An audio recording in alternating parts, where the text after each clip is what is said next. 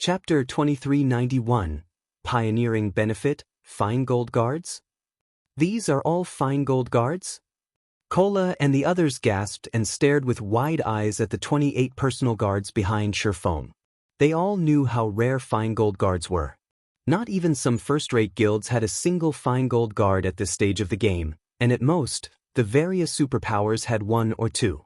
The various superpowers treated their Fine Gold Guards like family heirlooms, and when these personal guards reached Tier 3, they'd be treated as a part of the guild's foundation. Fine Gold Guards were incredibly powerful. Even at Tier 2, they could suppress Tier 2 Apex experts of the same level, and they'd only grow stronger at Tier 3. And yet, Shurfong informed them that the 28 personal guards behind him were all Fine Gold rank. "You're too vicious, guild leader. If we station these Fine Gold Guards in the Cold Spring Forest, they'd likely frighten the various superpowers to death," Blackie said, his eyes glowing as he gazed at the Fine Gold Guards. Compared to the various superpowers' shock when they had found out that these players had reached Tier 3, the fact that Zero Wing had 28 Fine Gold Guards would be devastating. Every one of these Tier 3 Fine Gold Guards had even greater combat power than Tier 3 Apex experts. In fact, one of these Fine Gold Guards could take on 2 Apex experts at once. Needless to say, these Fine Gold Guards would easily overwhelm peak experts. Now that Zero Wing had so many Fine Gold Guards, the various superpowers would have to seriously consider the potential losses before moving against Zero Wing, even when their experts reached Tier 3. "Alright, let's focus on completing the quest," Shurfong said, chuckling. These 28 Fine Gold Guards might deter the various superpowers from attacking, but if Zero Wing wanted to become truly powerful, it would need to rely on players and resources. There were limits to what a personal guard could accomplish after all. Right, our quest. With these 28 Fine Gold Guards, we can now raid the wolf dens we avoided earlier. Kola exclaimed. Their team had only dared to attack the battle wolves in the outer region, one pack at a time, but now that they had 28 Fine Gold Guards to help, they could raid the battle wolves' dens. Not only could they collect the mana strands more quickly, but their leveling speed would also skyrocket. "No, we're not going to the dens. We'll move to the Demonwolf mountain range's inner area," Shurfong said, shaking his head as he gestured to the mountains in the distance. There were a lot of battle wolves in the Demonwolf mountain range's outer region, but very few of these monsters were Great Lords or higher. Even with the Fine Gold Guards, they wouldn't be able to collect the necessary mana strands fast enough. They'd be cutting it close if they stayed in the outer region. The inner region might be more dangerous, but there were far more Great Lords available in the area, which would allow the team to collect mana strands far more quickly. "Guild leader, the inner region is full of level 110+ monsters, including plenty of Great Lords and mythic monsters," Yen Tianxing said worriedly. Monsters gained a significant basic attribute boost with each level after level 100, and the monsters in the Demonwolf mountain range had even greater combat standards than their counterparts in other areas of God's domain. If their team accidentally encountered a level 110+ mythic monster in the inner region, they'd risk annihilation, even if they had the help of 28 Fine Gold Guards. They had only recently reached level 101, and the personal guards, on average, were only level 103, with a few at level 104. "Relax. We're only going to explore the border between the inner and outer regions," Shurfong said. "Besides, we don't just have 28 Fine Gold Guards on our side." To prove his point, Shurfong pulled 2 Summon Guard scrolls from his bag and summoned Kite and Anna. After questing on their own for a while, Kite and Anna had reached level 108 and 109, respectively. They were only slightly lower leveled than the monsters in the Demonwolf mountain range's inner region. The team relaxed when they saw Kite and Anna's levels. Although neither of the NPCs had crossed the level 110 threshold, they all knew how powerful these two were. Both had Dark Gold rank growth potential and were far more powerful than the Fine Gold Guards. With the 30 personal guards, the team was fully capable of raiding level 110+ Grand Lords. Following which, the team climbed aboard the Crimson Dragon flying ship and made their way toward the Demonwolf mountain range's inner region. A white mist and constant snowstorms bombarded the inner region throughout the year, limiting visibility. Even Tier 3 players couldn't see farther than 400 yards away. If players were not careful, they could easily fall prey to monster ambushes. However, Shifeng was relatively familiar with the Demonwolf mountain range's inner region, and he piloted his flying ship toward one of the snow-capped forests in the area. Not only was visibility here much better than in other areas of the inner region, but these monsters only ranged between level 110 and 112. Moreover, the wolf packs in the forest tended to keep their distance from each other, so they wouldn't have to worry about attracting too many monsters while they fought. Kola, I want your group to gather the mobs. Tianxing, your group will lure the alpha away from the main group. Everyone else, prioritize the mobs, then target the alpha once they're dead. Shifeng said as he watched a nearby pack.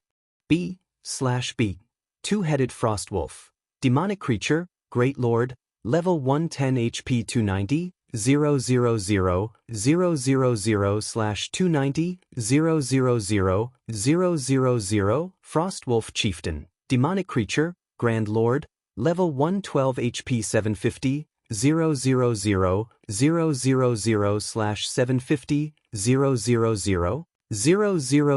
The wolf pack they faced only had around 200 members or so, 40 of which were Great Lords, and one was a Grand Lord.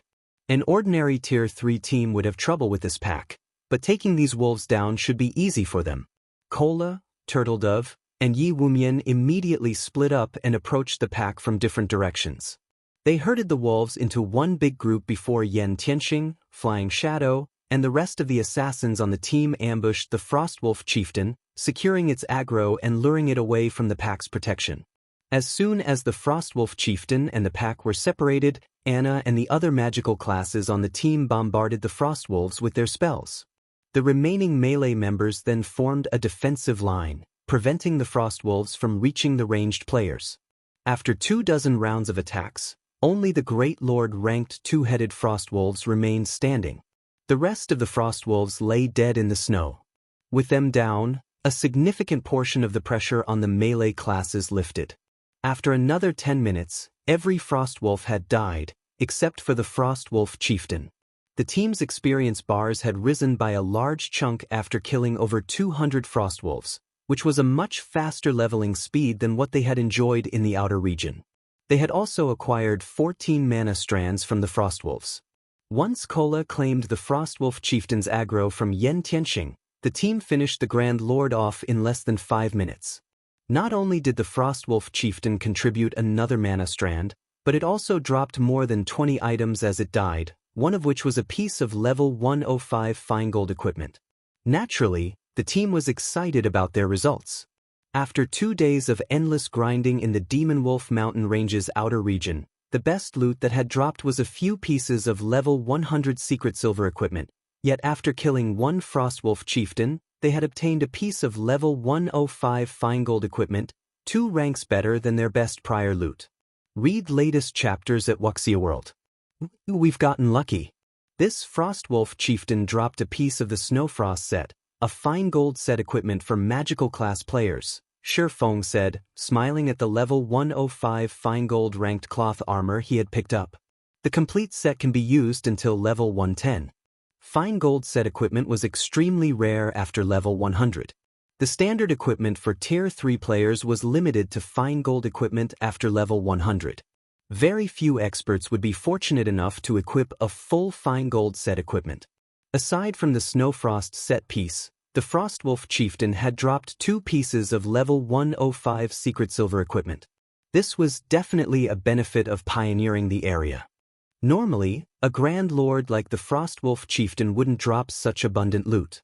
Guild Leader, since the Frostwolf Chieftain drops pieces of the Snowfrost set, it should drop pieces of other level 105 fine gold set equipment. Based on the results of our earlier scouting efforts, there are several Frostwolf Chieftains nearby. We should kill them all, Yen Tianxing suggested. Mitchum. Everyone, get ready. Kola, lure another Frostwolf Chieftain our way, Shifeng said, nodding. Chapter 2392, Level Skyrockets. With Shifeng's command, Kola eagerly left to lure another Frostwolf Chieftain. Meanwhile, the rest of the team got into their battle formations with just as much enthusiasm. Although they had reached Tier 3, most of them wore the same equipment they had when they had reached level 100. They didn't even have many pieces of level 100 fine gold equipment on them, much less level 100 dark gold equipment. They had obtained the majority of their level 100 fine gold equipment during their promotion quests. Their epic weapons and equipment might still have been useful at level 100, but the items hadn't grown any stronger after that point. As they continued to level up, these epic weapons and equipment pieces would become increasingly ineffective. If they could get their hands on level 105 fine gold set equipment now, not only would it significantly increase their basic attributes, but they'd also become strong enough to raid level 100 super large-scale team dungeons. Level 100 super large-scale team dungeons were a major turning point for God's Domain's dungeons because they dropped level 100 plus dark gold and epic ranked weapons and equipment. Most importantly, they dropped tier 3 skill and spell books. They hadn't really understood the importance of skills and spells when they had been tier 2 players, treating them as supplementary tools for combat. They had mainly relied on their basic attributes, combat techniques, and combat standards in battle. However, they had realized that that ideology was no longer useful after reaching Tier 3. Tier 3 skills and spells were no less important than powerful combat techniques. With a player's mana body, Tier 3 skills and spells would display far more power than Tier 2 skills and spells ever could. This was why, despite their inferior combat standards, Tier 3 NPCs could so easily suppress Tier 3 players of the same level. It wasn't a matter of different basic attributes, but the difference in how many Tier 3 spells and skills one had. If they could learn a large number of Tier 3 skills and spells as well, their combat power would reach new highs.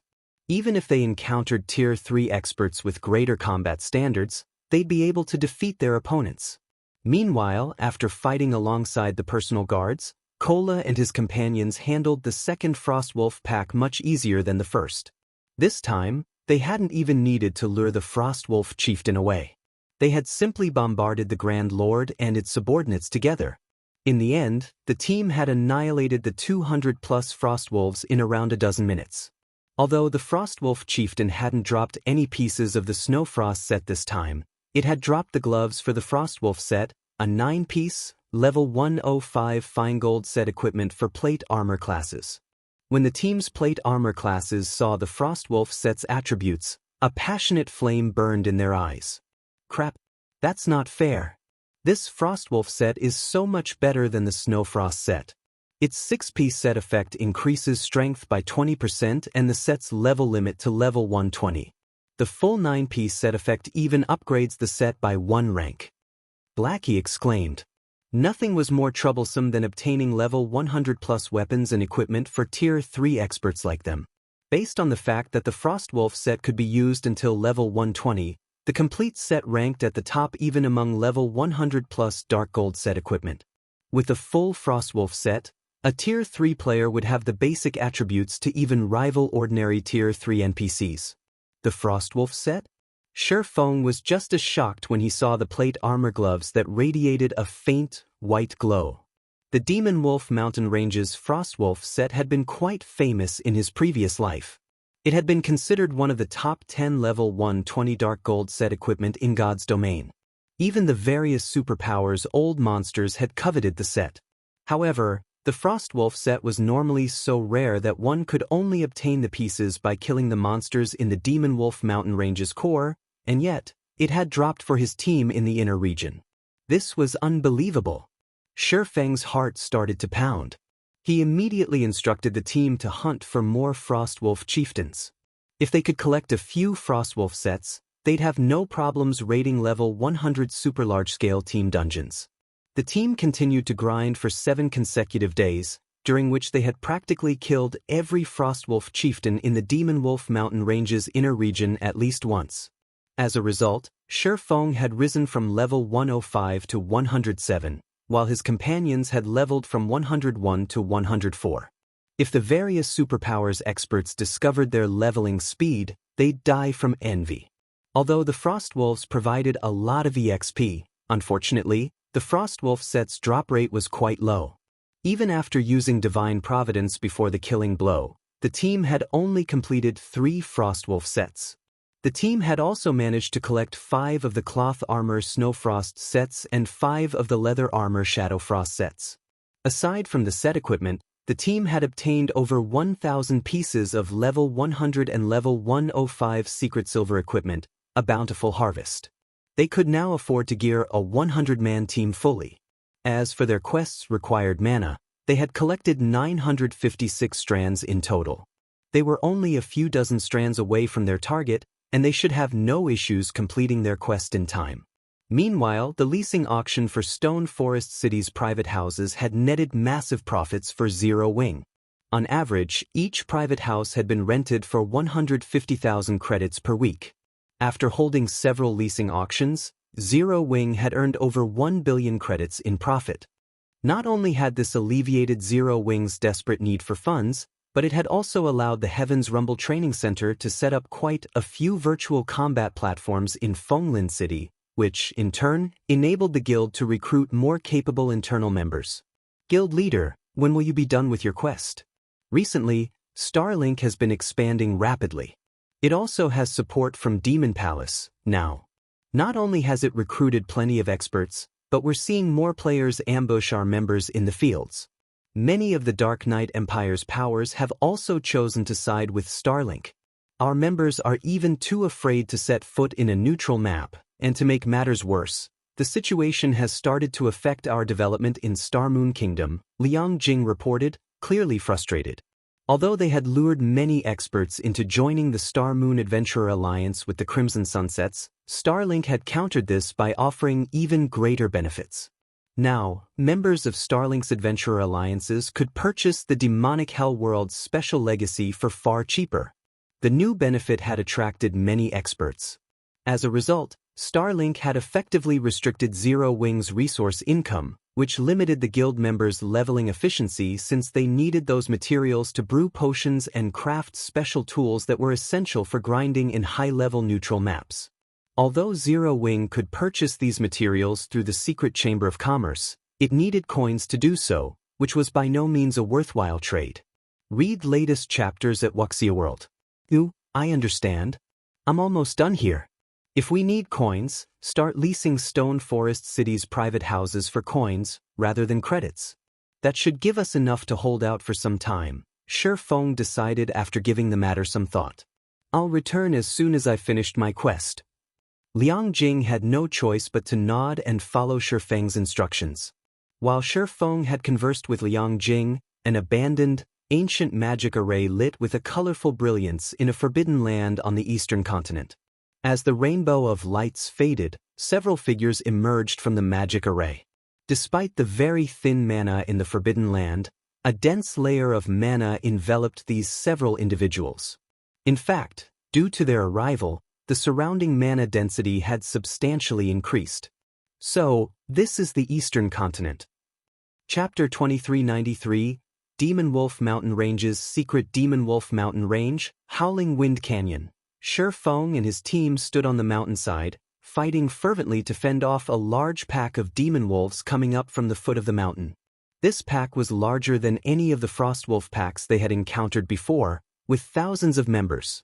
Moreover, every demon wolf was level 110 or higher, including level 114 demon wolves.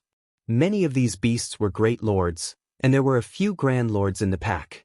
None of the team members could afford to rest lest the demon wolf pack overwhelm them. If not for the fine gold guards blocking the only path up the mountain, and Anna using a magic array to suppress the demon wolves, these beasts would have devoured Shi Feng and his team long ago. Guild leader, this is an amazing place to grind. Pack after pack of these demon wolves are running at us. Our leveling speed here is even faster than when we were grinding Frostwolves, Blackie said, grinning when he saw another pack of demon wolves approach the foot of the mountain. I bet we can even reach level 105 in less than a day of grinding here. Compared to when they had grinded Frostwolves, their current leveling speed was on an entirely different level. They had invested a lot of time in their hunt for Frostwolves, but they didn't need to chase down demon wolves, which regularly called for reinforcements. They simply needed to station the melee fine-gold guards on the front line while the rest of the team attacked from a safe distance. These beasts are at least level 110. If we stay here, we can maintain our leveling speed until we reach the same level. If we do, we won't even have to fear the various superpowers experts when they catch up to Tier 3, Yen Tianxing said, his eyes glowing with excitement. It was true that Zero Wing had gained a massive advantage when they had reached Tier 3 so early, but Yen Tianxing understood that the various superpowers had far more and stronger experts than his guild. Zero Wing's advantage over the various superpowers was only temporary. Once the superpowers experts finished their promotion quests as well, Zero Wing would be at a disadvantage. He had constantly been concerned about this. Zero Wing's feud with Starlink was still happening, and the various powers invading from the other worlds couldn't be underestimated. Every one of these powers was eyeing the resources in level 100 neutral maps and Stone Forest City. However, this expedition had alleviated some of his concerns. After reaching Tier 3 in God's Domain, the basic attributes players earned with each level up wouldn't have as much of an impact on a player's performance as it used to. Rather, weapons, equipment, and combat standards would have a more prominent effect on players' combat power. However, by leveling up quickly, Zero Wing's peak experts would have more time for high-ranked quests, which would allow them to upgrade their weapons, equipment, and combat standards sooner. With a level advantage, they had a chance of contending with the various superpowers experts and stabilizing Zero Wing's position. How can a level 100 neutral map have such a wonderful place? Shifeng said, chuckling when he saw his teammates' passionate expressions after Yen Tianxing had mentioned the possibility of reaching level 110 so soon. There's no lack of monsters in this area, but remaining here will be taxing on our stamina and concentration. We can't stay for too long. Shifeng had already known about this area and its Demonwolves, but he hadn't led the team here earlier because of the atmosphere's burden on players' stamina and concentration. Considering those factors, their grinding efficiency here wasn't that much better than grinding Frostwolf packs. Moreover, the Frostwolves dropped better loot than Demonwolves. However, Zero Wing's current predicament wouldn't permit him to remain in the Demonwolf mountain range for long, which had led to his decision to grind the Demonwolves. The team members couldn't help but glance at their stamina and concentration gauges, and just as Shifeng had warned them, they noticed that they were consuming twice as much as they had while grinding Frostwolves. They really wouldn't be able to fight the Demonwolves for very long. Of course, the environment here isn't all bad. It does increase our stamina and concentration consumption rates, but it is also the perfect pace to adapt to our mana bodies and train with our Tier 3 skills and spells. You'll rarely find such an opportunity elsewhere, Shifeng said, smiling when he saw everyone's disappointment. The Demonwolf mountain range was no ordinary forbidden land. It was a prized location for players to train after reaching Tier 3, especially since it was infested with berserk Demonwolves. Not only was the map full of chaotic energy, which was much stronger here, but that energy also disrupted mana. It was the perfect situation to help players adapt to their mana bodies. The mana body was the biggest difference between Tier 2 and Tier 3. The mana body could also be referred to as a player's mana pool. Players with mana bodies controlled mana in an entirely different way than players without. At Tier 2, players used the ambient mana to power their skills and spells, but once they reached Tier 3, they'd use the mana inside themselves as well. This was why Tier 3 skills and spells were so much more powerful than those at Tier 2. However, using the mana within one's body wasn't easy. Players would need a certain level of understanding of their own mana body. Meanwhile, players would struggle to use the ambient mana in environments with chaotic energy, and as such, they'd be forced to rely on the mana within them. This was why such environments were so helpful to players as they adapted to their mana bodies. Indeed, I can sense my mana a little more clearly now. The effects aren't as apparent, but I'm finding it easier to use my own mana now, Iluofei said. After she had reached Tier 3, something had felt wrong when she had cast her Tier 3 spells, but she had brushed it off, assuming it was simply due to how unfamiliar she was with her Tier 3 physique. However, it seemed that sense of wrongness had been a result of her lack of control with her mana body, which had limited her ability to cast her Tier 3 spells. When the rest of the team realized this, they adjusted their approach as they attacked the charging Demonwolves. They started to focus on their own mana while they attacked, using this opportunity to adapt. After 2 hours of practice, The team saw significant improvements to their completion rates with their Tier 3 skills and spells. On average, the team members increased their completion rates by 4%, enough to push many of them across the 80% threshold. Lufe, Zhao Yueru, and Alluring Summer improved the most, with all three reaching past an 85% spell completion rate. Everyone on the team grew ecstatic. They had never realized that the Howling Wind Canyon would be such an extraordinary training ground. Even Shifeng managed to learn some new tricks. He had only had a bronze-ranked mana body in the past, and now that he had an epic mana body, the way he conducted mana had changed. Inspired, he could now manipulate his body with greater precision. He even gained a new understanding of his physical control in the real world. By the time the team only needed 19 more mana strands, Kola and his companions had reached level 105, crossing the first minor threshold past level 100. Without hesitation, Shifeng handed the 3 Frostwolf sets to Kola, Turtledove, and Shadow Sword, which gave the 3 a large boost to their basic attributes. The defense and basic attributes are so high. I feel like I can even tank a level 110 mythic monster now, Kola exclaimed as he examined his newfound strength.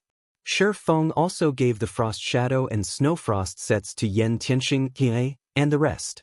With their new equipment, these players' basic attributes were only slightly lower than those of ordinary Tier 3 NPCs. Armed with appropriate equipment, the team slew the incoming Demonwolves far faster than before. As a result, they collected mana at a much faster rate. Guild leader, my group is almost out of stamina and concentration, Blackie announced, sounding tired. My group's running out of gas as well, Yen Tianxing added. Although the team members all had high-ranked mana bodies, they couldn't completely resist the effects of the violent mana in the area. If players with a bronze mana body tried to take their place, they would have run out ages ago. Let's retreat for now since everyone's exhausted, Shifeng decided after seeing that they only needed 3 more mana strands to complete their quest. They could easily collect the rest on their way back to Alba Grey. Shifeng then retrieved the Crimson Dragon flying ship for everyone to board and rest. Once they boarded, the team found rooms to rest in and logged out of the game. Meanwhile, Shifeng piloted the flying ship back to the Demonwolf mountain range's outer area. Once he had reached the safety of the outer area, Shifeng received a call request from Liang Jing.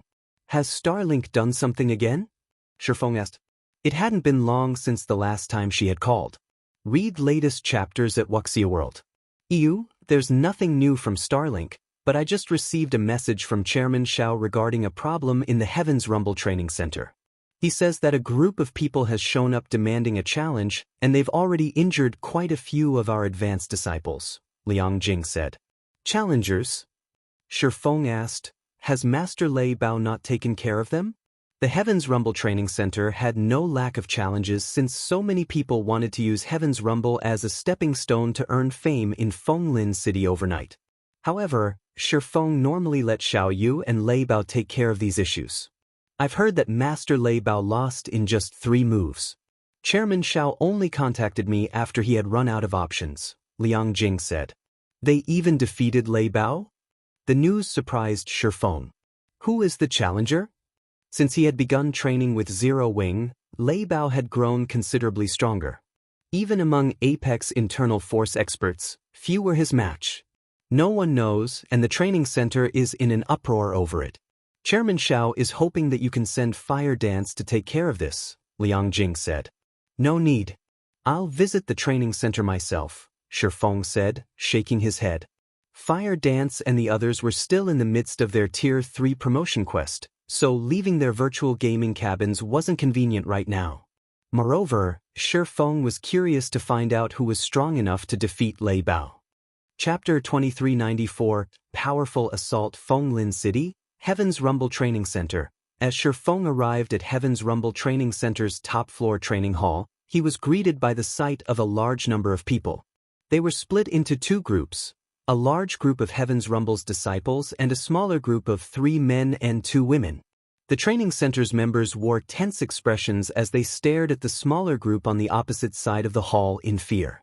The 3 men and 2 women appeared quite young. The oldest didn't look like he had even reached 30, while the youngest of these strangers seemed to be in their early 20s. However, these 5 visitors' auras made them stand out. The eldest of the group, a man with even more bulk than Feng Mingyu, the strongest member of the Feng family's younger generation, felt like a volcano. When Shi Feng entered the hall, everyone's attention shifted to him. Hallmaster, Lei Bao greeted Shi Feng with an apologetic expression. Shi Feng had requested that Lei Bao serve as the Heaven's Rumble Training Center's acting hallmaster and continued to supply training resources. The older man had even received quite a few bottles of S-rank nutrient fluids, and yet, a bunch of youngsters had defeated him in 3 moves, and he had been forced to request Shi Feng's presence. "How are your injuries?" Shi Feng asked, noticing that Lei Bao seemed a bit weaker than normal. "It's nothing serious, just a few minor sprains. I'll be fine after some rest," Lei Bao said. "However, you should be careful. These people aren't ordinary fighters, especially the young man leading the group. His strength is inhuman. He even took my full-powered punch and avoided injury." At this point, Lei Bao was shocked and afraid of the gorilla-like youth leading the small group of visitors. He was extraordinarily strong. Not even a neutralizing grandmaster could take his full-powered hit and emerge unscathed. However, when he had punched that youth, it had felt as if he had hit a steel wall. While Lei Bao informed Shi Feng of the recent events, the young woman in a red dress beside the gorilla youth walked over. "We meet again, Hallmaster Shi," the young woman said, smiling faintly. "I hadn't had the chance to introduce myself the last time we met. My name is Feng Shirhan, one of Mythology's Vice Guild leaders. I am also the Qilin Corporation's representative. I've come to negotiate a partnership." Mythology. Liang Jing stared at the young woman with wide eyes. Liang Jing was no longer a stranger to the virtual gaming world. After joining Zero Wing, she had thoroughly researched both the virtual gaming world and God's domain in particular. She knew about Mythology, one of the 5 great super guilds in the virtual gaming world. Mythology stood at the apex of the virtual gaming world. However, Liang Jing had never dreamed that the Feng family would have connections with the super guild. Even Shi Feng gave Feng Shirhan a surprised look. However, he wasn't surprised to hear about Mythology, but because he had never heard about Feng Shirhan being one of the Super Guild's Vice Guild leaders during his previous life. Partnership? What kind of partnership? Shi Feng asked. Mythology's influence in God's domain goes without saying, and I'm sure you can see for yourself the guild's training capabilities, Feng Shirhan said as she gestured to the gorilla of a man behind her. Smiling, she continued, Mythology intends to develop on the eastern continent, and of the various guilds on that side of God's domain, we've deemed that Zero Wing has the most potential. We only require 51% of Zero Wing's shares, and in exchange, the Qilin Corporation will provide capital, while Mythology will provide further training for Heaven's Rumble's members. We'll help your training center rise to fame, which will allow Zero Wing to recruit more talented members. And if I refuse? Shi Feng asked. I'm afraid that isn't up to you, Hall Master Shi, Feng Shirhan said nonchalantly. I know that you've recently become a neutralizing grandmaster and have successfully blocked one of my father's full-powered blows, so I'm sure you're quite confident in your strength. I'm also sure that you're confident that no fighter in Fenglin City can defeat you. But your strength is nothing before Mythology. As soon as Feng Shirhan said that, the gorilla youth behind her stepped forward, the intensity of his aura skyrocketing. His muscles bulged, tearing his shirt to reveal the dark copper skin underneath. The youth's aura became twice as strong, and the cold killing intent he radiated even made Lei Bao shudder. A Henglian Grandmaster. Lei Bao exclaimed. Training in the Henglian style was already exceptionally difficult, and very few people became Henglian masters. However, once someone mastered the style, they'd even be able to hold their ground against a neutralizing grandmaster. Lei Bao had only heard of Henglian grandmasters before. He could never have guessed that the young man before him, who hadn't even reached 30, would be a Henglian grandmaster. No, his aura doesn't feel complete. He should still be half a step away from becoming a grandmaster, Shi Feng calmly stated after observing the gorilla youth for a moment. As expected of a neutralizing grandmaster, you have keen senses, Feng Shirhan said, smiling. No, Matt isn't a Henglian grandmaster. He's not quite mentally developed enough for that yet, but he'll have no issue taking on ordinary neutralizing grandmasters. Do you still refuse to cooperate, Hall Master Sure? She had investigated Zero Wing thoroughly, with a focus on Stone Forest City. As a city in a level 100 neutral map, it was a treasure trove. Once she had learned about that fact, she had become resolved to obtain Zero Wing, no matter the cost. With Stone Forest City under her control, she could rise through mythology's ranks. When he heard Fang Shirhan's statement, Xiao Yu began to despair. He hadn't realized the Fang family was powerful enough to elicit the help of a half-step Henglian Grandmaster. Read latest chapters at Wuxia World. Although Matt wasn't an actual Henglian Grandmaster, he'd have an overwhelming advantage over ordinary neutralizing Grandmasters in an official competition. If Shi Feng lost to the older man, the Heaven's Rumble Training Center would be finished. He was the reason that the training center had grown to its current size and fame. If Shi Feng were defeated, Heaven's Rumble would lose everything. Liang Jing watched the exchange with a grim expression as well. Zero Wing required the Heaven's Rumble Training Center to recruit talented members. Losing it would be a major hindrance to Zero Wing's development. I won't make this too difficult for you, kid. I'll accept defeat if you can last 3 hits. If you can't, then you'll hand over Zero Wing's shares, Matt declared before his fist shot toward Shi Feng. Chapter 2395, 3 Palms. Matt's sudden attack surprised everyone in the hall. Sure enough, he can't help himself. Fang Shirhan pitted Shi Feng when she noticed Matt's attack. Matt was incredibly talented, and after working with the Hell Training System, the lastest training system mythology had created, his already violent tendencies had become more prominent. Now, he was a combat maniac. Even in mythology, there were few people who could spar with Matt. With a neutralizing Grandmaster before him, the man was naturally eager to spar with Shi Feng. He had recently gotten closer to becoming a Henglian Grandmaster and hadn't had the chance to test his strength properly. Before Shi Feng made his decision was the best opportunity for Matt to force the younger man into a fight. Although stopping Matt wasn't impossible, Fang Shirhan thought it was necessary for Shi Feng to experience mythology's power. Lei Bao, who stood by Shi Feng's side, felt stifled when he saw Matt's punch. This strike was completely different than the hits Matt had used during their fight. Not only did this punch break the sound barrier, but it also seemed impossible to avoid. Lei Bao thought he could even hear the Grim Reaper call his name. However, just as Matt's hit was about to land, Shi Feng casually took a half step back and rotated his right shoulder as if he had expected the attack. Almost as if an invisible barrier had manifested between them, Matt's punch harmlessly stopped a few centimeters away from Shi Feng's shoulder. "What? Did I scare you?" Matt quipped when Shi Feng hadn't made another move to stop him. "What happened to all of your confidence?" Matt was only a half-step Henglian Grandmaster, and although he was more physically fit than ordinary neutralizing Grandmasters, his mental processing couldn't compare. His senses and reaction speed were just as inferior to that of a neutralizing Grandmaster. If a neutralizing Grandmaster focused on evading his attacks, Matt would be helpless against them. In fact, if Lei Bao, a peak internal force master, had focused on evasion, their fight would have lasted a lot longer. This was why Matt had deliberately challenged Shi Feng to last 3 of his punches. Otherwise, fighting Shi Feng would be a waste of time. "Forget it, Matt. Hall Master sure can't take your hits. I suggest you face each other in a race. At least that will give Hall Master sure a chance at victory," the tall, short-haired woman behind Fang Shirhan ridiculed. The woman's provocation enraged Heaven's Rumble's disciples. Even veteran neutralizing Grandmasters couldn't help to match a half-step Henglian Grandmaster's physical fitness, much less Shi Feng, who had only recently become a neutralizing Grandmaster. Asking Shi Feng to take a direct hit from Matt was a joke. Xiao Yu began to move forward to advise Shi Feng against falling into the woman's trap. If he fell for it and lost against Matt, Heaven's Rumble's reputation would be in tatters. "I never said I wasn't interested. I just don't think those terms are fair," Shi Feng said, shaking his head.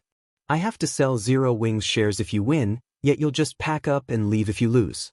What benefit do I get for accepting this challenge?" "That's simple. Head Instructor Shi, if you win, I'll give Zero Wing a 300 million loan, plus state-of-the-art training equipment for the Heaven's Rumble Training Center. I can guarantee that the equipment I have to offer rivals that in the country's top dojos and training centers, Feng Shirhan declared, her lips curling into a wicked grin. She reacted as if she had been expecting Shifeng to ask, "State-of-the-art training equipment?" Xiao Yu's eyes glowed when he heard this. 300 million credits would be a massive boon to the Heaven's Rumble Training Center, but the state-of-the-art equipment would be far more important. The equipment Feng Shirhan offered might not be worth 300 million credits, but it was impossible to purchase on the market. Only the supplier's partners had any access. In comparison, the best equipment available to the public was 2 generations behind, which was why ordinary training centers and dojos' disciples couldn't hold a candle to those from top dojos and training centers. If the Heaven's Rumble Training Center could get its hands on this equipment, its facilities would undergo a qualitative transformation. In turn, this would make the training center more attractive to far more people. Shifeng didn't respond immediately, however. "What? You're still not satisfied?" Feng Shirhan chuckled at Shifeng's silence. "If that's not enough, state your demands, head instructor Shi." She already had a good grasp on Heaven's Rumble Training Center's situation. Although Lei Bao normally led the training center, and Heaven's Rumble's members received excellent training, it was nothing compared to the nation's top dojos and training centers, particularly when it came to its training facilities. If Heaven's Rumble acquired state-of-the-art equipment, its facilities would be an excellent promotional tool on their own, luring in far more members. Shifeng had no reason to reject her offer. Zero Wing desperately needed manpower, after all. Feng Shirhan assumed that the only reason Shifeng hadn't jumped at her offer was that he wasn't confident in withstanding Matt's punches. Knowing this, she wouldn't give the younger man any excuses to refuse her challenge. Everyone in the hall thought the same. They had already witnessed Matt's power. Everyone would be impressed if Shifeng remained standing after taking a single hit, let alone 3. "Since Miss Feng has asked, I only have one condition," Shifeng said, smiling.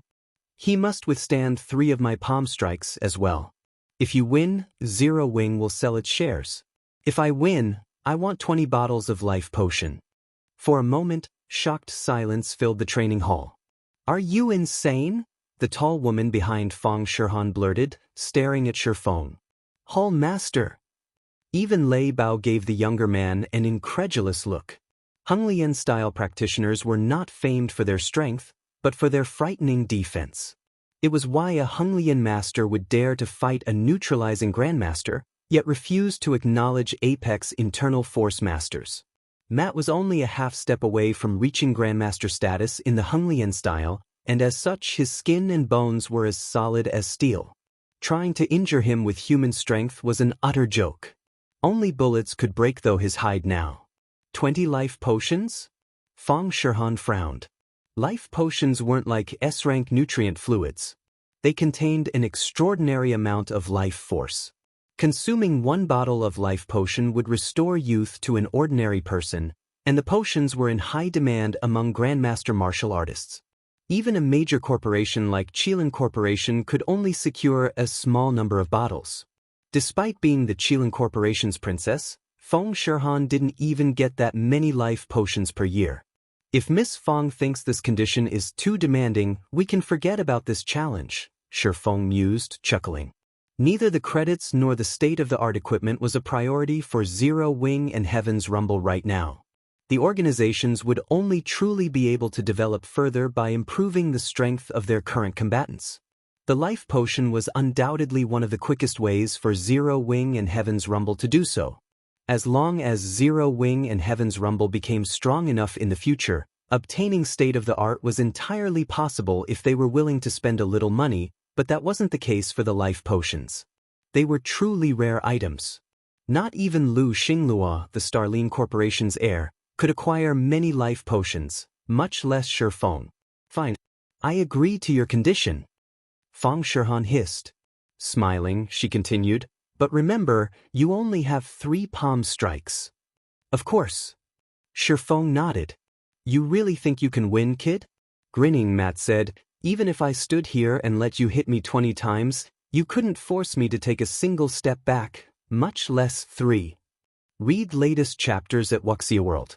However, before Matt could say anything more, Shifeng walked up to him and thrust out his palm. The strike looked light and gentle from an outsider's perspective. It didn't look like it had the power to threaten anyone. That thrust didn't even look like it could injure an ordinary passerby, let alone Matt. However, just as Shifeng's palm was about to connect with his target, the movement changed, leaving 3 afterimages in its wake. A dull sound echoed throughout the hall, and Matt's face lost color until his complexion was a deathly pale.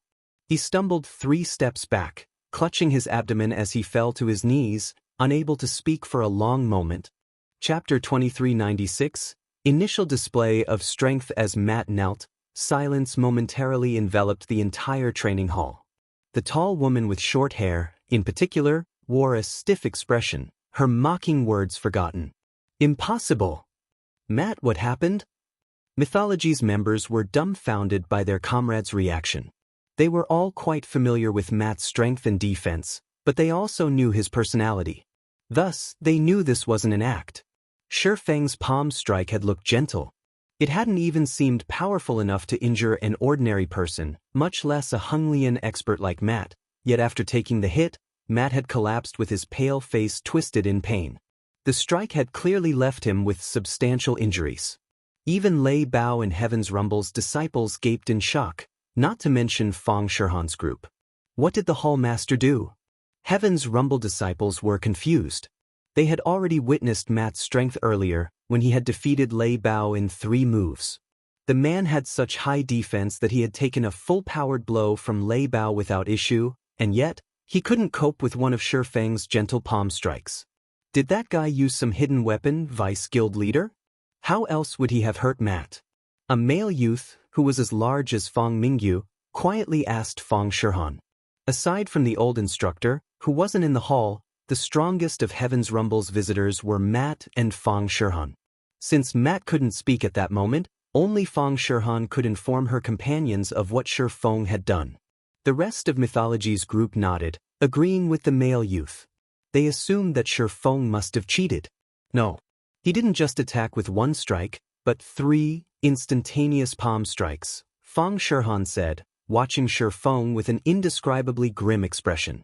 Moreover, all 3 strikes hit the same location, so it looked like a single attack. His physical control has already reached the spiritualization realm. 3 palm strikes. How is that possible? Their leader's answer stunned Mythology's members.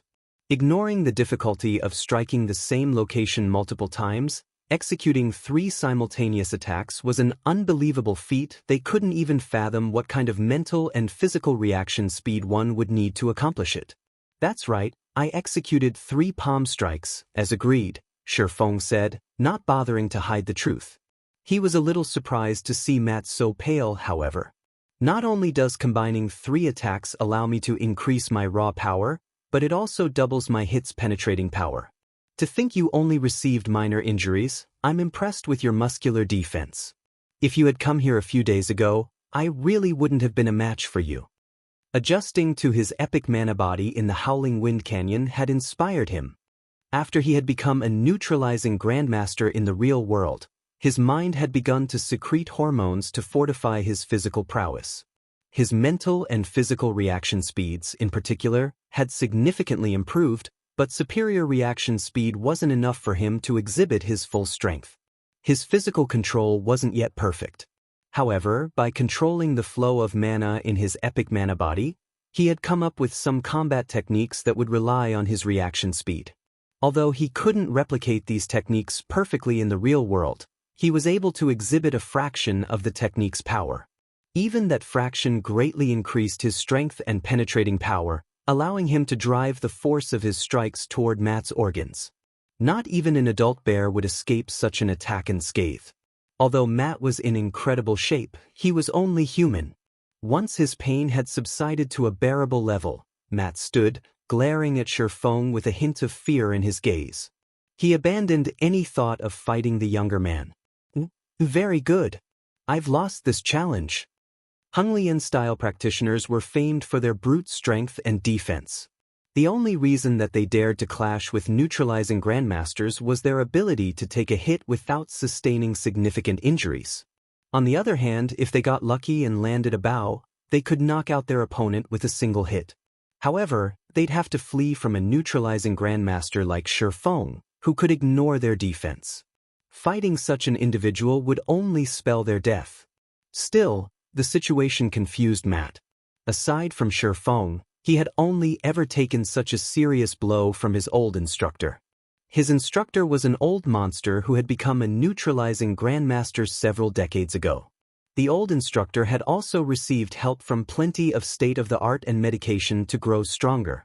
His strength had long since reached inhuman levels. In comparison, Shifeng was only in his early 20s. Just how did this young man become so powerful? In that case, will you fulfill your end of the bargain, Ms. Fong? Shifeng asked after Matt had admitted defeat. After his fight with Matt, Shifeng's mind spun. It wasn't because he had successfully executed a god's domain combat technique in the real world, but because of how impressed he was with mythology's expert standards. He had never thought mythology would be this powerful. If even mythology could nurture such incredible fighters, other superpowers shouldn't be far behind. More than anything, Shifeng needed a large stock of life potions to nurture his own fitness, as well as help Lei Bao and Fire Dance become neutralizing grandmasters. Otherwise, Zero Wings operations in the real world would be in grave danger. The three palms, one strike technique might have looked simple, but it was extremely hard to execute. If Shifeng hadn't mentally prepared himself, and Matt hadn't simply stood there to take the hit, he wouldn't have been able to execute the technique. I don't have 20 life potions on me right now, but I'll have someone deliver them to you before the end of tomorrow, Fang Shihan said, frowning. Shifeng's strength had drastically exceeded her expectations. He certainly couldn't be considered an ordinary neutralizing grandmaster. We have other matters to tend to, so we will take our leave for now. Read latest chapters at Wuxia World. EU. After saying so, Fang Shihan left with her subordinates, and Shifeng didn't try to stop her. Fang Shihan was the Qilin Corporation's princess. She couldn't afford to break a promise she made in public. After Fang Shihan's group left, cheers broke out in the training hall as the disciples celebrated. Everyone practically worshipped Shifeng's display, which had renewed their confidence in the Heaven's Rumble Training Center. Some of the normal members even considered applying to become true Heaven's Rumble disciples. However, the atmosphere in the luxury maglev car parked outside of the training center wasn't as cheerful. We're just going to leave, Vice Guild Leader? I know we only came here to test Heaven's Rumble standards, but wasn't our main goal to compete with the training center virtually and steal its virtual combat platforms in Fenglin City? Shifeng might be strong, but it'll be a different story when we fight in a virtual combat platform. Not even Zero Wings Black Flame will be a match for you with your strength as a Tier 3 player, much less Shifeng, Matt complained. No.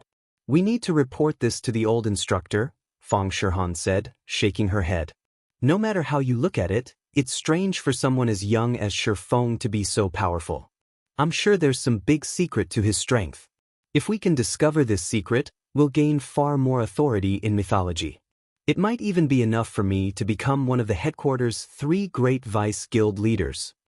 Chapter 2397, Ascension Realm. Fenglin City, Redstone Restaurant. Fang Shihan and her entourage stood before a man in one of the Redstone restaurant's VIP rooms, which had an antique flair.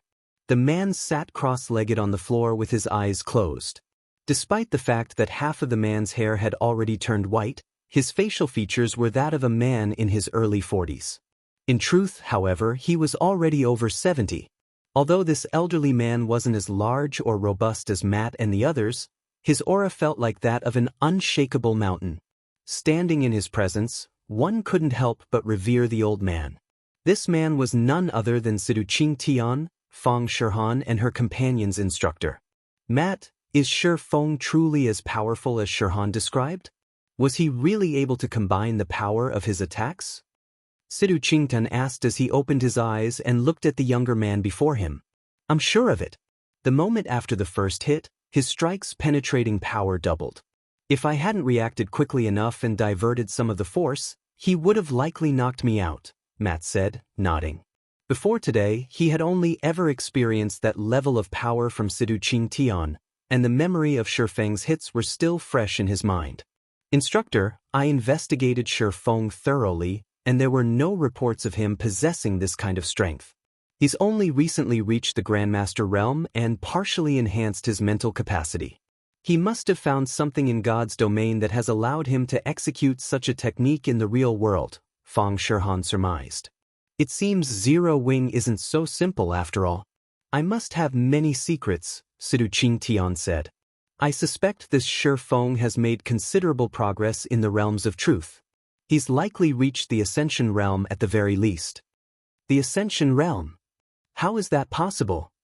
Matt exclaimed. Mythology had discovered the realms of truth combat system, which had profound principles in God's domain. At first, some of the various superpowers had labeled the realms of truth as the spiritualization realm, and they had discovered that learning these principles allowed one to gain unbelievable control with combat techniques. Learning these principles was akin to engraving combat techniques on one's bones. Players that learn these principles and practice them successfully could execute a combat technique with every movement. They could exhibit strength far beyond their natural potential. However, progressing through the realms of truth was an intense challenge. Even Matt, a genius, had barely begun, yet he was considered one of the most accomplished individuals in mythology. And now, they discovered that Shifeng, who was much younger than Matt, had gone beyond, reaching the Ascension realm. How could he allow himself to believe it? That is why I am sure Zero Wing has hidden many secrets. Mythology has expended a lot of manpower and resources to explore the realms of truth, yet we have barely uncovered some of the training methods, Sidu Qing Tian said, his interest in Zero Wing growing. Zero Wing must have obtained some clues relating to the realms of truth and uncovered detailed training methods. No individual could reach such a standard by themselves, otherwise. If that is true, we must obtain this secret. Fang Shihan declared, passion burning in her gaze. Mythology had constantly been searching for the realms of truth's secrets, but the clues they had uncovered were few and vague. Needless to say, they had yet to discover any systematic training methods. If she could get her hands on Zero Wing's training system and combine it and mythology's research, not only could she improve her own combat standards, but she could also gain more authority within the guild. Vice Guild Leader, Zero Wing's roots on the eastern continent are too solid to shake right now, especially now that it has Stone Forest City. I'm afraid that we won't be able to cause any significant damage. Even if we target the Heaven's Rumble Training Center, our results will likely be negligible. At worst, we'll slow Zero Wing's recruitment rate, but we won't be able to harm the guild's foundations directly, Matt anxiously said. He desperately wanted a Realms of Truth training system as well. If he could progress further through the Realms of Truth, not only would he grow stronger in God's domain, but he'd also gain more combat power in the real world. Don't worry about it.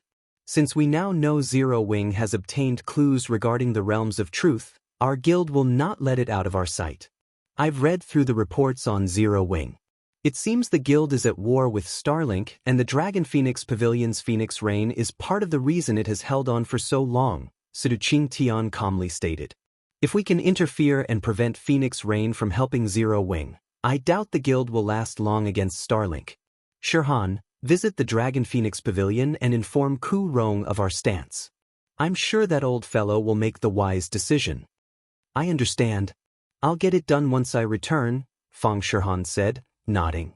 She had thought of pressuring the Dragon Phoenix Pavilion too, but she was only a vice guild leader from one of mythology's many branch guilds. Although she had a good reputation in the guild, she had no authority to represent the guild in crucial matters. Now that she had permission, however, she didn't have to worry about any negative repercussions. Whether or not the Dragon Phoenix Pavilion would give in to her demands wasn't even a question. Mythology was one of the 5 great super guilds in God's domain. Even ordinary super guilds had to show it respect, not to mention a super first-rate guild like the Dragon Phoenix Pavilion. Meanwhile, in Zero Wing's main headquarters, once Shifeng received the 20 bottles of life potion from Fang Shihan's subordinate, he gave 3 bottles to Lei Bao. He instructed the man to visit the extraordinary tower with the berserker Lei Bao had made for fun in God's domain. After his fight with Matt, Shi Feng had an odd sense of impending danger. Although Zero Wing was developing smoothly in God's domain, it was far too weak in the real world, especially when it came to poaching talented fighters. The various superpowers had already begun to do so on a large scale. However, since Shi Feng was so busy with his affairs in God's domain, he didn't have time to pay attention to Heaven's Rumble's development. If he wanted his training center to grow, he'd need another Grandmaster martial artist to defend it long-term. Among those working in Heaven's Rumble, Lei Bao was undoubtedly the closest to reaching the Grandmaster realm. After him, there were Fire Dance and the others. Lei Bao's physical fitness and control had already peaked, and he was only a step away from breaking into the Grandmaster realm. To make that final step, his mental capacity needed to undergo a qualitative transformation. Although training in the Extraordinary Tower wasn't nearly as effective as training in the Tower of Four Gods, Lei Bao had a high chance of making that final step with the help of the life potions. Once he became a Grandmaster, Heaven's Rumble would grow at a frightening pace. The training center would also have a much better chance of resisting the various major corporations' harassment. After finishing with Lei Bao, Shi Feng split another 10 life potions among Fire Dance, Violet Cloud, Cola, Shadow Sword, and Turtle Dove, the guild's experts that had already grasped internal force. The life potions should help them develop their physical fitness and mental capacity. Shi Feng then drank one of the life potions before returning to his virtual gaming cabin and logging back into God's domain. He intended to open the portal to the Western continent as soon as possible.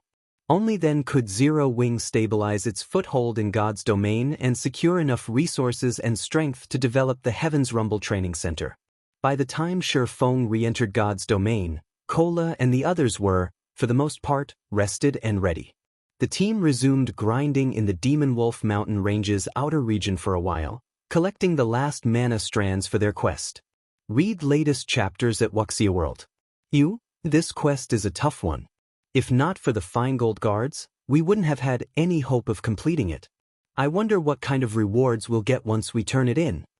Blackie pondered, filled with anticipation as he watched Shi Feng collect the final mana strand. It'd be awesome if we earned a fragmented legendary item. This was the first time they had completed an inferior legendary quest, and they had obtained this quest in a level 100+ neutral map. The quest rewards would definitely be extraordinary. Alright, tidy up.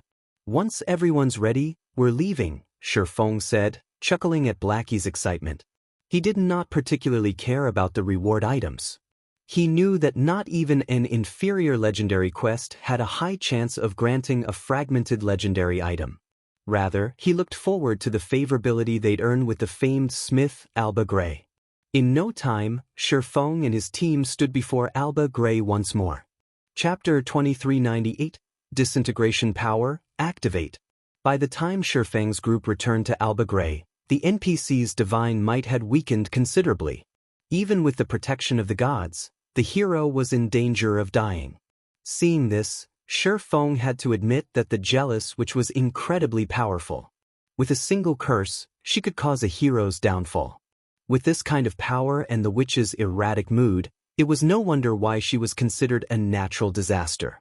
When she was in a good mood, she could help a kingdom prosper, but when her mood was sour, she could cause a kingdom's demise. Kingdoms and empires both revered and feared the woman.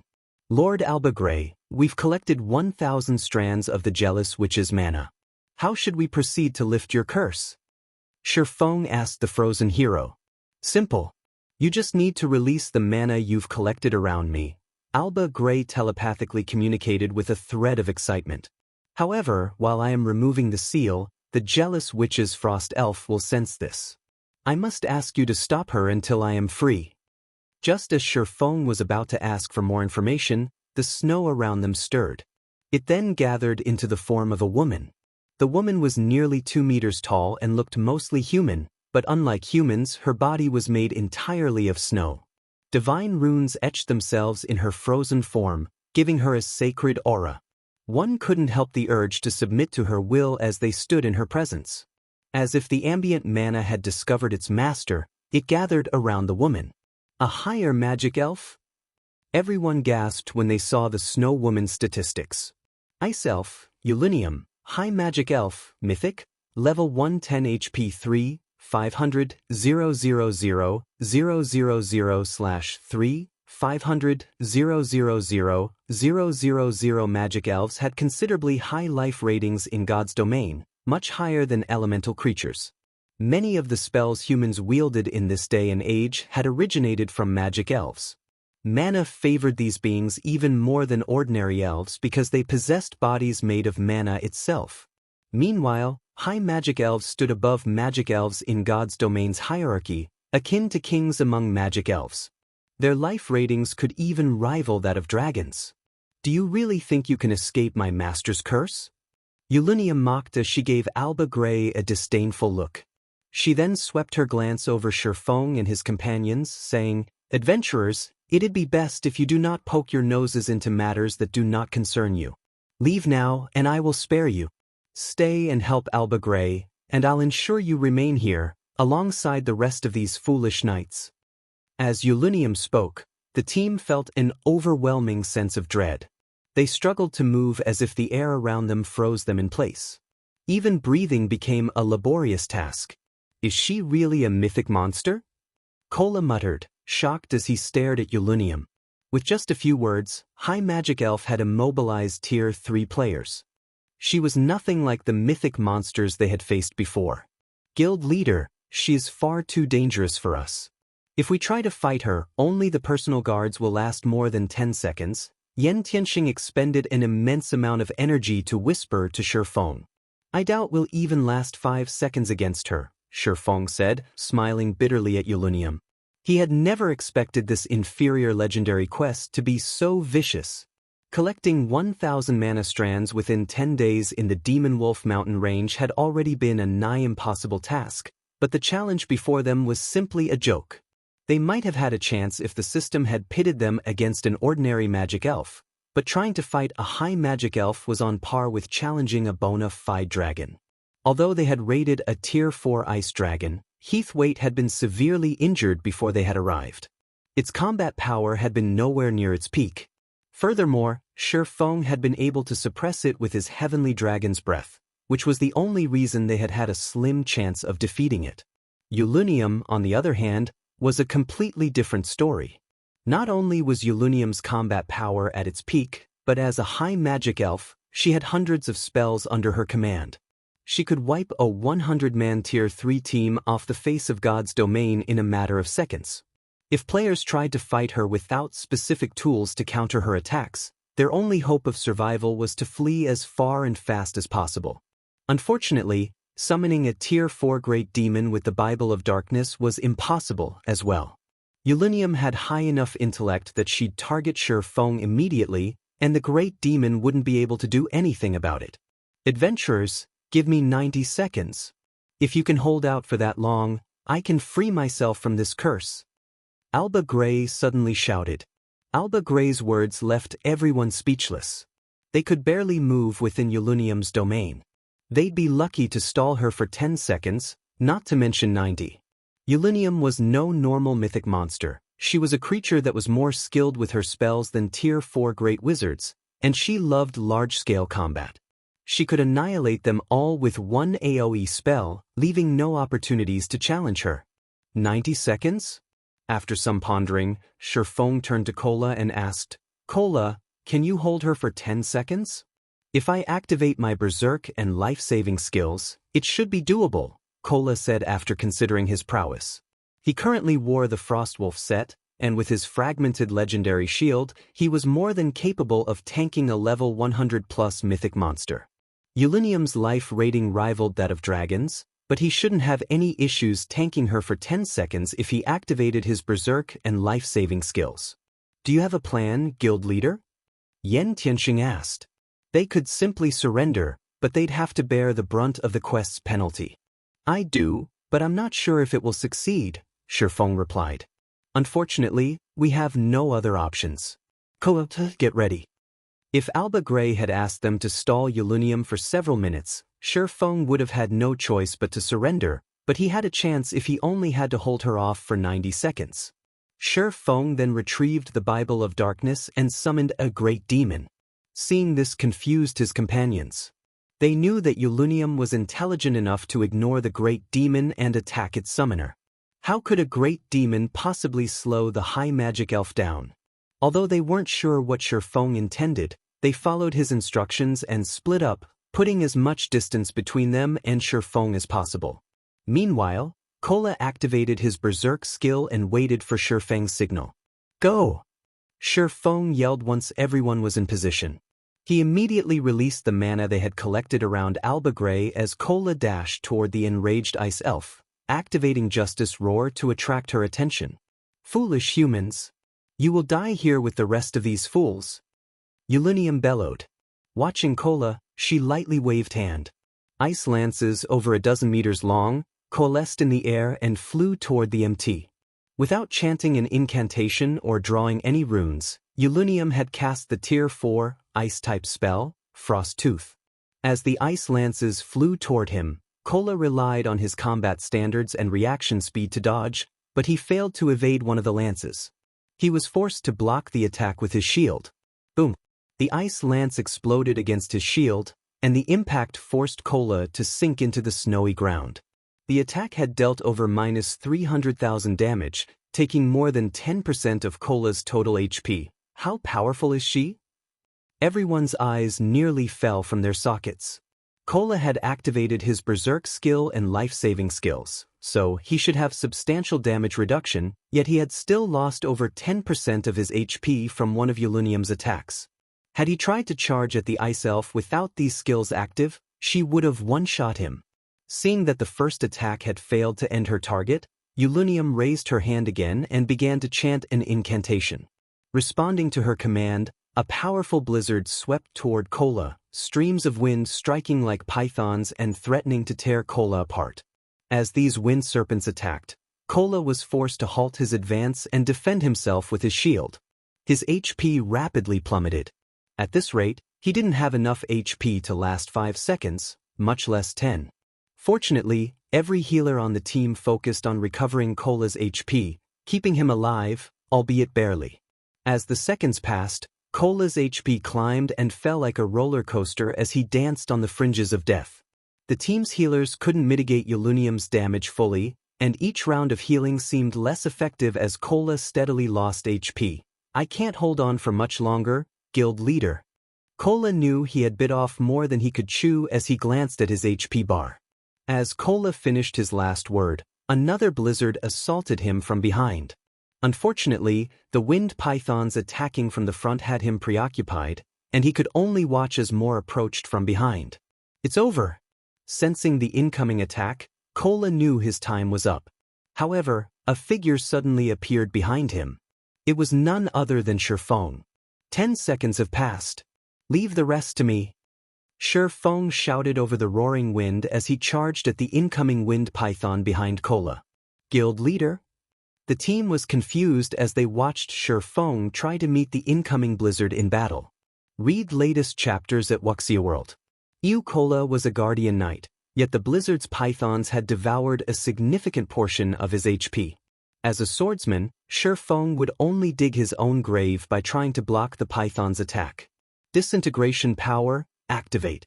Just as the blizzard was about to reach him, Feng activated the disintegration armor's strongest skill, Disintegration power. The intensity of Feng's aura immediately skyrocketed, and gray smoke drifted from his body, shattering space around him. As the blizzard's python reached him, Feng swung Killing Ray to counter its attack. Chapter 2399, Power of Tier 4. As he swung Killing Ray, the python of ice and wind stretched open its maw and threatened to devour Feng. When the sacred sword and the blizzard clashed, the results stupefied everyone watching. With a passing flash of light, the blade sliced apart the powerful, icy attack, dispersing the blizzard. He blocked it. What did the guild leader do?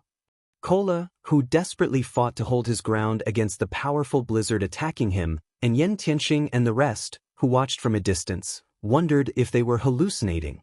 Yen Tianxing and the others could tell how powerful the wind pythons were based on Kola's struggle against Yulunium's attacks. If they tried to block one of the Wind Python's strikes, it'd be a miracle if they didn't die instantly, even with an active Berserk skill. Kola had already activated his life-saving skill, which drastically reduced incoming damage. Without that, Yulunium's Wind Pythons would have long since ended his life.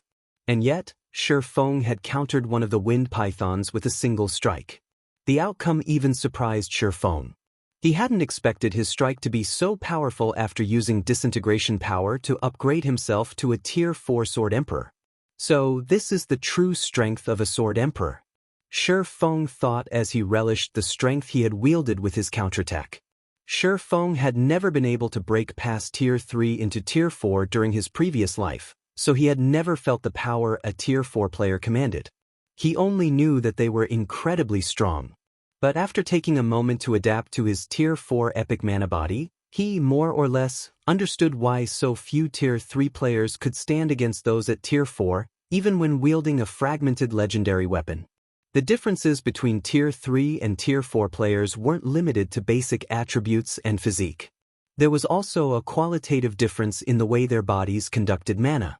With his improved mana body, Shi Feng's mind was clearer than ever before, and his body constantly felt at the ready. This was evident through his counterattack. He had used the bronze combat technique, Lightning Flash, executing 17 attacks in a single strike. As he did, the 17 attacks had even devoured the space before them, which was a feat he definitely wasn't capable of without disintegration power active. With how clear his mind was, he knew that Tier 3 players had no hope against Tier 4 players, even if they managed to bridge the gap between their basic attributes and physiques. A Tier 4 mental state was on an entirely different level. During the brief moment Shi Feng analyzed his Tier 4 state, Yulunium became enraged, having seen the swordsman shatter her attack, and the ambient mana began to rampage around her. The Ice Elf began to chant another incantation while she drew divine runes in the air with flying speed, stupefying Iluofe and the other magical class team members. Based on the number of runes Yulunium drew, she was clearly trying to cast a large-scale destruction spell, but normally, players needed a long time to complete such a spell. The High Magic Elf, on the other hand, drew several dozen lines of divine runes in 2 seconds. It was simply unbelievable. Before the watching team members could snap out of their dazes, a magic array covering a 200-yard radius appeared above the snowy battlefield. As it did, it sucked dry all ice-type mana in the area, concentrating it within the array's core. Insignificant humans, you will pay for your foolishness. Yulunium snarled after finishing her chant. She then raised a fine-boned finger and pointed it at Shi Feng. Tier 4 large-scale destruction spell, Frost Shower. Several hundred icy meteors pulled themselves free from the magic array and descended on the frozen lake, each one containing enough power to shatter space itself. We're doomed. Watching the incoming meteors, the team began to despair. This attack could even wipe out a team of several hundred Tier 3 players in an instant. She's finally getting serious? Shi Feng, on the other hand, wasn't surprised to see the incoming balls of ice. Calmly, he activated the 7 Luminaries' Ring's absolute domain. High magic elves could even rival gods' domains dragons. And how powerful, exactly, was a dragon? A dragon was the personification of a natural disaster. Not even a full kingdom could stop a dragon's wrath, and it would be forced to watch as the creature devastated its territories. High magic elves might have a slightly lower life rating than dragons, but they had the combat power to rival the monstrosities due to their exceptional talent with wielding magic. High magic elves could effortlessly cast frighteningly powerful spells, which usually required a long casting time. An ordinary Tier 4 Great Wizard, for example, would need a dozen seconds to cast a Tier 4 large-scale destruction spell, but Yulunium only needed 2 seconds. As the hail of meteors bombarded the frozen lake, they transformed a 200-yard radius area into an icy hell. Fortunately, not even Tier 4 spells could break through Shi Feng's absolute domain, and Shi Feng and his companions within range of his skill emerged unharmed. The moment Yulunium's attack ended, Shi Feng charged at the Ice Elf. Yulunium was a magical class being. If she were allowed to cast her spells freely, she could even slay Tier 5 players, much less Shi Feng's Tier 3 teammates.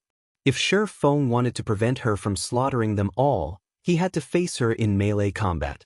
With absolute domain's protection, Shi Feng could approach Yulunium while she bombarded him with a steady stream of Tier 4 spells, but as he approached, he had to admit that this ice elf was incredibly powerful. Not only were her basic attributes considerably higher than his, but she also had an endless supply of Tier 4 spells at her command. Even after forcibly promoting himself to Tier 4, Shi Feng was at a major disadvantage. With absolute domain's duration running out, Zero Wings members, who watched from a distance, began to grow nervous. Yulunium would have torn Shi Feng to shreds by now if not for absolute domain's protection. Her attacks against their guild leader weren't like the Ice Elf's assault against Kola. She had even begun to double speed cast. Combined with her already absurd casting speed, not even Shi Feng could dodge all of her attacks in time. He was forced to rely on Sword's orbit to block some of the attacks, lest the impact knock him back. As though she had anticipated the moment, Yulunium sneered and summoned a crystalline staff. The instant absolute domain came to an end. With a swing of her staff, she revealed numerous magic arrays that had been hidden under the snow around her. Countless icicles shot from the arrays, flying toward Shi Feng, and a powerful blizzard of hail and snow descended on the swordsman. Are you kidding me? Is Yulunium really just a monster? Blackie's eyes nearly fell from their sockets when he saw the magic arrays appear around Shi Feng. Not only had the ice elf set traps during the battle, but her traps had been so cleverly placed that not even Blackie, a cursemancer, had noticed them. This was the first time he had ever experienced such a thing in God's domain. Moreover, Yulunium had concealed over a dozen magic arrays under the snow. As they activated simultaneously, they had the power of more than a dozen Tier 4 magical classes attacking as one. An attack like this would even turn a Tier 4 metric tons into Swiss cheese. As expected of a high magic elf, she's even calculated my skill's duration. The incoming icicles didn't surprise Shi Feng in the least. He immediately commanded his summoned Great Demon, which had been on standby, to join the fray. Mythic monsters' intellect shouldn't be underestimated after level 100, especially that of a high magic elf like Yulunium. Shi Feng had expected her to employ traps. If these creatures were any weaker, the various superpowers of his previous life wouldn't have struggled so hard against superior mythics. The Great Demon appeared behind Shi Feng instantly and blocked the icicles coming in from behind its master. With the Great Demon's help, Shi Feng could concentrate on the wind pythons attacking him head-on. However, despite focusing on defense, the wind pythons were too powerful for him, and his HP continued to fall with each attack he blocked. If he hadn't had the help of his healer's diligent spellcasting, he wouldn't have lasted more than 15 seconds against this bombardment. With the Great Demon guarding his back and the rear-line healer's support, Shi Feng had a much easier time distracting Yulunium. Before even Shi Feng had realized it, another 50 or so seconds had passed, and only 5 seconds remained before Disintegration power's duration would end. All of your efforts are futile, human. Your power is already fading, and once it does, both you and Alba Grey will forever decorate this lake as ice sculptures. Yulunium declared, flashing Shi Feng a sinister grin when she sensed Disintegration power begin to fade. Is that so? Shi Feng shot back, unfazed despite Disintegration power's duration running out. On the contrary, he revealed a bright smile as he said, I disagree. With that comment, Yulunium realized that something was amiss. She immediately shifted her gaze toward the distant Anna, but it was too late as the personal guard completed the final verse of her incantation. A holy light pierced the clouds and shot toward the frozen lake as a higher Valkyrie with 3 sets of pure white wings appeared not far from the ice elf. A higher Valkyrie? Yulunium's expression shifted when she saw her newest opponent. Read latest chapters at Wuxia World. EU. The Valkyrie gave Yulunium no time to prepare as she threw her thunder spear at the high magic elf, its astonishing power exploding through the space around it. A higher Valkyrie's life rating couldn't compare to that of a dragon, but it was on par with a high magic elfess. Yulunium was forced to focus on the higher Valkyrie's attack, defending herself. The higher Valkyrie demanded all of Yulunium's attention, and the ice elf had no energy to spare on Shi Feng. She couldn't even defend herself from his great demon's attacks, which steadily chipped away at her HP. As the seconds passed, the curse on Alba Grey grew weaker, yet Yulunium couldn't do anything about it. 90 seconds after Shifeng had released the Jealous Witch's mana around the NPC, everyone heard ice shatter as Alba Grey broke free of his icy prison. Chapter 2400, Sword Saint. Seeing Alba Grey break free from his curse, Shifeng breathed a deep sigh of relief. Although the higher Valkyrie could keep Yulunium busy, it couldn't exist for long. If the higher Valkyrie had disappeared before Alba Grey had freed himself, Shifeng wouldn't have been able to stop the Ice Elf even with twofold Berserk. Not only was there a full tier difference between them, but Yulunium was also powerful enough to rival a dragon. Shifeng wouldn't have been able to resist her attacks for long. Damn it! Yulunium grew incensed when she noticed Alba Grey was free. She swung her icy staff at Shifeng, bellowing, "I'll send you all to hell." The high magic elf began to chant an incantation, and a threefold magic array covering a 500-yard radius began to form in the sky. The instant the array took shape, it tore apart space around it. 2 seconds later, these spatial tiers transformed into a gigantic black hole. So, this is her true strength. Shifeng looked up at the black hole with a grim expression. Tier 5 spell, Void Storm. Tier 5 spells were beyond extraordinary. They had enough power to destroy an entire city, transforming it into a lifeless land. This was why the various kingdoms and empires feared Tier 5 beings. Even emperors had to show respect before them. Shifeng had never dreamed that Yulunium could cast Tier 5 spells, despite being a Tier 4 creature.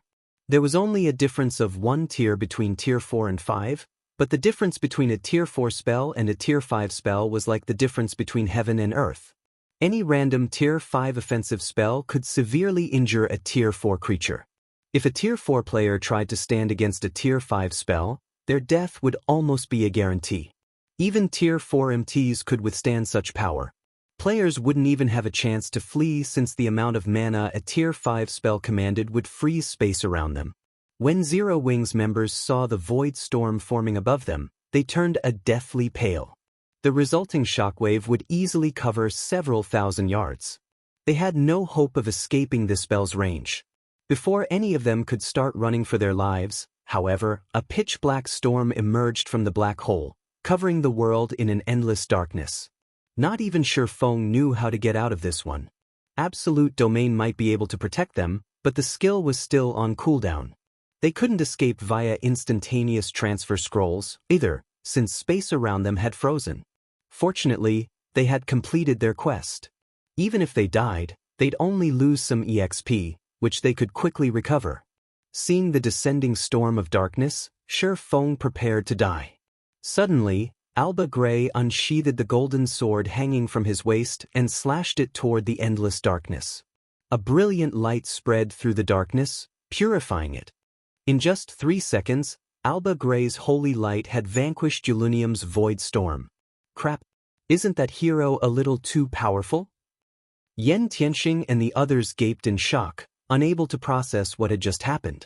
In one move, Yulunium had transformed the day into night, whereas Alba Grey had returned daylight to the frozen lake with a move of his own.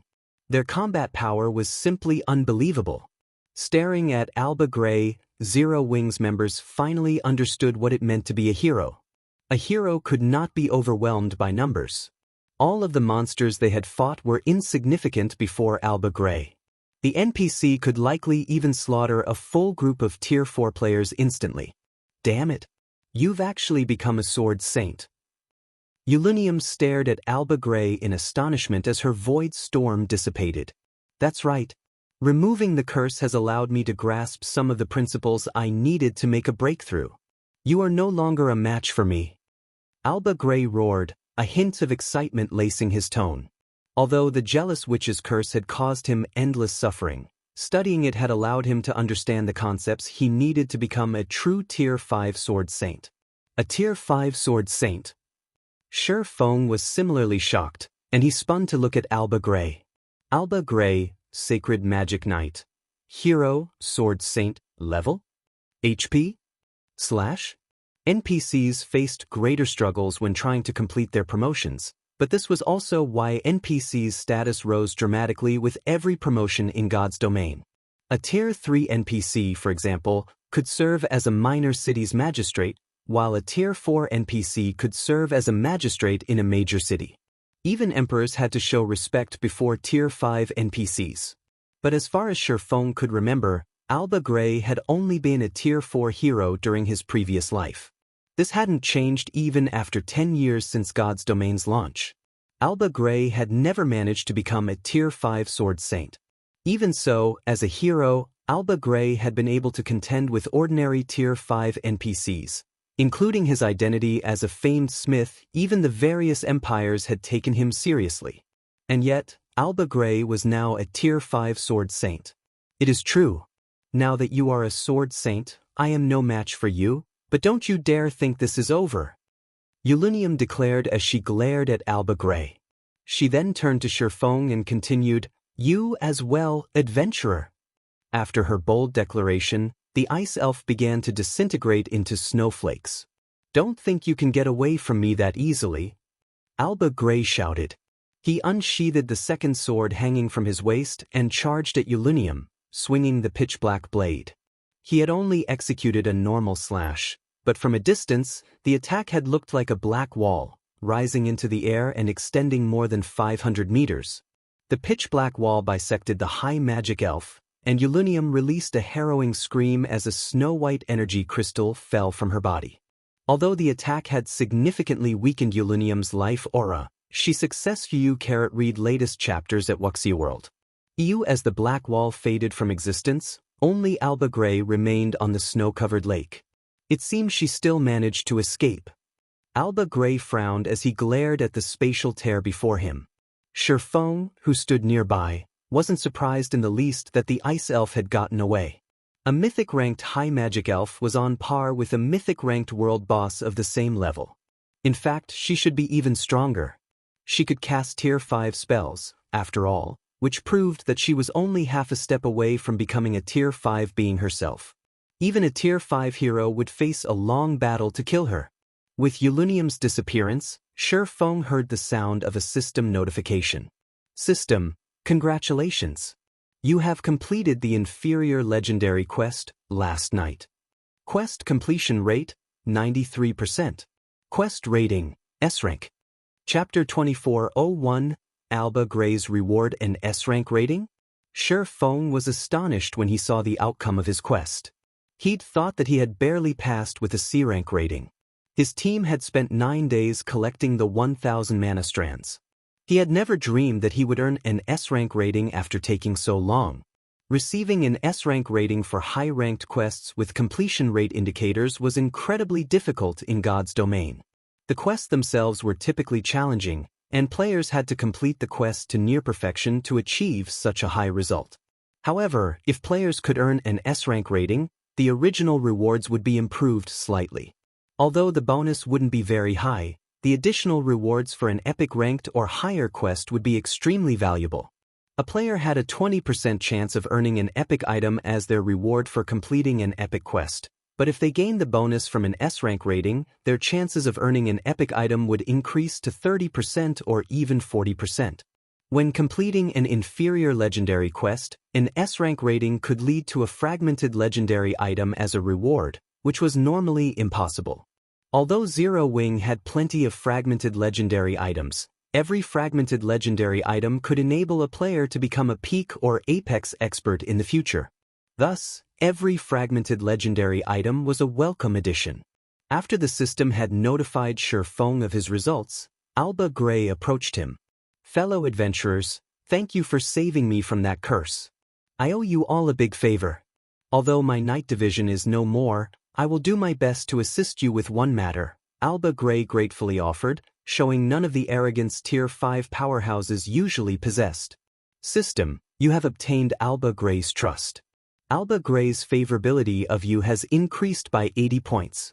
You have obtained Alba Grey's communication crystal." Alba Grey's statement and the system notification excited every member of the team. They had already witnessed the hero's power, and now they could reach out to Alba Grey and ask him for a favor. None of them had expected to receive this kind of reward. Guild leader, with Alba Grey's help, we can destroy one of Starlink's cities. I can't wait to see their faces, Kola said, his eyes glowing as he gazed at Alba Grey. That's right. Let's destroy Starlink's new city. I want to see how they intend to duke it out with us after that. Blackie exclaimed, nodding. Starlink had persistently caused trouble for Zero Wing, especially with its newest city. That city had claimed a ton of Zero Wing's potential profit. If they destroyed it, not only would Stone Forest City regain its unique status as the only city in a level 100 neutral map, but they could also deal a heavy blow to their enemy, killing two birds with one stone. No, we no longer need to resort to such a tactic, Shifeng said, shaking his head. Starlink had constructed a city near a level 100 neutral map, but even if Alba Grey destroyed it, there was no guarantee that Starlink couldn't construct a new city. Moreover, other superpowers would soon have cities of their own in level 100 neutral maps. The various superpowers experts had already reached level 100 and begun to challenge their Tier 3 promotion quests. Constructing a new city near a level 100 neutral map wouldn't be difficult before long.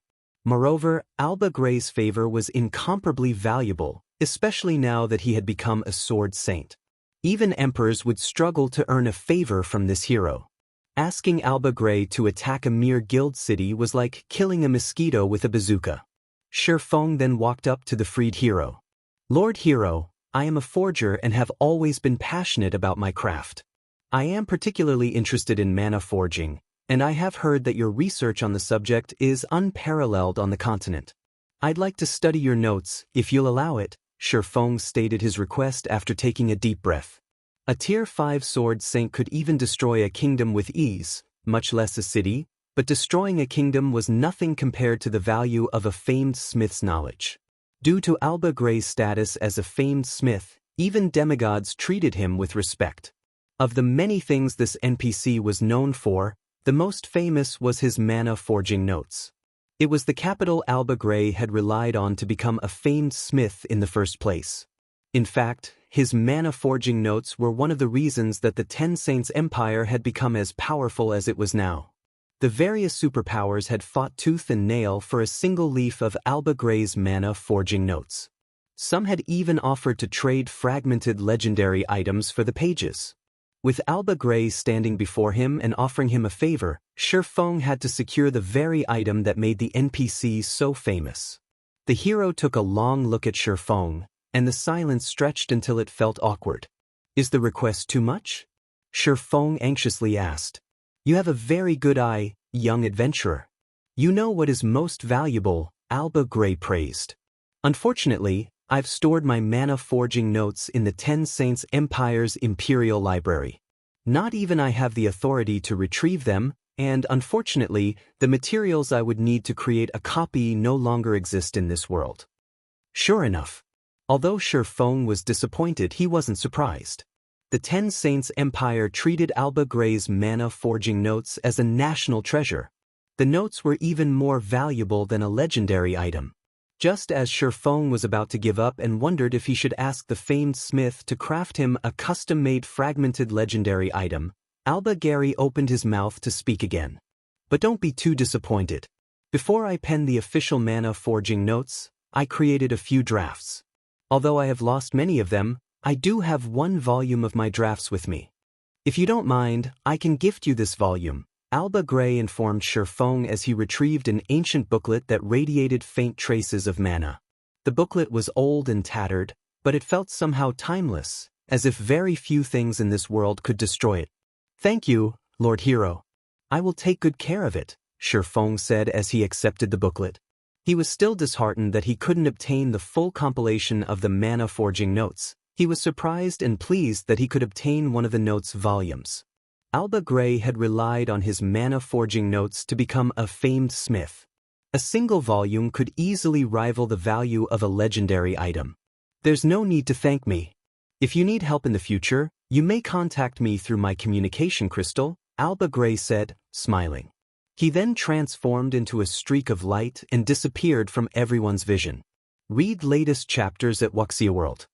System, you have earned Alba Grey's admiration.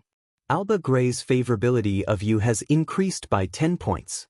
System, Alba Gray's favorability of you has reached 100 points. You have become Alba Gray's friend. Blackie and the others were confused as they watched the exchange. They didn't understand why Shifeng had asked the hero for a tattered notebook, and based on their guild leader's expression, he seemed ecstatic about it. As Shifeng stored the mana forging notes draft volume in his bag, Yen Tianxing approached with a white energy crystal in hand. Guild leader, this crystal Yulunium dropped is very strange. Even with my master appraisal skill, I couldn't appraise it, Yen Tianxing said, a hint of excitement flashing in his eyes as he gazed at the energy crystal. Chapter 2402, Sacred Magic Temple, you couldn't appraise it? Yen Tianxing's words piqued Shifeng's interest. Immediately, the swordsman used omniscient eyes on the crystal. In God's domain, very few things defied appraisal at the master rank. Only special items could not be appraised by a master appraiser. Generally, these special items were of extraordinary quality, and even the most inferior among them should be at the epic rank. 3 seconds, 6 seconds, 10 seconds. Even after 15 seconds had passed, omniscient eyes still hadn't fully analyzed the crystal. What is this item? At this point, even Shifeng could not help but be surprised. When appraising items using omniscient eyes, 15 seconds were more than enough to analyze an epic item. Now, however, the loading bar was still a long way from full. Finally, when a total of 22 seconds had passed, the white energy crystal's information appeared before Shifeng. Magic key, epic rank, a key that can open the second floor of the sacred magic temples found in Lost Ruins. Cooldown, 1 natural day. Upon seeing the appraisal results, Shifeng was dumbfounded. Guild leader, what is it? Yen Tianxing asked curiously upon seeing Shifeng's surprised expression. A magic key. A secret key that can open the sacred magic temple's second floor. Shifeng said, a hint of excitement flashing across his eyes as he gazed at the white crystal in his hand. For a moment, he even wondered if the reward for achieving an S-rank rating in the quest wasn't Alba Gray's favor, but this magic key instead. The sacred magic temple? Everyone was confused at Shifeng's words. They could be considered very knowledgeable regarding God's domain, but this was the first time they had heard the term sacred magic temple. Judging by Shifeng's expression and manner of speaking, they concluded that it should be a very amazing place, yet they actually had never heard of it before. It's an excellent place to learn skills, spells, and magic arrays. The learning efficiency in the sacred magic temple is at least double that in the outside world, Shifeng explained excitedly. The sacred magic temple was a relic of ancient times, which normally only appeared in ancient ruins or lost towns. The location of the magic gate Shifeng was aiming for this time was one of these ancient ruins. This ancient ruin housed not only a magic gate that led to the western continent but also a sacred magic temple. This sacred magic temple was another reason why the various superpowers had grown extremely envious of the dark power that ruled over the Demonwolf mountain range in his previous life. While inside the sacred magic temple, players could freely learn the information stored there so long they had access. The information contained within the sacred magic temple was generally related to skills, spells, and magic arrays used during ancient times. While this information was outdated, it was of great help to players. Since these skills, spells, and magic arrays were the original forms of present versions, studying them would allow players to improve their control over current skills, spells, and magic arrays significantly. Hence, the sacred magic temple was a place many players sought to visit. Meanwhile, every sacred magic temple had a total of 3 floors, with the quality and quantity of information stored within each subsequent floor superior to the previous one. However, seals restricted access to the upper floors. Decoding these seals was beyond even a Grandmaster magician. To enter these restricted floors, one needed to have the corresponding key to do so. Shifeng never thought that Yulunium would actually drop such a treasure. This was simply unbelievable. Guild leader, can we learn Tier 3 spells from the sacred magic temple? Blackie asked eagerly when he heard Shifeng's words. Tier 3 skills and spells were exceedingly rare. Despite grinding in the Demonwolf mountain range for so many days, they had yet to come across even one Tier 3 skill book or spell book. The Tier 3 skills and spells they possessed thus far were obtained through legacy skill points. If they wished to learn more, they would have to find other ways to do so. If he could freely learn as many Tier 3 spells as possible, then his strength would definitely skyrocket. Learning Tier 3 spells? Dream on, Shifeng retorted, rolling his eyes at Blackie. If it were possible to learn Tier 3 skills and spells from the Sacred Magic Temple, there wouldn't have been so many Tier 3 players in the past that had failed to learn all of the standard Tier 3 skills and spells for their class. Having identified the magic key, Shifeng had everyone search for the remains of the magic gate.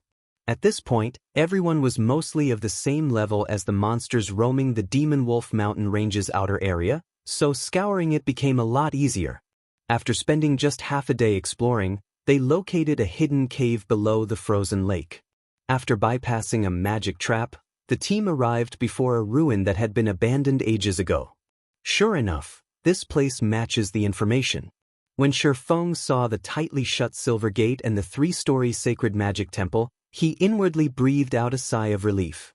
Due to his reincarnation, the development of the current god's domain had greatly deviated from his previous life's version. Hence, he hadn't been confident that the Demonwolf mountain range's magic gate still existed in this life. Guild leader, quick look. It's the magic gate! Blackie exclaimed in excitement, pointing at the silver gate. With this, our guild will also be able to travel between the 2 main continents. Blackie had never imagined that they would actually find a magic gate leading to the western continent. Moreover, even if he wasn't an expert in magic arrays, he could tell by the looks of the gate's shape and the magic arrays engraved on it that the gate was not a one-time use tool but one that allowed players to freely travel between the 2 main continents. Now that Zero Wing had access to the resources of both continents, there was no doubt that the guild would develop into a superpower. It seems the gate has been preserved quite well.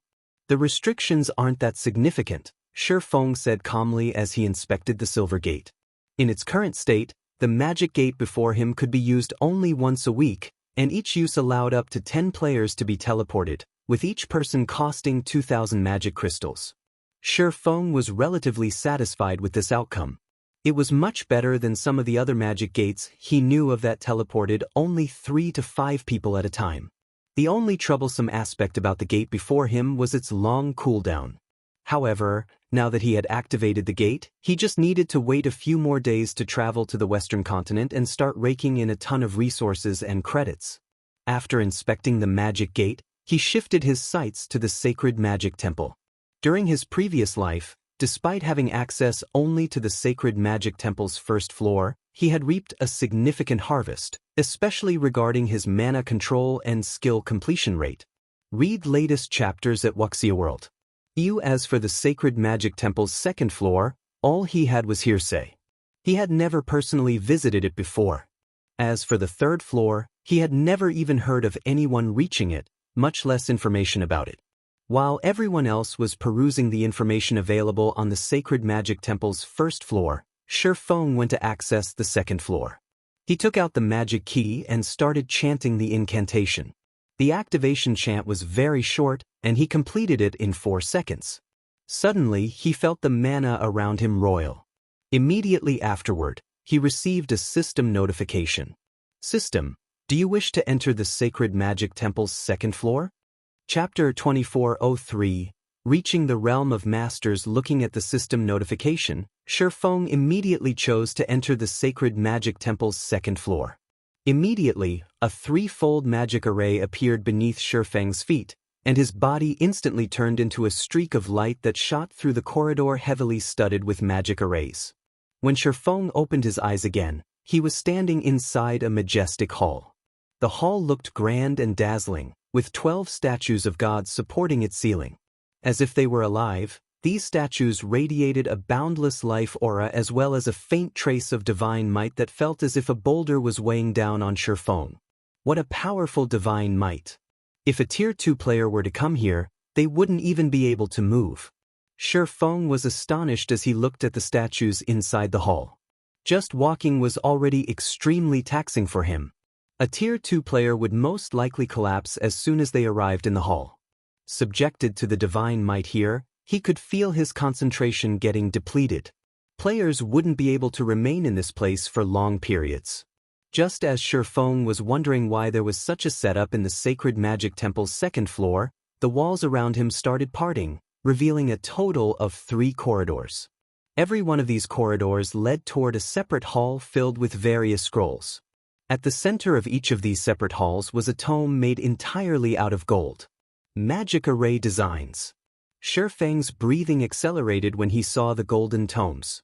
These Magic Array designs weren't just any ordinary designs but advanced Magic Array designs, something rarely found even in the various kingdoms and empires of God's domain. It should be known that even the Divine Beast's Descent Magic Array, one of Zero Wing's current trump cards, was only an intermediate magic array. An advanced magic array would be a treasure that could protect the guild from imminent peril. Meanwhile, based on the mana the golden tomes radiated, Shifeng was certain that they were advanced magic array designs.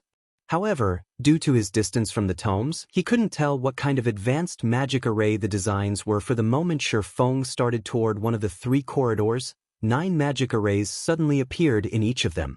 A test? After seeing these magic arrays, Shifeng more or less understood how the Sacred Magic Temple's second floor operated. Of the 9 magic arrays that had appeared in each corridor, each one was stronger than the one before. Moreover, the magic arrays in each corridor differed in strength. The first magic array set up in the easiest corridor was an intermediate magic array, while the more difficult corridor had an advanced magic array, and the most difficult corridor had a master magic array. Players were most likely required to decode these magic arrays in order to reach the hall at the end of each corridor. However, since just being in the hall sapped a player's concentration, Shifeng estimated that he could remain here for only 6 or 7 hours, and this was because he possessed an advanced bloodline. An ordinary Tier 3 player would last 4 or 5 hours at best. In other words, Shifeng had to decode the magic arrays within 7 hours. Otherwise, he wouldn't be able to reach the hall at the end of the corridor. As for destroying the magic arrays, that was utterly impossible. Due to the pressure from the 12 statues, even a Tier 4 player couldn't exert sufficient strength to destroy the magic arrays protecting the corridors, much less a Tier 3 player like Shifeng. Only Tier 5 players would be capable of such a feat. However, it would still be a long time before Tier 5 players started appearing in the game. Shifeng couldn't rely on external tools either. The moment he entered the hall, only his epic spatial bag remained usable. The system had locked everything else. My time is limited, so I have no choice but to take the simplest path. After giving the matter some thought, Shifeng decided to go for the corridor protected by the intermediate magic array. However, despite the easiest corridor starting with only an intermediate magic array, the first magic array itself was by no means simple. It definitely ranked above average among intermediate magic arrays. Even an ordinary intermediate magician would need a lot of time to decode it. However, for Shifeng, who was only half a step from becoming a master magician, decoding it was a simple task. In the end, he spent only 2 minutes on the second magic array, was at least 20% more complex than the first. Shifeng spent 3 minutes on it. The third magic array was similarly an intermediate magic array, but it ranked at the top among intermediate magic arrays. Shifeng required nearly 5 minutes to decode it. Upon reaching the fourth magic array, he could not help but frown. The fourth is already an advanced magic array? Shifeng was startled as he studied the advanced magic array. Although the advanced magic array before him was a very simple one, even the simplest of advanced magic arrays was a lot more complex than the strongest intermediate magic array. Meanwhile, if the fourth magic array in his path was already an advanced magic array, he did not dare imagine what kind of magic array awaited him further on. However, despite his thoughts, Shifeng did not stop decoding the magic array and succeeded 12 minutes later. Fortunately, the fifth magic array was not as difficult as he imagined it would be. It was still an ordinary advanced magic array, only slightly more complex. He spent 15 minutes decoding this magic array. The sixth magic array reached the standard of mid-level advanced magic arrays, requiring nearly 20 minutes to decode it. The seventh magic array was an upper-level advanced magic array. At this standard, a newly minted advanced magician would need 1 or 2 hours to decode it. Shi Feng, though, spent only 30 minutes.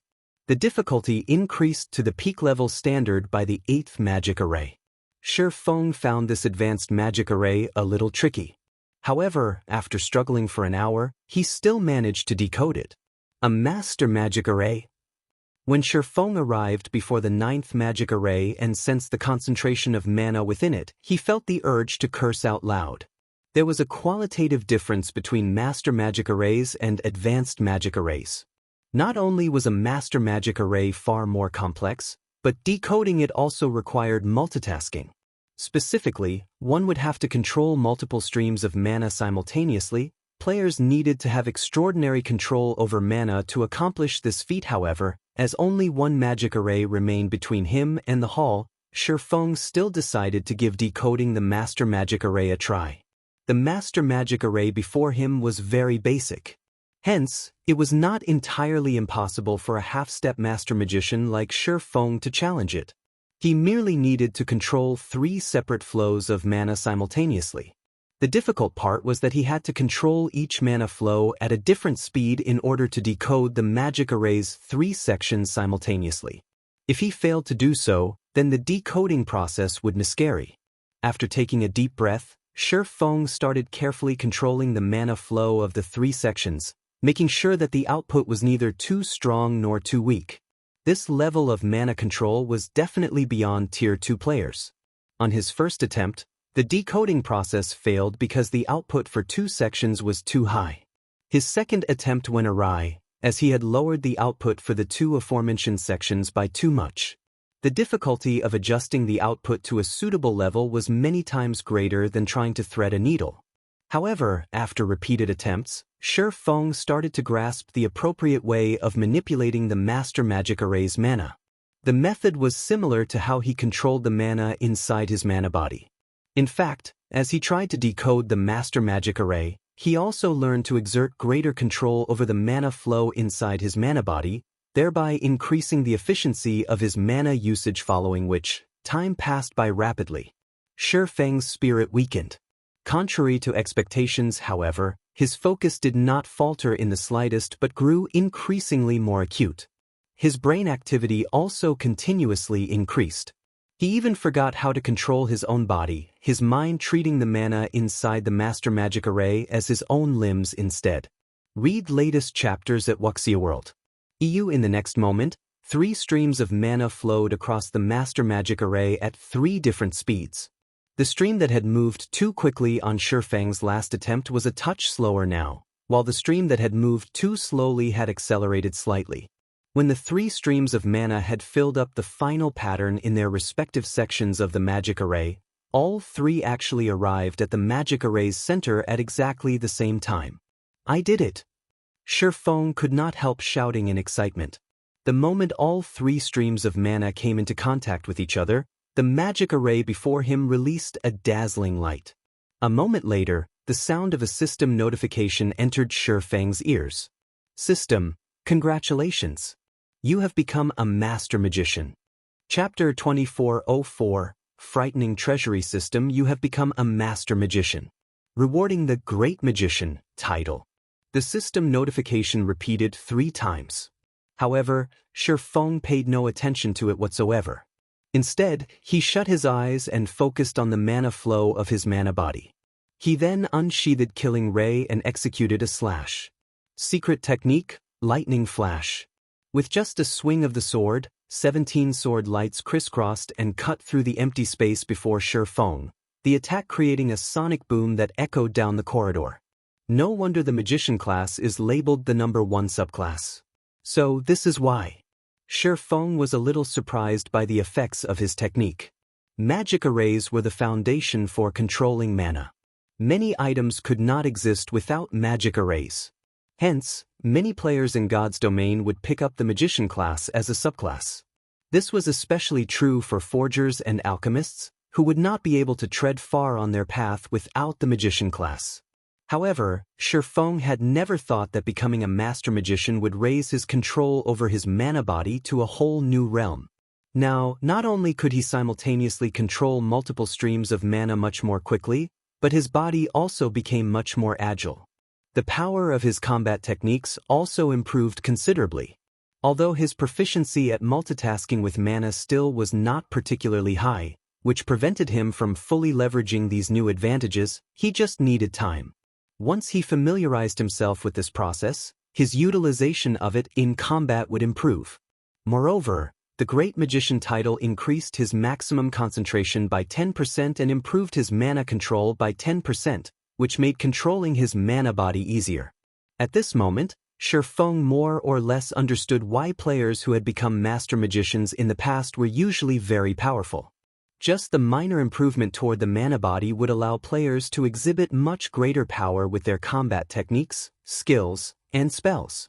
Not to mention, a master magician could construct basic magic arrays without the assistance of materials and use these magic arrays as a tool for support or interference.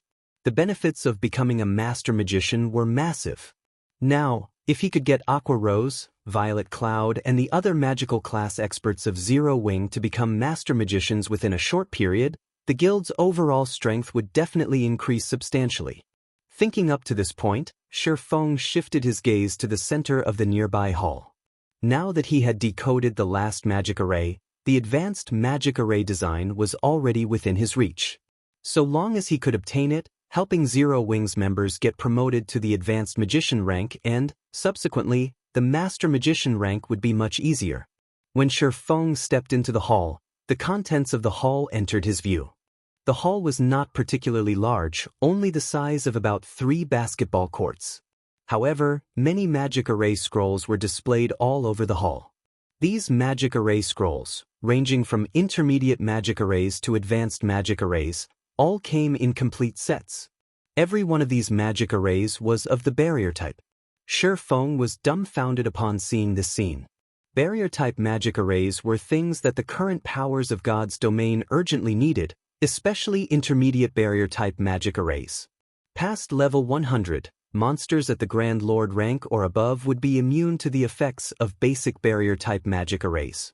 One needed intermediate barrier-type magic arrays or better to suppress them.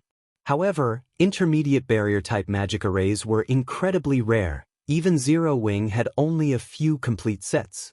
Inside this hall, however, there were over 100 sets of intermediate barrier-type magic arrays and as many as 12 sets of advanced barrier-type magic arrays.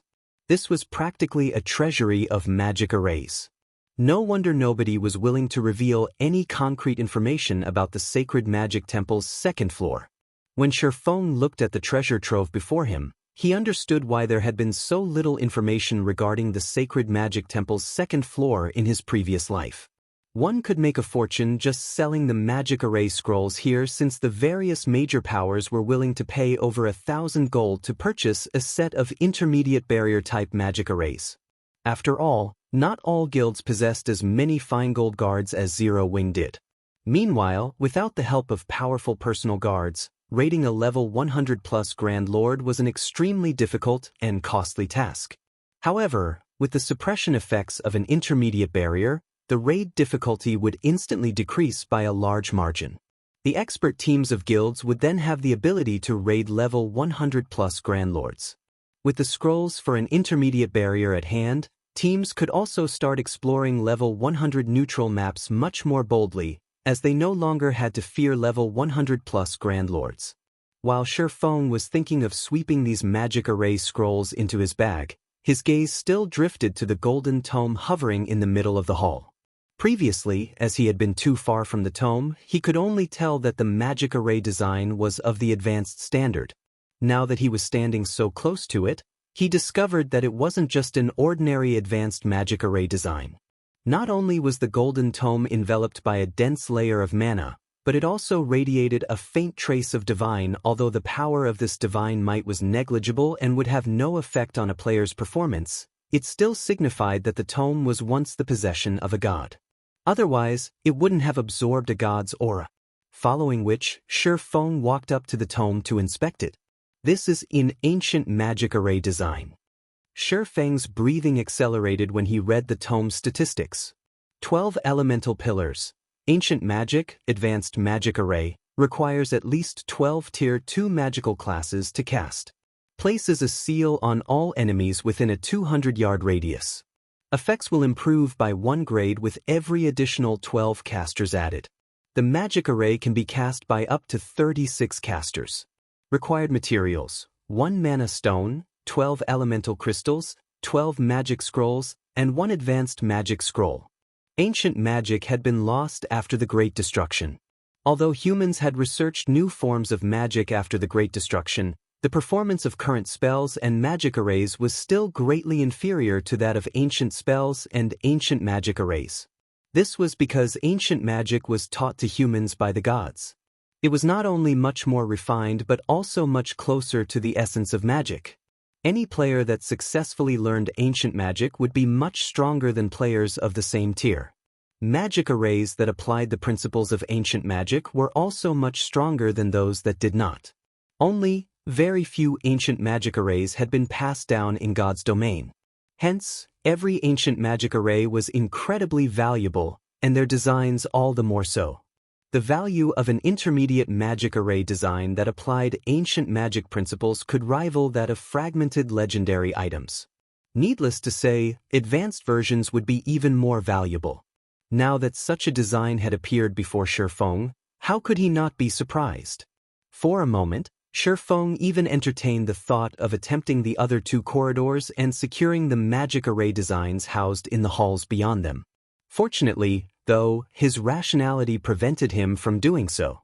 The reason for this was very simple. If even the easiest corridor required a master magician to break through, then the other 2 corridors would definitely demand an even higher standard. At least, those 2 corridors were not challenges that a newly minted master magician like himself could break through for now. He would merely waste his time trying. Read latest chapters at Wuxia World. The materials needed for the 12 elemental pillars are relatively easy to procure. Even the mana stone, which is the most troublesome material to get, is no problem for me. So long as I can mass-produce this magic array, I can definitely raise the performance of the guild's teams by a large margin. At that time, even the superpowers expert teams won't be a match for Zero Wings when it comes to raiding field bosses. Shifeng grew excited as he looked at the design in his hands. In his opinion, even the combined value of 10 fragmented legendary items could not match the value of the 12 elemental pillars design. Guild leader, we're done setting up a teleportation point here. All we need to do is set up a teleportation device in the 10 Saints Empire, and we can teleport here anytime we want, Blackie reported excitedly after contacting Shifeng. Alright, have everyone get ready. It's time we headed home, Shifeng said, nodding, and started collecting all of the magic array scrolls inside the hall. In less than 10 minutes, he had cleared out the entire hall. He then returned to White River City together with Blackie and the others. Chapter 2405, Changes to the Gravity Mountain Range. White River City, Zero Wings residence. When Shifeng and the others returned to the guild residence, an unusually depressing atmosphere greeted them. Now, less than 100 players stood in line to take the recruitment test to join Zero Wing. The guild members in the residence only seemed to reanimate as Shifeng and his companions entered the guild hall. They were all excited for their guild leader's return. It's the guild leader. The guild leader is back. This is wonderful. Boss Blackie and the others have returned as well. The several hundred players in the hall ran up to Shifeng and his team to welcome them back. When Liang Jing, who was working in the lobby, saw the group, she ran over, just as elated. Guild leader, you finally decided to come back. Liang Jing breathed a sigh of relief. I didn't know what I was going to do if you hadn't returned soon. Why does the guild suddenly seem so disheartened? What happened while we were gone? Did we not earn enough coins from leasing Stone Forest City's private houses? Shifeng asked, curious. He had spoken with Liang Jing half a day ago about accepting coins as rent for Stone Forest City's private houses. Even in the worst-case scenario, the auction should have earned the guild around 20,000 gold, which would be more than enough to support Zero Wing for half a day. Zero Wing had other income sources, after all. Even if the guild were restricted in the Dark Knight Empire, Zero Wing shouldn't have had a problem holding on for another 5 or 6 days. We still have enough coins, but we recently learned that someone discovered a special ruin in the Gravity Mountain range and within it, a honed eagle egg. Moreover, the power discovered more than one egg. This has caused an uproar on Dragonheart Island. Now, the various superpowers are rushing to the ruin to search for more horned eagle eggs. We've partnered with Phoenix Rain to take part in the hunt, Liang Jing said. Anxiously, she continued, however, War Blood and Starlink have begun to cause more trouble. They're doing all they can to hinder our progress in the ruin. We thought it best to send Fire Dance and the other recently promoted Tier 3 players to lead the guild's level 100+ experts to the Gravity Mountain range as reinforcements. Unfortunately, Starlink started to target our players in the neutral maps around Star Moon Kingdom, and we don't have anyone left to stop it. Horned eagle eggs? Liang Jing's report left Shi Feng a little confused. He had never considered that the Gravity Mountain range would be home to horned eagle eggs. He certainly hadn't heard of such a thing in his previous life. Horned eagles were one of God's domain's flying mounts. They were only intermediate common rank, but they were still flying mounts, and as long as players obtained their eggs and hatched them, they could take the horned eagle hatchling to a tamer, where it would become a true flying mount. The very idea of flying mounts had driven the various superpowers to the brink of madness, but aside from Zero Wing, the number of superpowers on the eastern continent with flying mounts could be counted on one hand. Flying mounts were the future of God's domain. Whoever had the most would have a massive advantage. It was easy to imagine the various superpowers' reactions to the news that someone had found horned eagle eggs in the Gravity Mountain range. Meanwhile, to prevent Zero Wing from exploring the ruin, Starlink would do all it could to limit Zero Wing's movement to the Star Moon Kingdom. Based on what we've learned from the Secret Pavilion, Demon Palace has secretly sent over a dozen Tier 3 experts to the Gravity Mountain range to help Starlink and War Blood against us. I'm afraid Fire Dance's group is in grave danger, Liang Jing said worriedly. By now, some of the various superpowers experts had completed their Tier 3 promotion quests, and although Zero Wing had the most right now, it couldn't take on multiple superpowers at once. In that case, let's split up into two groups, Shi Feng said as he turned to Kola and the others. Kola, Turtledove, Shadow Sword, you three will follow me to the Gravity Mountain range. Tianxing, you'll lead the rest of the team to deal with those bastards hunting our players in the neutral maps nearby. It's too dangerous for just the four of you, guild leader. You should take more people with you. Starlink isn't the only power in the ruin. Many superpowers are heading there as we speak, Liang Jing hurriedly advised Shi Feng. Shi Feng was the guild symbol. They couldn't afford for something to happen to him, and at this point, he no longer had the advantage of being the game's only Tier 3 player. Zero Wing couldn't afford to be as relaxed as it had been. Relax. No player should even dream of getting near the guild leader with the three of us around. Kola declared, grinning as he patted his chest. But Liang Jing gave Kola and the other two a worried look. Times had changed. Kola and his team had been busy on a quest, so they had no idea how much God's domain had changed while they've been gone. Rest assured, Big Sis Jing. We've grown a lot stronger, Shadow Sword said, nodding his agreement with Kola's statement. They had not just been wasting time in the Demonwolf mountain range. They might not be a match for a monster like Ulunium, but they were definitely strong enough to deal with new Tier 3 players. Alright, enough chatting. Everyone, let's get to work, Shi Feng said. He could not help but shake his head and chuckle at Kola and Shadow Sword's confidence. He then turned back to Liang Jing, saying, I need you to purchase elemental crystals and magic cores in bulk. I have an important use for them. If you don't have enough money, sell these intermediate magic array scrolls. I'm sure they'll fetch a high price.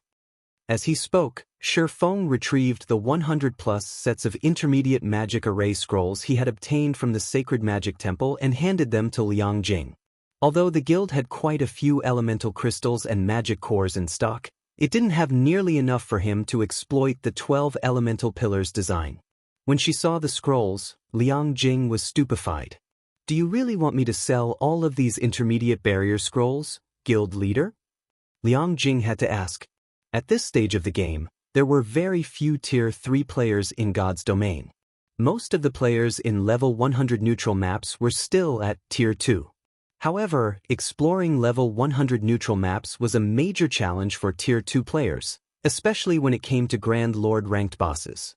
Unfortunately, players needed to hunt these Grand Lords to obtain better equipment.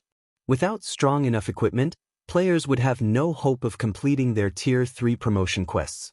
Hence, the various powers had turned to magic arrays to suppress these bosses, increasing their chances of acquiring better weapons and equipment for their Tier 2 members. Because of this, intermediate barrier scrolls were incredibly popular right now, especially when sold in complete sets. A full set of intermediate barrier scrolls could easily fetch 800 gold or more.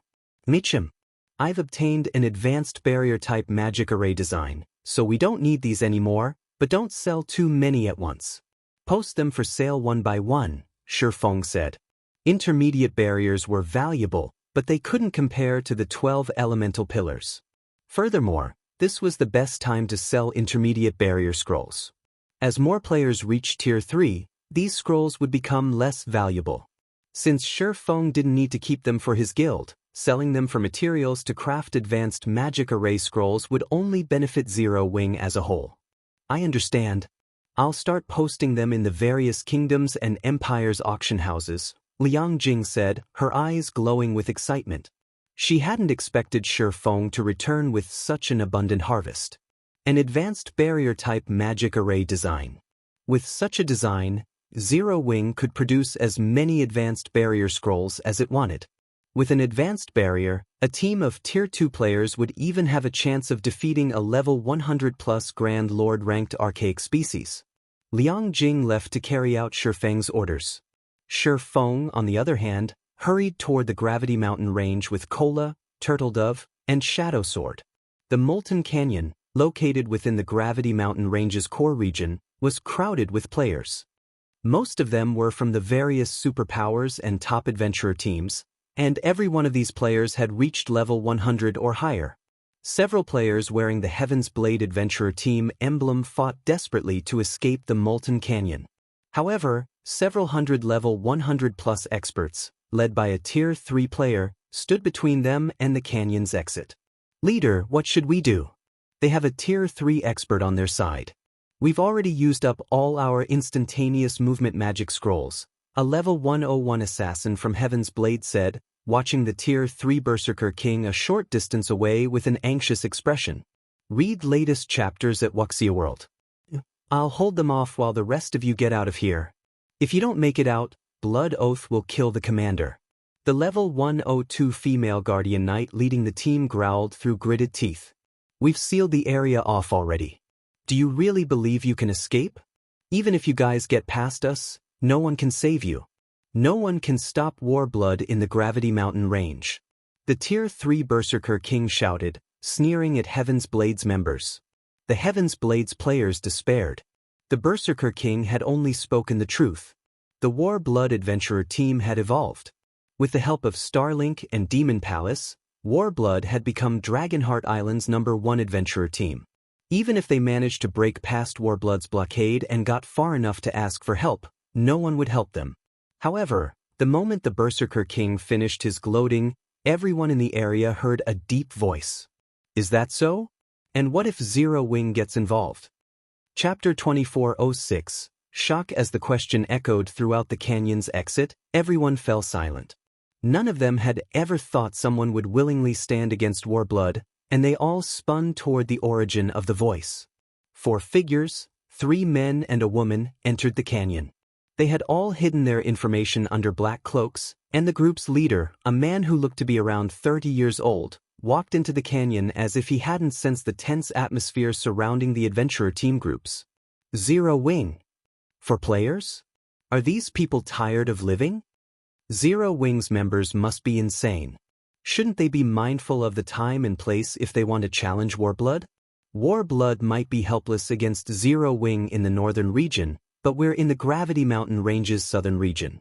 More than half of Warblood's members are in the area. Players from various major powers were watching the situation at the canyon's exit, and they were surprised and confused as they watched 4 Zero Wing members interfere in the fight between Warblood and Heaven's Blade.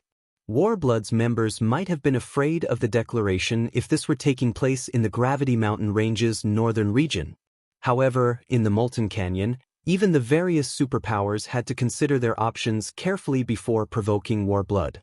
Warblood was the official #1 adventurer team on Dragonheart Island, after all. Even if Zero Wings members were hellbent to poke their nose into the matter between Warblood and Heaven's Blade, they should at least compare the two sides' numbers. A total of 600 Warblood members blocked the canyon's exit, and every one of them was level 100 or higher. In contrast, Zero Wing had only sent 4 players to interfere. Zero Wing's audacity even rendered Heaven's Blade's members speechless, not to mention the spectators from the various major powers. Everyone thought Zero Wing was playing with fire. Although they were grateful that Zero Wing's members had stepped in, those 4 players really should have considered how outmatched they were before they had interrupted. You Zero Wing players sure are bold. You dare spout such nonsense before our team leader, Remnant. You must be tired of living. A level 102, Tier 2 Ranger mocked, sneering at Shurfang's group. Their commander had long since ordered all of the adventurer team's members to kill any Zero Wing members on sight. Unfortunately, since Zero Wing held the northern fortress and could use return scrolls to teleport to it, Warblood's members had found their targets difficult to ambush in the fields. However, Warblood's team had sealed off the Molten Canyon. Not only was communication with the outside world impossible, but they had also rendered teleportation tools, such as return scrolls, unusable. Killing any Zero Wing members they encountered would be a piece of cake. Remnant, we are your targets. There's no need to involve outsiders. If you think you can take me, let's fight. I want to see how strong you've grown after becoming a Berserker King for myself. Cleansing Flame, the female Guardian Knight leading Heaven's Blade's team, shouted to Remnant Snow, the Berserker King leading Warblood's team. She knew that escape was no longer possible for her team. Aside from how badly outnumbered they were, Remnant Snow was more than powerful enough to annihilate her entire team. She had already witnessed the strength of Tier 3 players, and she knew that Tier 2 players had no hope against them. She was grateful that Zero Wing's members were so willing to help her, but she couldn't let them die for their good intentions. You actually think you qualify to challenge our leader to a one-on-one match, Flame? The level 102 Ranger from Warblood disdainfully asked Cleansing Flame. You might be strong, but our leader has already reached Tier 3. Even your vice commanders would have to think twice before challenging him. There's only one way we'll let your team leave in peace. You just have to hand over all of your weapons and equipment. If you do, we might reconsider cursing you with double the death penalty and sending you all back to level 99. As the Tier 2 Ranger ended his threat, the various major powers spectators turned to Remnant Snow in awe. More players had begun to reach Tier 3, but most of them were peak experts from the various superpowers. Ordinary experts simply weren't strong enough to complete their Tier 3 promotion quests this soon. In fact, many players might never reach Tier 3. Tier 3 players were on an entirely different level compared to Tier 2 players. Even superpowers upper echelons had to treat Tier 3 players respectfully. Cleansing Flame might be one of the top-ranked team leaders from Heaven's Blade, but she doesn't qualify to challenge Remnant Snow. I wonder when I'll finally reach Tier 3 too? Reaching Tier 3 isn't so easy. Remnant Snow just got lucky. It's a pity that Cleansing Flame had chosen such a high difficulty for her promotion quest. If she had chosen a lower difficulty, she'd probably be a Tier 3 player right now. Cleansing Flame and those 4 Zero Wing members are dead for sure. Against a Tier 3 Berserker King, even a 100-man team of Tier 2 experts is nothing but cannon fodder. The various major powers experts couldn't help their rueful sighs as they watched Cleansing Flame and her team. Times had changed, and it was no longer the era of Tier 2 players.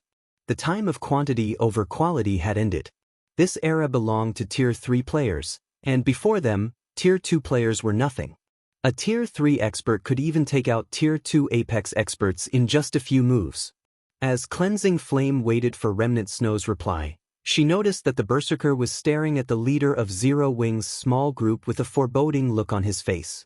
It piqued her curiosity. Is something wrong, leader? The Tier 2 Ranger asked, giving Remnant Snow a strange look.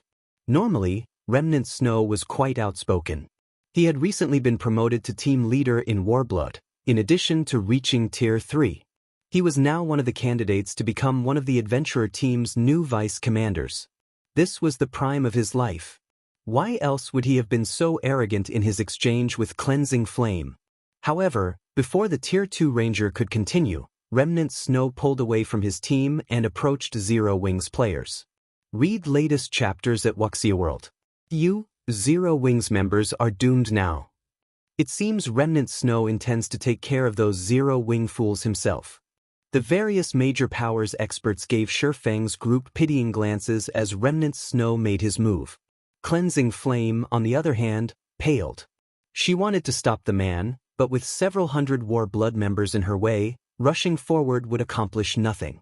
Just as the spectators expected Remnant Snow to attack, the man in question expressed his respect for Shifeng as he reached Zero Wings 4 players. Guild leader Black Flame, you jest. How could I show such disrespect to your request? We'll allow them to leave, Remnant Snow said. He then barked an order for Warblood's members to open a path for Cleansing Flame and her team to leave the Molten Canyon unhindered. Chapter 2407, Hidden Terror. When Remnant Snow commanded his team to give way, both the spectating experts and Heaven's Blades members were stupefied. What was going on? Had Remnant Snow hit his head at some point? Even Warblood's members gaped at Remnant Snow. They even wondered if this were some imposter. Why else would he show respect to Zero Wing's guild leader? Warblood had an irreconcilable feud with Zero Wing, and the two organizations frequently clashed in the Gravity Mountain range. Although Zero Wing's guild leader was a Tier 3 player, Remnant Snow was a Tier 3 Berserker King. He shouldn't have any reason to treat Shifeng respectfully. Not a single player watching the scene could understand why Remnant Snow behaved as he did. Are you deaf? Why aren't you moving? Remnant Snow snarled as his team members stared at him. Seeing his rage, Warblood's members followed their orders and opened a path for Cleansing Flame's team, regardless of how confused they were. When the watching experts saw this, they were utterly flabbergasted. At first, they had wondered if they had misheard Remnant Snow, but after watching Warblood's members move aside and let Cleansing Flame's team pass, they had to accept the odd situation as fact. I'll thank you in their place then, Team Leader Remnant. I still have other matters to deal with, so I'll be heading out, Shifeng said. Remnant Snow's behavior had surprised him, too, but since the man had taken a step back, it'd be in poor taste if Shifeng escalated the situation. Thus, he decided to continue on his way into the Molten Canyon after a polite response. Remnant Snow couldn't help but breathe a deep sigh of relief as he watched Shifeng's group walk off. Others might not realize how powerful Shifeng was, but he had experienced the swordsman's astonishing might for himself. Shifeng had caused a huge scene on Tranquil Mine Island even before he had reached Tier 3. He had then slain Blood Oath, who had been protected by several of his bodyguards and one of the adventurer team's vice commanders, within the Dragon Phoenix Pavilion's residence. And yet, Shifeng had still slain Blood Oath. The swordsman was inhumanly strong. Now that Shifeng had reached Tier 3, he had undoubtedly become even more terrifying. Remnant Snow had no wish to provoke such a monster. Even among Tier 3 players, there were still differences. Reaching Tier 3 did not grant invincibility. Are we really letting them go, leader? The higher-ups have made it clear that we are under no circumstances allowed to let Cleansing Flame's team leave the Molten Canyon, the Tier 2 Ranger whispered to his team leader. Even if Black Flame is Tier 3, there are plenty of us here, and we have a battle array. Do we really have to fear Black Flame? Tier 3 players were powerful, but that did not mean that Tier 2 players had no way to retaliate. Even if they couldn't defeat a Tier 3 expert, they could put up a good fight with their 100-man, large-scale battle array. If Remnant Snow joined the fray, it wouldn't be impossible to defeat Shifeng. Yet, Remnant Snow had ordered them to allow Cleansing Flame's team to leave without a fight. Warblood's upper echelons definitely wouldn't tolerate this insubordination. That is true. I am confident that I could hold my ground against Black Flame with the help of a battle array, but do you truly believe that he's only a Tier 3 player? Remnant Snow said as he rolled his eyes at his vice team leader. Didn't you see the 3 players behind him? Even if they are all Tier 3 players, We can buy enough time for our other Tier 3 experts and Starlink's Tier 3 experts to arrive. Winning that battle isn't necessarily impossible, the Ranger insisted. Although Tier 3 players were still rare at this stage, Warblood and Starlink had a few. Surrendering without a fight would tarnish Warblood's reputation. So what if they make it here? Remnant Snow shot back, chuckling. You're aware that I learned a special skill after I completed my Tier 3 promotion, right?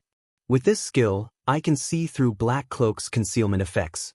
Do you know what those players' levels and equipment standards are? How strong could they possibly be?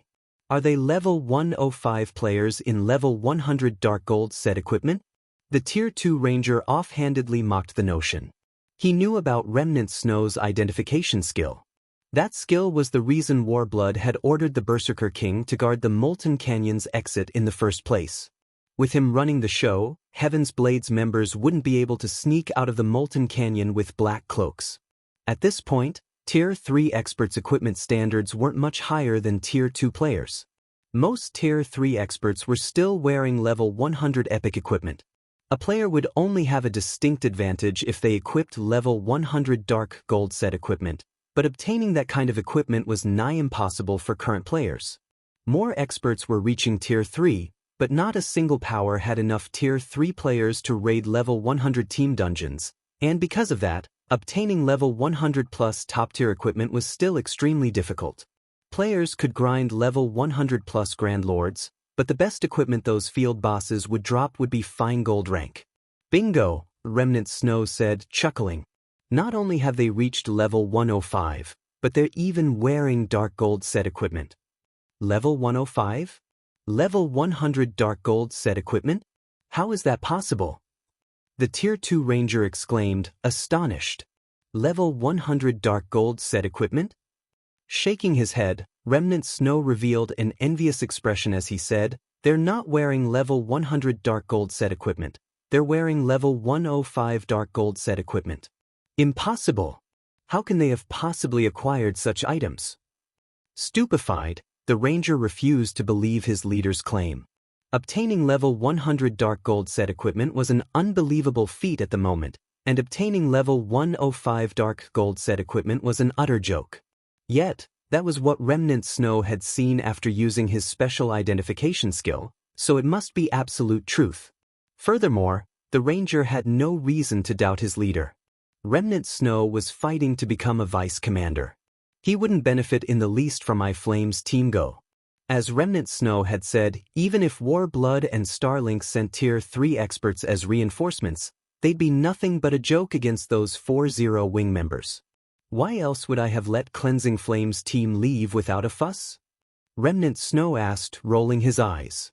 As he stared at Shurfang's departing figure, a trace of fear flashed in his eyes. There was one bit of information he hadn't revealed, the fact that he hadn't gleaned the slightest detail regarding Shurfang.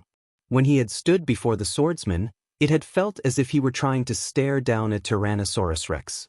Honestly, the Tier 2 Rangers silently celebrated his leader's wisdom.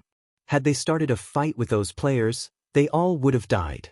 As Shurfang's group passed, delving deeper into the Molten Canyon unhindered, the various experts in the area gaped in shock. Leader, is Zero Wing's Black Flame really that powerful of a player? Remnant Snow actually stepped aside out of respect for him. The level 101 female cleric beside Cleansing Flame asked, confused and stunned. Even the various superpowers feared Tier 3 players, yet Remnant Snow had conceded after a few words from Shurfang. It was utterly unbelievable. I don't know exactly how powerful Guild Leader Black Flame is, but I know that this is an opportunity for us, Cleansing Flame said, excitement flashing in her eyes after seeing Remnant Snow's extraordinarily respectful display before Shurfang. She immediately tried to catch up with the small Zero Wing group. None of Heaven's Blade's members knew what she was up to. Guild Leader Black Flame, I am Cleansing Flame, one of Heaven's Blade's team leaders. Thank you for saving us. If you hadn't come along, we would have died here, Cleansing Flame sincerely thanked Shurfang. It was just a small effort on my part. There's no need to be so polite, Team Leader Flame, Shurfang said. Read latest chapters at Wuxia World. Shurfang hadn't intended to save Cleansing Flame's team. He had just wanted to spoil Warblood's fun. He had hoped that Remnant Snow would attack him, and he could use the chance to wipe out some of Warblood's members. He certainly hadn't expected the Berserker King to concede. It had left him with no choice but to abandon his original plan. Guild Leader Black Flame, may I request your help in saving our trapped commander? If you're willing to save our commander and her team, Heaven's Blade will offer this item as compensation, Cleansing Flame said as she revealed an ancient, withered tree branch. The branch didn't look like anything special, but it radiated a timeless aura. Moreover, it contained a powerful life force. The Tree of Life. When he saw that special tree branch, Feng couldn't help his shock. Chapter 2408, Elven Race's Divine Artifact. You really are amazing, Guild Leader Black Flame. You recognized it at a glance. Cleansing Flame praised the swordsman, a little surprised when Feng identified the tree branch. Heaven's Blade had tried all sorts of methods to appraise the branch but failed to learn anything. In the end, they had only discovered the tree branch's identity after using an ancient appraisal scroll. And yet, Feng had known what the branch was after a quick glance. It was unbelievable. Everyone in God's domain knew about the Tree of Life, the elves' divine artifact, but there was very little information available about the tree itself. The most the average player knew about the Tree of Life was that it produced the Fruit of Life. The Fruit of Life was a sacred item that could resurrect NPCs, as well as a treasure that could drastically improve a living creature's potentials. Even kings and emperors coveted the Fruit of Life. It's no wonder why Warblood is out to get you and willing to go as far as to seal off the Molten Canyon. Feng realized what the previous encounter had been about when he saw the tree branch in Cleansing Flame's hand. That's right. Warblood found out about the tree branch and is doing everything it can to target us in the ancient ruin. Unfortunately, our commander is still trapped in the ruin, and we aren't strong enough to save her, Cleansing Flame said, clenching her teeth. However, that branch isn't one of the Tree of Life's main branches, just a side branch, Feng calmly deduced. Moreover, I'm guessing that you have more than 2 or 3 side branches on your hands. I suspect you also have a main branch. How did you know? Cleansing Flame was flabbergasted. Only a handful of people in Heaven's Blade knew how many branches the adventurer team had and what kind they were. Although the Tree of Life's branches are precious, they're not valuable enough to push Warblood to such drastic measures. Besides, your willingness to offer a side branch as payment tells me that you have many more, Feng explained. At this point, no player in God's domain knew more about the Tree of Life than Feng. The Tree of Life's side branches were valuable treasures, each worth multiple pieces of level 100+ epic equipment. These side branches could be cultivated to grow into a Tree of Life, and as long as they did, it would produce Water of Life. The tree wouldn't produce much Water of Life, and it would take a long time, but the liquid was immensely valuable. It was, after all, one of the few items in God's domain that could resurrect an NPC. It was even effective on Tier 5 NPCs. However, cultivating a Tree of Life from a side branch wasn't easy, not to mention producing Water of Life. One would need to sacrifice astronomical resources to accomplish the feat. Even if Warblood wanted the side branch, it wouldn't be desperate enough to seal off the Molten Canyon to get it. The only explanation was that Heaven's Blade had acquired one of the Tree of Life's main branches. The main branches were extraordinary and even more valuable than ordinary legendary items. As long as one cultivated a Tree of Life from a main branch, the tree would be capable of producing Fruit of Life. Fruits of Life were just as valuable as fragmented legendary items. Thus, it was easy to imagine how valuable a Tree of Life, which could produce an endless supply of the fruit, would be. Even super guilds would sacrifice everything to get their hands on a main branch. Hearing Feng's explanation, realization dawned on Cleansing Flame. Feng's deduction was correct. Warblood had discovered that Heaven's Blade had a main branch from the Tree of Life, which was why it so furiously targeted Heaven's Blade. With no other choice, her commander, Zwei, had sent her with the side branch to find outside help. These branches weren't ordinary items, and they were guaranteed to drop on death. Her commander wouldn't have been in such a precarious position otherwise. If you're hoping that Zero Wing will save your commander just for a side branch, I'm afraid that I have to refuse. I'm sure you're aware of how crazy and powerful Warblood is, not to mention its partnership with Starlink. I doubt any superpower would be willing to offend Warblood. Even if you offered me 2 or 3 side branches, I'd have to refuse, Shifeng told Cleansing Flame with a serious look. However, it's not impossible to afford Zero Wing's help. We want one of the main branches. That's the bottom line to purchase Zero Wing's help in rescuing your commander. He did not particularly care about the Tree of Life's side branches. He could easily find replacements for the Water of Life. The main branch, however, was a different story. Not only could the main branch provide fruits of life, but it could also yield nuclei of life.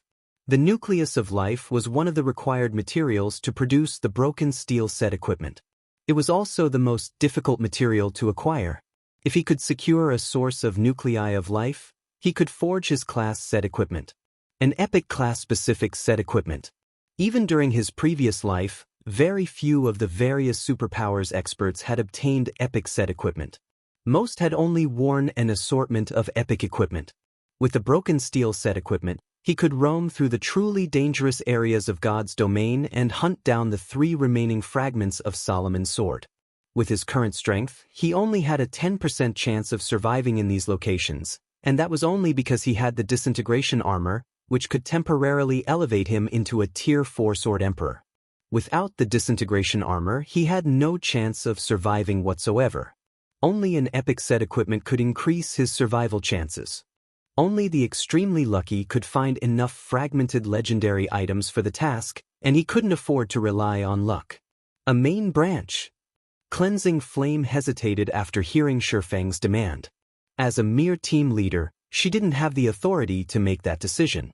Heaven's Blade had only secured 1 main branch, and if they gave it to Zero Wing, the adventurer team would suffer a huge loss. Furthermore, protecting the main branch in their possession was the very reason that her commander was struggling so desperately. She would have already offered the side branches to appease Warblood otherwise. Read latest chapters at Wuxia World. However, Cleansing Flame couldn't deny what Shifeng had said. Not only was Warblood Dragonheart Island's #1 adventurer team, but it also had Starlink's support. No superpower on the island would be willing to offend Warblood for a mere side branch from the Tree of Life. Guild leader Black Flame, I'm afraid I can't agree to that. I need to discuss the matter with my commander, Cleansing Flame said after giving the matter some thought. Rather than rejecting Shifeng's demand outright, she felt it was wisest to speak with her commander first. I understand, Shifeng said, not particularly surprised by Cleansing Flame's response. Cleansing Flame was only a team leader. How could someone of that rank possibly have the authority to make such an important decision? With Shifeng's agreement, Cleansing Flame logged out of God's domain to contact her commander offline. The offline messenger was the only way to communicate within Heaven's Blade now that Warblood had sealed off the Molten Canyon. Chapter 2409, Thunder Eagle Reappears Molten Ruin, Inner Corridor. A team with fewer than 50 members fended off 2 level 106 Grand Lord ranked Guardian Knights while desperately trying to retreat toward the Molten Ruin's inner corridor. Although the team had so few members, as many as 8 of them were Tier 3 experts, including the female Guardian Knight that stood 1.9 meters tall and single-handedly held her ground against the 2 Grand Lords. She wore black and white runic armor, carried a shield engraved with dark runes in one hand, and wielded a 2-handed sword in the other. This female Guardian Knight's outstanding performance was the only reason that the other Tier 3 players on the team could focus on stopping the dozen or so Great Lord-ranked mechanical puppets, allowing the rest of the team to pull back safely. The Guardian Knight was none other than Zwei, Heaven's Blade's famous commander and the very soul of the adventurer team. Suddenly, a level 101, Tier 3 assassin appeared beside Zwei, reporting, "Commander, I've just received an offline message from Cleansing Flame. She says that she ran into Zero Wing's guild leader, Black Flame. After negotiations, Black Flame stated that his price for rescuing us is one of the Tree of Life's main branches." The team members fell silent when they heard the assassin's statement. What a big appetite! A level 102, Tier 3 berserker snarled. We're fighting so desperately to survive in the main corridor to protect the main branch, yet Zero Wing wants it in exchange for saving us? If we just give it to Zero Wing, we'll have wasted all of our efforts. That's right. We might as well offer it to Warblood or some other superpower. At least they'll have a better chance of saving us, a Tier 3 elementalist said, nodding in agreement. The rest of the team expressed their disapproval as well. They had gone to great lengths to protect the main branch. There was no way they'd hand it over to Zero Wing. If they had to give it away in exchange for their safety, they'd be better off making a trade with a true superpower. They'd be far more confident of a superpower saving them than Zero Wing. Shadow, what do you think of this? Zwei asked the Tier 3 assassin next to her. When she spoke, Zwei's voice sounded sacred, and the entire team quieted down. Everyone perked up and waited to hear their vice commander's opinion on the matter. I'm afraid that keeping the Tree of Life's main branch will be too much of a challenge for us, Commander, and the side branches aren't nearly attractive enough to the various superpowers. No one will offend Warblood for a few side branches, Divine Shadow, the Tier 3 assassin, said. However, I think we'll have more options if we use the main branch as a bargaining chip. What do you suggest we do? Zwei asked calmly. We definitely cannot allow Warblood to benefit from our work. Zero Wing's help is negligible as well, and we can't rely on most superpowers. I've just received an offline message from 13 Thrones. I don't know how they found out, but they know we have the Tree of Life's main branch. They're willing to help us.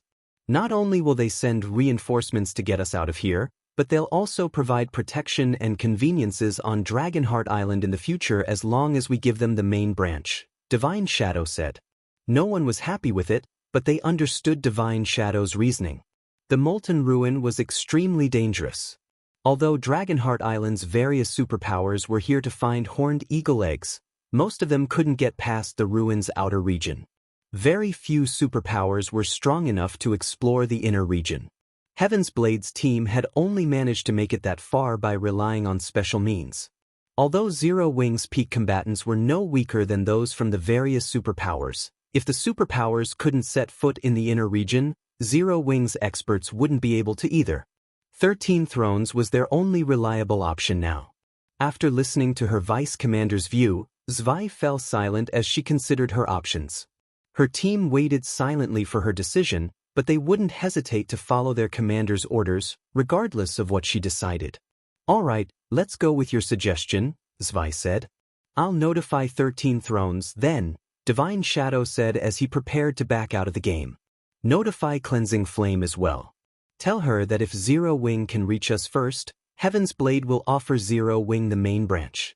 Tell 13 Thrones the same thing, Zwei said after giving the matter some thought. Understood. Divine Shadow nodded before disappearing from the corridor.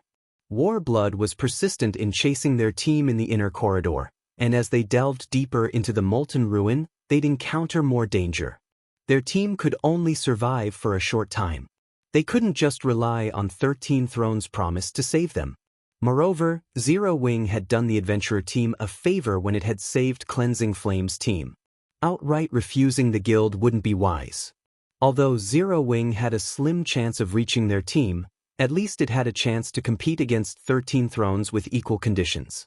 Once Divine Shadow had logged out, he notified Cleansing Flame and 13 Thrones representative of Zwei's decision.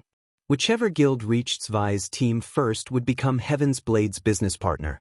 Meanwhile, Shifeng and his entourage rested in a dense forest within the Molten Canyon while they waited for Cleansing Flame to log back into God's domain.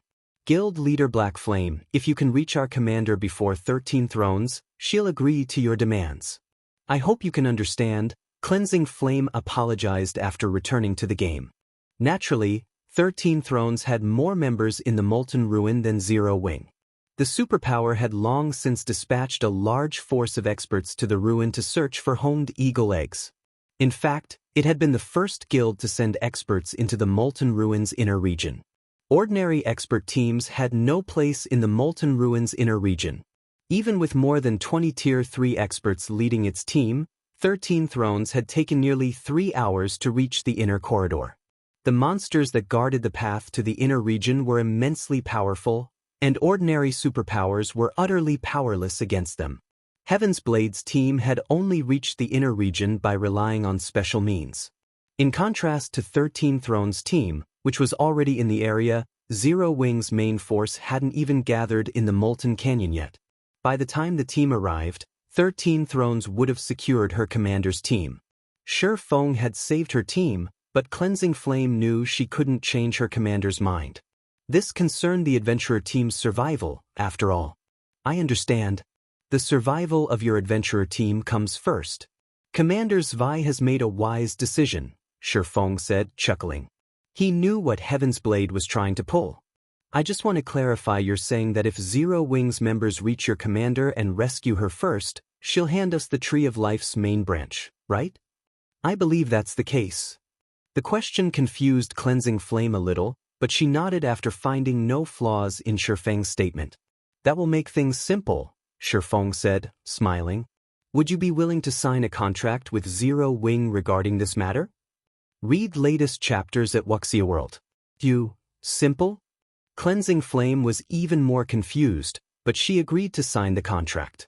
Her commander had already agreed to the conditions, and there was no harm in her representing her commander and adventurer team on the contract. Cleansing Flame and Shi Feng signed a contract while one of her subordinates reported back to Heaven's Blade's commander. Since that's taken care of, let's go, Shi Feng said, satisfied with the contract. Go? Go where? To save your commander, of course, Shi Feng said, smiling. He then took out the Thunder Eagle's summoning flute and summoned the flying mount. A gigantic eagle with a wingspan of over 20 meters appeared above the forest with a deafening screech that echoed throughout the Molten Canyon. Chapter 24:10, Rescue Team? The surrounding players immediately noticed the Thunder Eagle's appearance. A flying mount. What a powerful flying mount. Based on its aura, it's as strong as a level 100 Great Lord. Too cool. When will I get to ride a flying mount like that? The various major powers fell into a heated discussion when they noticed the Thunder Eagle, visibly envious. If not for the fact that summoning flutes occupied a bag space and had an abysmally low chance of dropping, they would have charged forth to try to steal the flying mount. So, this is the rumored Thunder Eagle? Cleansing Flame stared at the massive bird of prey as it descended. Although the various superpowers, Heaven's Blade included, were searching for homed eagle eggs in the Molten Ruin, none of them had a clear idea of what a flying mount was. They had only ever seen the creature on a video. Seeing the Thunder Eagle in person, Cleansing Flame thought it was even more majestic than a private plane. Hop on. There are too many monsters on the way. We'll get there faster by air. Shi Feng invited Cleansing Flame on the Thunder Eagle's back after jumping on himself. Although the Molten Canyon was a dangerous area, players could fly if they had the means.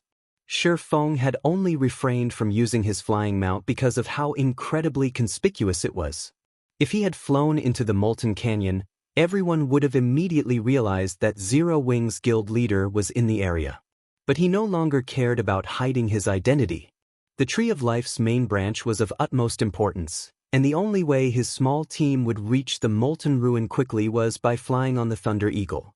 Moreover, since Warblood had sealed off the Molten Canyon, players within the canyon couldn't use their in-game communication system, which made it easier for Shi Feng to hide his tracks. With Shi Feng's invite, Cleansing Flame and the few surviving members of her team climbed aboard the magnificent Thunder Eagle. Once everyone was on its back, the Thunder Eagle flapped its wings and swiftly ascended several hundred meters into the air. It then flew straight toward the Molten Ruin.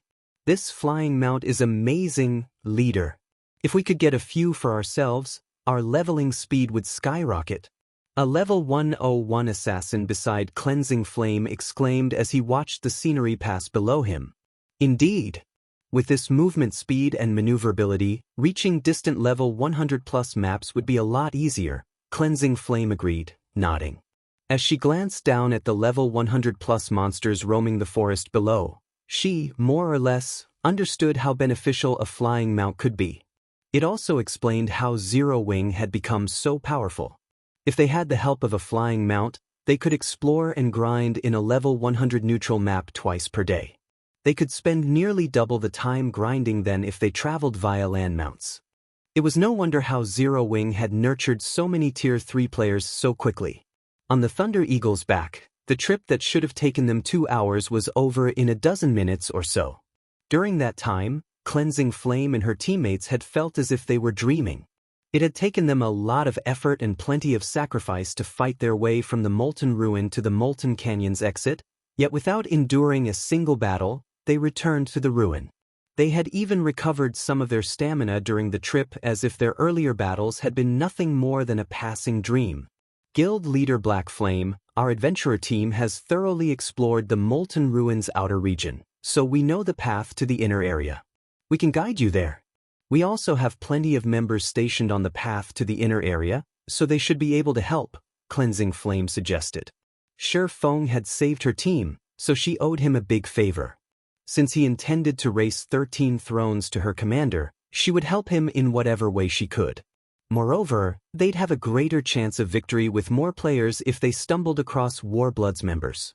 I'll have to trouble you then, Shi Feng said. I'll contact them now. They should be assembled by the time we reach the cavern that leads to the inner region, Cleansing Flame replied. She then instructed one of her team members to log off and notify Heaven's Blade's other members within the Molten Ruin's outer region. Cleansing Flame then directed Shi Feng and his entourage to the entrance of the Molten Ruin's inner region. In the Molten Ruin, even full teams of level 100+ experts in level 100 mysterious iron equipment risked a team wipe. The outer area was crawling with level 100 Great Lord ranked blue-eyed spiders. A team would occasionally come across level 100 Grand Lord ranked demonic flame spiders as well. These monsters were a major challenge for Tier 2 players. The blue-eyed spiders weren't a big issue, but only death awaited them if they ran into the demonic flame spiders. Fortunately, Cleansing Flame's team had long since familiarized themselves with the outer region, and they guided Shi Feng's team around the Grand Lords. At most, the group dealt with a few blue-eyed spiders on the way. Shi Feng's group hadn't even needed to lift a finger throughout the journey. Cleansing Flame and her team members used traps to slow the blue-eyed spiders down, which allowed the group to escape the monster's pursuit. After just half an hour, Shi Feng and the others arrived in a town-sized cavern. Azure crystals decorated the cavern's ceiling, radiating a blinding light that illuminated the cavern. A steel tunnel that was more than a dozen meters across led out of one corner of the cavern. A frightening aura seeped from the tunnel, and Shi Feng and his companions could even sense it from several hundred yards away. The aura was extraordinary. A Tier 1 player wouldn't even be able to approach the tunnel, and Tier 2 players would feel extremely uncomfortable as they got near, with the aura partially restricting their movements. However, quite a few players had gathered at the mouth of the tunnel. Shi Feng counted more than 10,000 players with a rough glance, all of which were from the various superpowers expert teams. These players were high-leveled and well-equipped. Quite a few of them were even peak experts, wearing multiple pieces of epic equipment. Shi Feng also spotted several dozen Tier 3 experts. Among the players, Shi Feng noticed a team wearing capes with Heaven's Blade's emblem. The team wasn't particularly large, with only a little over 100 members, but their equipment standards were very high.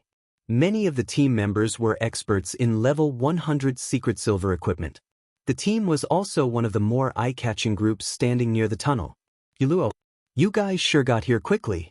We've rushed here as fast as we could, yet you still beat us, Cleansing Flame said to the Tier 3 female cleric leading Heaven's Blade's team in greeting. The female cleric was delicate and pretty. Although she had a small frame and looked harmless, none of Heaven's Blade's experts dared to look down on her. Rather, traces of fear and reverence flashed in their eyes when they looked at her. You're finally here. If you'd taken any longer, I would have challenged the path already, the female cleric named Yuluo said cheerfully when she saw Cleansing Flame. Read latest chapters at Wuxia World. You, Guild Leader Black Flame, let me introduce you. This is Yuluo, Heaven's Blade's chief cleric. She is one of the top 5 clerics on Dragonheart Island, Cleansing Flame introduced. Yuluo, this is Guild Leader Black Flame. Guild Leader Black Flame is amazing. He even convinced Remnant Snow to spare us with just a few words. Greetings, Guild Leader Black Flame, Yuluo said. After hearing Cleansing Flame's introduction, she gave Shi Feng a careful, evaluating look. A moment passed, and she got straight to the point, asking, "May I know when your team will arrive?" Our commander's situation isn't looking good. I'm not sure how much longer they can evade Warblood's pursuit. I'd like to move out as soon as possible. In consideration for the team in the Molten Ruins outer region, Zwei had instructed Yuluo to remain in that area. As a result, Yuluo hadn't been able to help her comrades when Warblood's experts had attacked. If the inner corridor hadn't been so dangerous, even for the various superpowers' main forces, she would have long since rushed to her commander's aid. Commander's aid. My team's here already. We can get moving when you're ready. Chapter 2411 Commotion at the Molten Ruin. Shifeng's statement stunned Heaven's Blade's members. Even Cleansing Flame and her team, who had led Shifeng to the cavern, stared at him in shock, not to mention Yuluo and her people.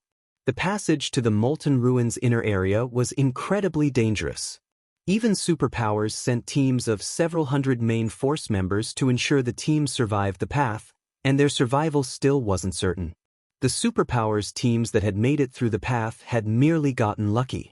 Cleansing Flame had assumed Shifeng must have notified Zero Wings members within the Molten Ruin to join them. She had never thought that he intended to enter the ruin's inner region with just his 3 companions. It was utterly insane. Do you know how dangerous this passage is, Guild Leader Black Flame? Yuluo asked after taking a moment to calm down. Seeing his serious expression, she continued, even the superpowers teams, which have 400 main force members, have less than a 50% chance of surviving the trip through the passage. If you really intend to go in there with just 4 people, I'm afraid that I cannot accompany you. If Shifeng hadn't done Heaven's Blade a favor by saving Cleansing Flame, Yuluo would have likely erupted at him. Because of Warblood, her team was already in a tight spot. She had only agreed to take the risk of returning to the passage because she had heard that Zero Wings guild leader was willing to save her commander. Due to that decision, her team had suffered several dozen casualties. And now, Shifeng insisted that he only intended to rescue her commander with 4 players as if the Molten Ruin were his own backyard. It's a pity that team leader Yuluo isn't willing to come with us. Kola, get ready. We're heading in, Shifeng said, unfazed by Yuluo's response. Understood. Kola was excited to head out, and without hesitation, he approached the tunnel's entrance. Helplessly, Turtledove and Shadow Sword followed after him. Heaven's Blade's members were again dumbfounded as they watched Zero Wings members. They hadn't actually thought Shifeng was serious about going in with just 4 players. Yuluo, you went too far. Guild Leader Black Flame is only entering the inner area to save our commander, Cleansing Flame hissed. Moreover, he's only recently arrived in the Molten Ruin. He doesn't know much about the ruin yet. This disagreement didn't bode well for either side. Yuluo wanted to rescue her commander as quickly as possible, and that would be easier with more allies, especially if those allies were Tier 3 experts like Shifeng and his comrades. However, since Yuluo had taken her stance, Shifeng's group wouldn't want to work with her team. I understand what you're trying to say, but you know that reaching the inner area is impossible with 4 players. It'd be better for us to look for other options, rather than waste our time trying, Yuluo growled back as she watched Shifeng's departing figure. Sneering, she continued, I know a little about Black Flame too. He has relied on his advantage as a Tier 3 player to suppress the various superpowers, but times have changed. Not a single superpower doesn't have a Tier 3 player now, yet most of them still can't get through that tunnel. Since Black Flame is so insistent, we should let him find out how dangerous that tunnel is. Once he hits a wall, he'll realize that he has to cooperate. If we don't, and he still insists on taking the lead, we'd be lucky if Zero Wings members aren't just extra baggage. Yuluo acknowledged that Shifeng was a powerful individual, but they were talking about venturing deeper into the Molten Ruin, which was even more dangerous than level 100 neutral maps. If Shifeng had shown up with a large number of Zero Wings main force members, there wouldn't have been an issue, but he had only arrived with 3 companions, and Yuluo refused to let him take charge. When her commander's team had entered the inner region, Warblood hadn't sealed off the Molten Canyon yet, and she had received plenty of information about what to expect in that area. She wouldn't allow Shifeng to lead her team blindly. Alright, stay here then. I'll lead the way for them, Cleansing Flame said, sighing. Although Yuluo had a point, she was responsible for asking Shifeng to save their commander. She couldn't abandon Zero Wing. She walked away from her fellow team leader and followed Shifeng's group to the tunnel. Cleansing Flame is too soft. How are those 4 from Zero Wing going to listen to us if we don't let them suffer a little? Yu Luo shook her head in exasperation as she watched Cleansing Flame walk off. She then turned to her 2 vice team leaders and said, "Speak with the superpowers in the area. Tell them that Heaven's Blade will offer information about the passage, and we're willing to work with them to get to the inner corridor." Yu Luo had no hopes for Zero Wing's 4 players. As far as she was concerned, their only hope for reaching their commander was to cooperate with the other superpowers in the cavern. She'd let Shifeng know how laughable his 4-man rescue attempt was. Having received their orders, Yu Luo's 2 vice team leaders got to work and began to speak with other superpowers. Meanwhile, a team of several hundred players emerged from the tunnel, and they were all in miserable shape. What? Even the Flamehammer Adventurer team failed. The players waiting outside of the passage began to despair when they saw the players return to the cavern. Flamehammer was the 3rd-ranked adventurer team on Dragonheart Island, and it had sent 14 of its Tier 3 players to fight through the passage, yet even their powerful team had failed to reach the inner corridor. The team had gone in with 500 members, but only returned with 300. In addition, only 8 of the Tier 3 experts had survived the expedition. The loss was devastating for Flamehammer. "Look at them and realize how immature you're being," Yu Luo thought, chuckling as she glanced back at Shifeng. However, Shifeng reacted as if he didn't see Flamehammer's team and continued toward the tunnel without any hesitation. As he and his 3 comrades approached the tunnel with Cleansing Flame in tow, a commotion broke out in the cavern. They're entering the passage with just 5 players? Are they insane? Who are they? Didn't they see that even Flamehammer's team failed to make it through? Isn't that female guardian Knight Heaven's Blade's Cleansing Flame? I heard that Warblood is going all out to hunt down Heaven's Blade's commander in the inner corridor. They must be going in to save her. But with just 5 people? Are they suicidal? I bet they won't even get past the first guardian. I guess Heaven's Blade is really doomed. The various superpowers experts discussed Shifeng and his small party, mocking Heaven's Blade. Overhearing it, Yu Luo's complexion turned ashen. While everyone badmouthed her adventurer team, a giant statue, which had stood 100 yards in the tunnel, began to move. Primordial Guard, Elemental Creature, Archaic Species, Grand Lord, Level 105 HP 2, 400, 000/2, 400, 000/000. When the various superpowers experts noticed the Primordial Guard, they were overcome with dread. A level 105 Grand Lord was already a very powerful foe. Even a Tier 3 metric tons would struggle to tank a level 105 Grand Lord, and to make matters worse, the Primordial Guard was an archaic species. It had such overpowered strength that it could easily send a Tier 3 metric tons flying with an ordinary punch. Moreover, players couldn't use Berserk skills while inside the tunnel. Even if they activated their life-saving skills, Tier 3 MTs would barely be able to tank the Grand Lord. Many teams had ventured into the tunnel, and every one of them had made plenty of sacrifices to hold the Primordial Guard, allowing the rest of the team to pass. Fortunately, the Primordial Guard only prevented players from entering the tunnel. It didn't prevent players from leaving. Otherwise, teams that retreated from the passage halfway through would have been in for another beating. I wonder if the 5 of them can last more than 20 seconds? 20? Are you kidding me?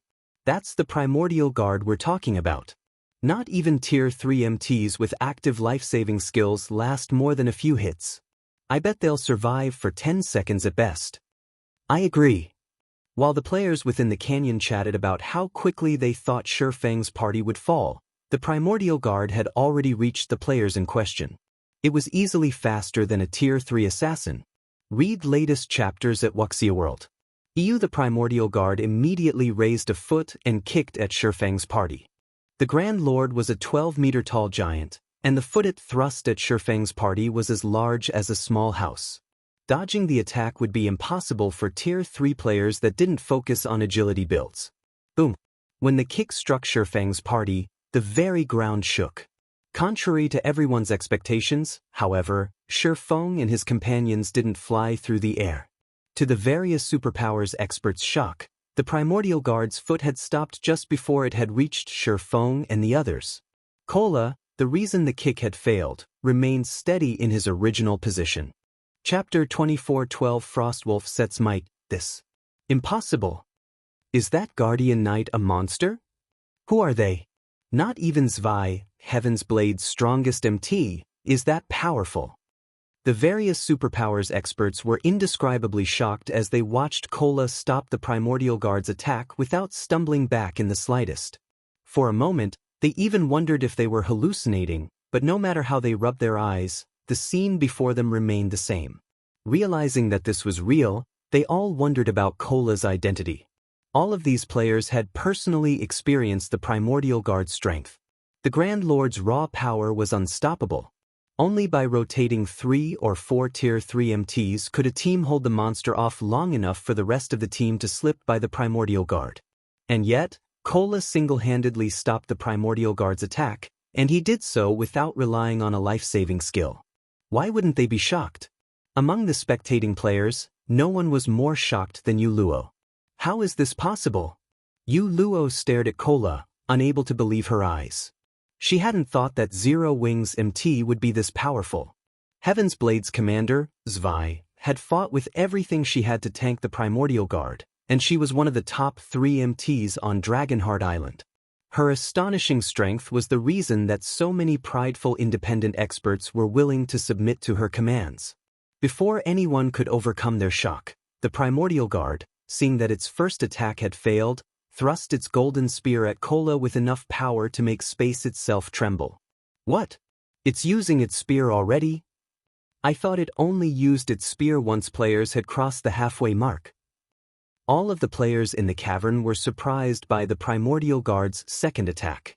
They couldn't help the fear they felt when they saw the golden weapon. That golden spear had claimed many Tier 3 MTs' lives thus far, giving those players no chance to retaliate. That spear was also the reason that so many superpowers teams had failed to pass the tunnel's first checkpoint. Those that had only done so after suffering tremendous casualties. Come! In contrast, Kola was excited to see the weapon. He immediately raised his Titan Guard to greet the spear in battle. Boom! When the golden spear and Titan Guard collided, the resulting impact stirred an intense storm that spanned over several hundred yards. Kola stumbled back a step as a damage exceeding -30,000 appeared above his head. To Tier 3 MTs, who possessed nearly 1 million HP, -30,000 was practically negligible, especially for Kola, who had 1,540,000 HP thanks to his Frostwolf set and Titan Guard. Seeing Kola block the Primordial Guard's spear, a deathly silence descended on the crowd watching from the tunnel's entrance. Is that Guardian Knight even human? Could he be a Tier 3 NPC? Kola had nullified the Primordial Guard's full-powered attack so easily, and he had only lost a little over 30,000 HP in the process. His performance shattered everyone's understanding of Tier 3 MTs. Even the best Tier 3 MTs from the various superpowers could only tank level 100 Grand Lords. Tanking a level 105 Grand Lord would be a major challenge. Every 5 levels in God's domain was a minor turning point, after all, even for monsters. Yet, Kola had successfully stopped a level 105 Grand Lord ranked archaic species full-powered attack without using a single skill. He was definitely stronger than the best Tier 3 MTs the various superpowers currently possessed. Meanwhile, Yu Luo was utterly flabbergasted. The biggest challenge in reaching the inner area was the Primordial Guard's golden spear, but Kola had blocked it and only taken negligible damage. Compared to Yu Luo, however, Cleansing Flame, who acted as Feng's guide, was shocked senseless.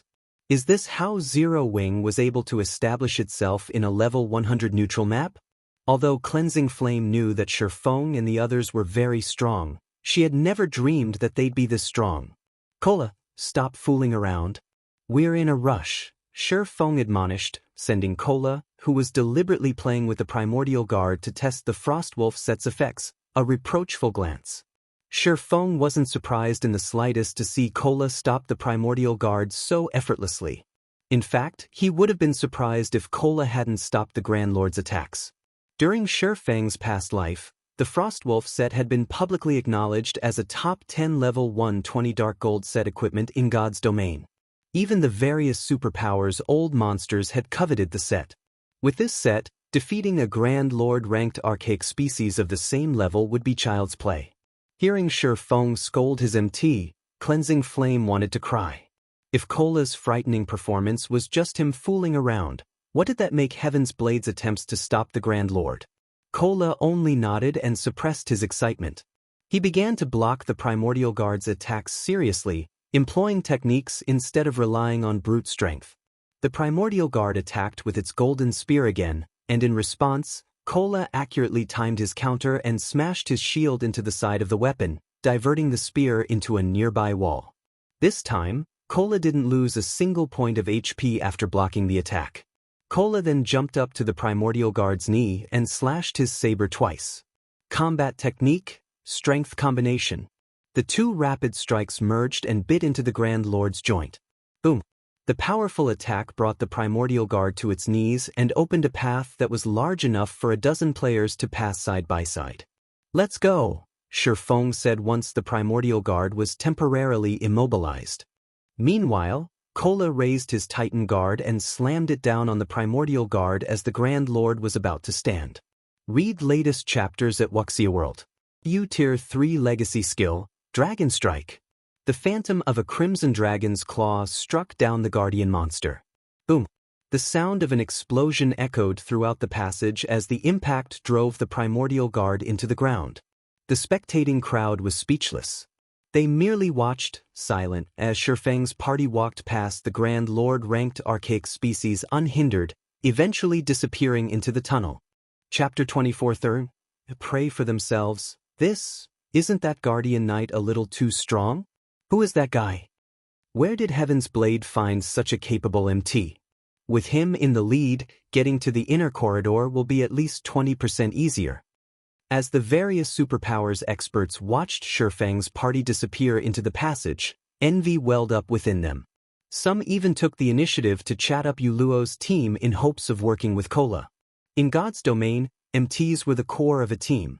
With a powerful enough MT, a team would have a much higher chance of successfully raiding dungeons and exploring ruins. As long as a team could tank a monster, it could kill it.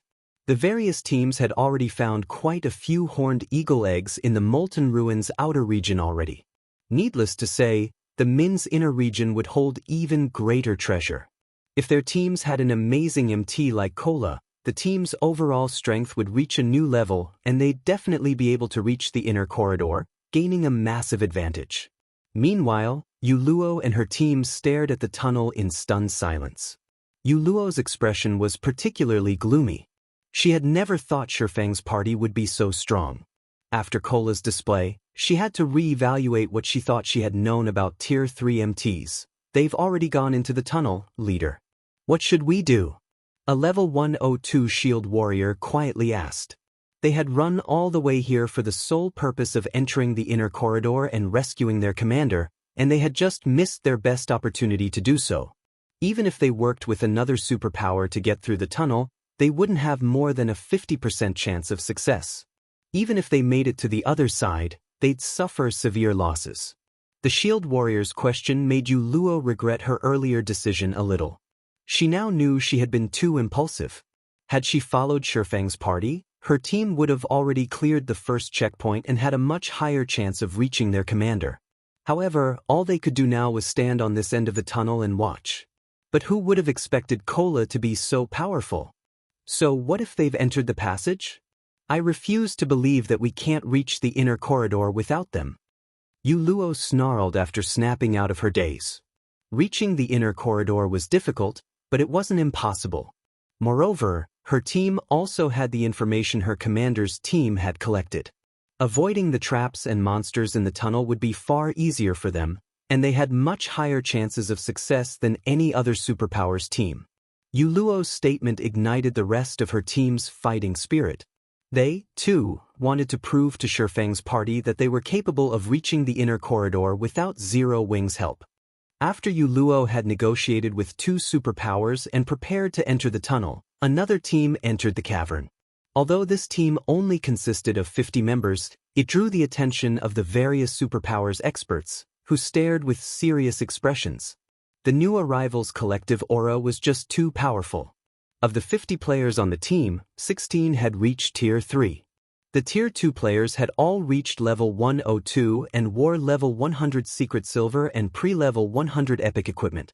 The team members' equipment standards were off the charts. Demon Palace.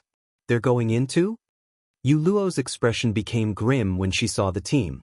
By now, every player on Dragonheart Island knew about Demon Palace. Aside from super guilds, Demon Palace feared no one.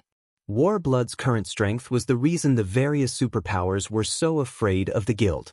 Warblood only used to be Dragonheart Island's third-ranked adventurer team, but after allying with Demon Palace, it had become the island's uncontested top adventurer team. Warblood's rise had been due to the demonic Hell World's special legacy. At Tier 2, the special legacy provided incredible power, but after reaching Tier 3, experts with the legacy gained even more strength, becoming far more powerful than ordinary Tier 3 classes. After witnessing this, none of the superpowers wanted to provoke Demon Palace. Since Warblood had learned about the Tree of Life's main branch in Heaven's Blade's possession, it was likely that Demon Palace knew of it. While Yuluo was lost in thought, Demon Palace's team approached her. A robust, middle-aged man, who was 2.3 meters tall, stepped forward, smirking at Yuluo. "You're Heaven's Blade's Yuluo, right? I've heard that you're one of the top 5 healers on Dragonheart Island. That's certainly an impressive feat. Might I ask you to relay a message to your commander?" Evil Qilin, the middle-aged man, said, chuckling. "What do you want me to tell her?" Yuluo asked. She had a bad feeling about this. Let her know that it's not too late to surrender. But if she continues to refuse until we reach her, it will be too late, Evil Qilin said before turning and leading his team toward the tunnel. He didn't even bother to wait for a reply. As Evil Qilin's team walked away, Heaven's Blade's members fell silent. His tone had been amicable, but they had all sensed the killing intent in his words. "Leader, what should we do now that Demon Palace's members have gone in?" Zero Wings members and team leader Flame aren't far ahead of them, the level 102 shield warrior asked from beside Yuluo. Evidently, the Demon Palace wanted to join the fray, and Evil Qilin's team wouldn't spare a single Heaven's Blade member they encountered in the inner corridor. The man's request had merely been a warning of their imminent deaths. The Demon Palace had sent 16 Tier 3 experts into the ruins' inner region, and 34 of the 50 team members were Refinement Realm or greater experts. Moreover, every member of the team possessed the demonic Hell World's special legacy. If Demon Palace's team ran into Feng and Cleansing Flame's party, they'd be slaughtered. "We can't contact Cleansing Flame to warn her. Zero Wings members can only pray for their guild leader," Yuluo said helplessly. "Log out immediately and notify the commander of the situation. As for the rest of you, get ready. We're entering the passage." With Yuluo's command, Heaven's Blade's members joined up with the two superpower teams they had partnered with and entered the tunnel. Meanwhile, Demon Palace's team effortlessly pushed through the monsters that had given the various superpowers experts headaches, arriving at the final gate leading to the inner corridor in less than 20 minutes. A magic array sealed the final gate, and players would only obtain the key to remove it by defeating the Guardian boss. Read latest chapters at Wuxia World. It looks like someone's just killed the boss, Commander," a Tier 3 ranger reported as he gestured to the steel gate enveloped in fog. The Grand Lord-ranked Guardian boss lay before the gate, and a single player was busy looting the boss while 4 others rested nearby. "That saves us a lot of trouble. You two, get rid of them and get me that key," Evil Qilin ordered as he glanced at the 2 Tier 3 assassins behind him. "Understood." The assassins licked their lips in anticipation and entered stealth. Chapter 24:14, Tough Opponent. As the 2 Tier 3 assassins vanished, the other Demon Palace members sat on the ground and rested while watching Feng's party in the distance. These players really have some bad luck. They must have gone to great lengths to defeat the Guardian boss, yet they have to deal with Gull and Rainbow right after their raid. "We should have just charged over and gotten rid of them." Gull and Rainbow have just reached Tier 3 and unlocked more of their legacy's potential. My guess is that the commander wants to give them a chance to get used to their new bodies.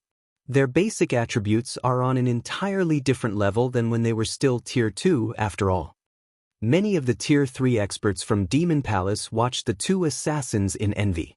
Their strength had substantially increased after reaching Tier 3, and getting used to it was proving difficult. Although they often sparred with each other, a sparring match couldn't compare to true battle. However, they also knew that evil Qilin wanted to prioritize Wind Gull and White Rainbow's growth. Both assassins had incredible potential for growth.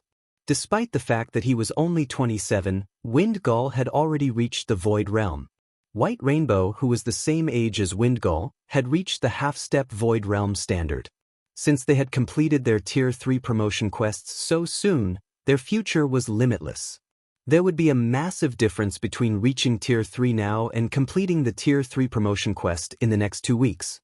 Players would encounter completely different opportunities. This was precisely why evil Qilin prioritized the two assassins. Someday, they might become domain realm experts and true pillars of the guild. Meanwhile, Wind Gull and White Rainbow used a footwork technique that allowed them to get within 30 yards of Feng and his 4 companions without the slightest sound. Rainbow, you take care of that Tier 2 female guardian knight. I'll distract the other 2 MTs. Once you get rid of the female guardian knight, we'll take our time and play with the others. But you'd better not kill the Tier 3 berserker beside the woman, Wind Gull whispered as he watched Cleansing Flame rest. He didn't care about a Tier 2 player like Cleansing Flame, but to ensure that their training went smoothly, they'd get rid of the miscellaneous target first. Relax. How could I waste an opportunity like this? Hopefully, they're not so weak that they die too quickly, White Rainbow whispered back, excitement flashing in his eyes. Opportunities to fight Tier 3 experts were extremely rare right now. Although they could spar in the battle arenas around God's domain, it was impossible to push themselves without the threat of the system's death penalty. Moreover, every player had their own combat style, and they could only rapidly improve by fighting different opponents. Let's begin, Wind Gull declared. He started to sneak toward the 2 resting Tier 3 MTs and waited for White Rainbow to make his move. White Rainbow adjusted his footwork and dashed toward Cleansing Flame like a cooling breeze. He had integrated with his environment. Not even Tier 3 players with sharp perception would detect him, let alone a Tier 2 player like Cleansing Flame. 25 yards, 20 yards, 15 yards. As White Rainbow inched closer to Cleansing Flame, he took more care with his movements. When only 10 yards remained between him and his target, the assassin unsheathed his daggers. Just as White Rainbow was about to attack, Shadow Sword, who had been relaxing with his eyes shut, opened them. Without warning, he swung his great sword, sending an energy blade toward Cleansing Flame. It startled the exhausted Guardian Knight. Shadow Sword's energy blade was so sharp that it sliced through the air cleanly, and his execution was so fast that Cleansing Flame had no time to react. Just as she thought she was about to die, however, she heard a metallic clang beside her. The attack had revealed a hidden figure behind her, and when she saw him, she broke out in a cold sweat. Cleansing Flame had never thought that she'd fail to notice someone creeping up to her. Fortunately, Cleansing Flame was a peak expert. Reacting quickly, she leaped forward, creating some distance between her and the nefarious stranger. If an assassin was able to get so close to her undetected, she knew he'd be extraordinarily powerful, and she didn't bother with an offensive or defensive maneuver. Furthermore, the assassin was a Tier 3 player, and she knew she would be no match for him. You discovered me? It seems you're not such a weakling after all, White Rainbow said, unfazed by the fact that Cleansing Flame had escaped his grasp. He ignored Cleansing Flame and focused his attention on Shadow Sword with an ecstatic expression as he said, "It seems I can take this seriously now." Although his footwork wasn't as masterful as Wind Gull's, detecting him from farther than 7 or 8 yards should be very difficult for ordinary Tier 3 experts. Shadow Sword, however, had noticed him from a little over 10 yards, which proved that the man's combat standards were considerably high. At the very least, Shadow Sword had better perception than an ordinary Tier 3 player. Meanwhile, Wind Gull, who had watched this play out from a short distance away, became just as excited. Rainbow sure is lucky. I knew I should have started the attack instead, Wind Gull thought, regretting his strategy as he watched Shadow Sword. As he finished that thought, however, another energy blade flew toward him, forcing him to evade and expose himself. Wind Gull spun toward the attack's origin, astonished when he saw who had launched the energy blade. The attack had come from the 5-man party's Tier 3 male Guardian Knight, and based on his accuracy, this Guardian Knight had long since noticed him. Moreover, the Tier 3 female shield warrior had clearly sensed him as well. Who are these people? Wind Gull stared at Kola and his comrades, surprised. Wind Gull was already amazed that Shadow Sword had discovered White Rainbow, but he found it unbelievable that the party's 2 Tier 3 MTs had discovered him while stealthed as well. When he was in stealth, only his commander and vice commander could sense his presence from 10 yards away, yet these 2 MTs could do the same. For a moment, Wind Gull even wondered if he had really activated stealth.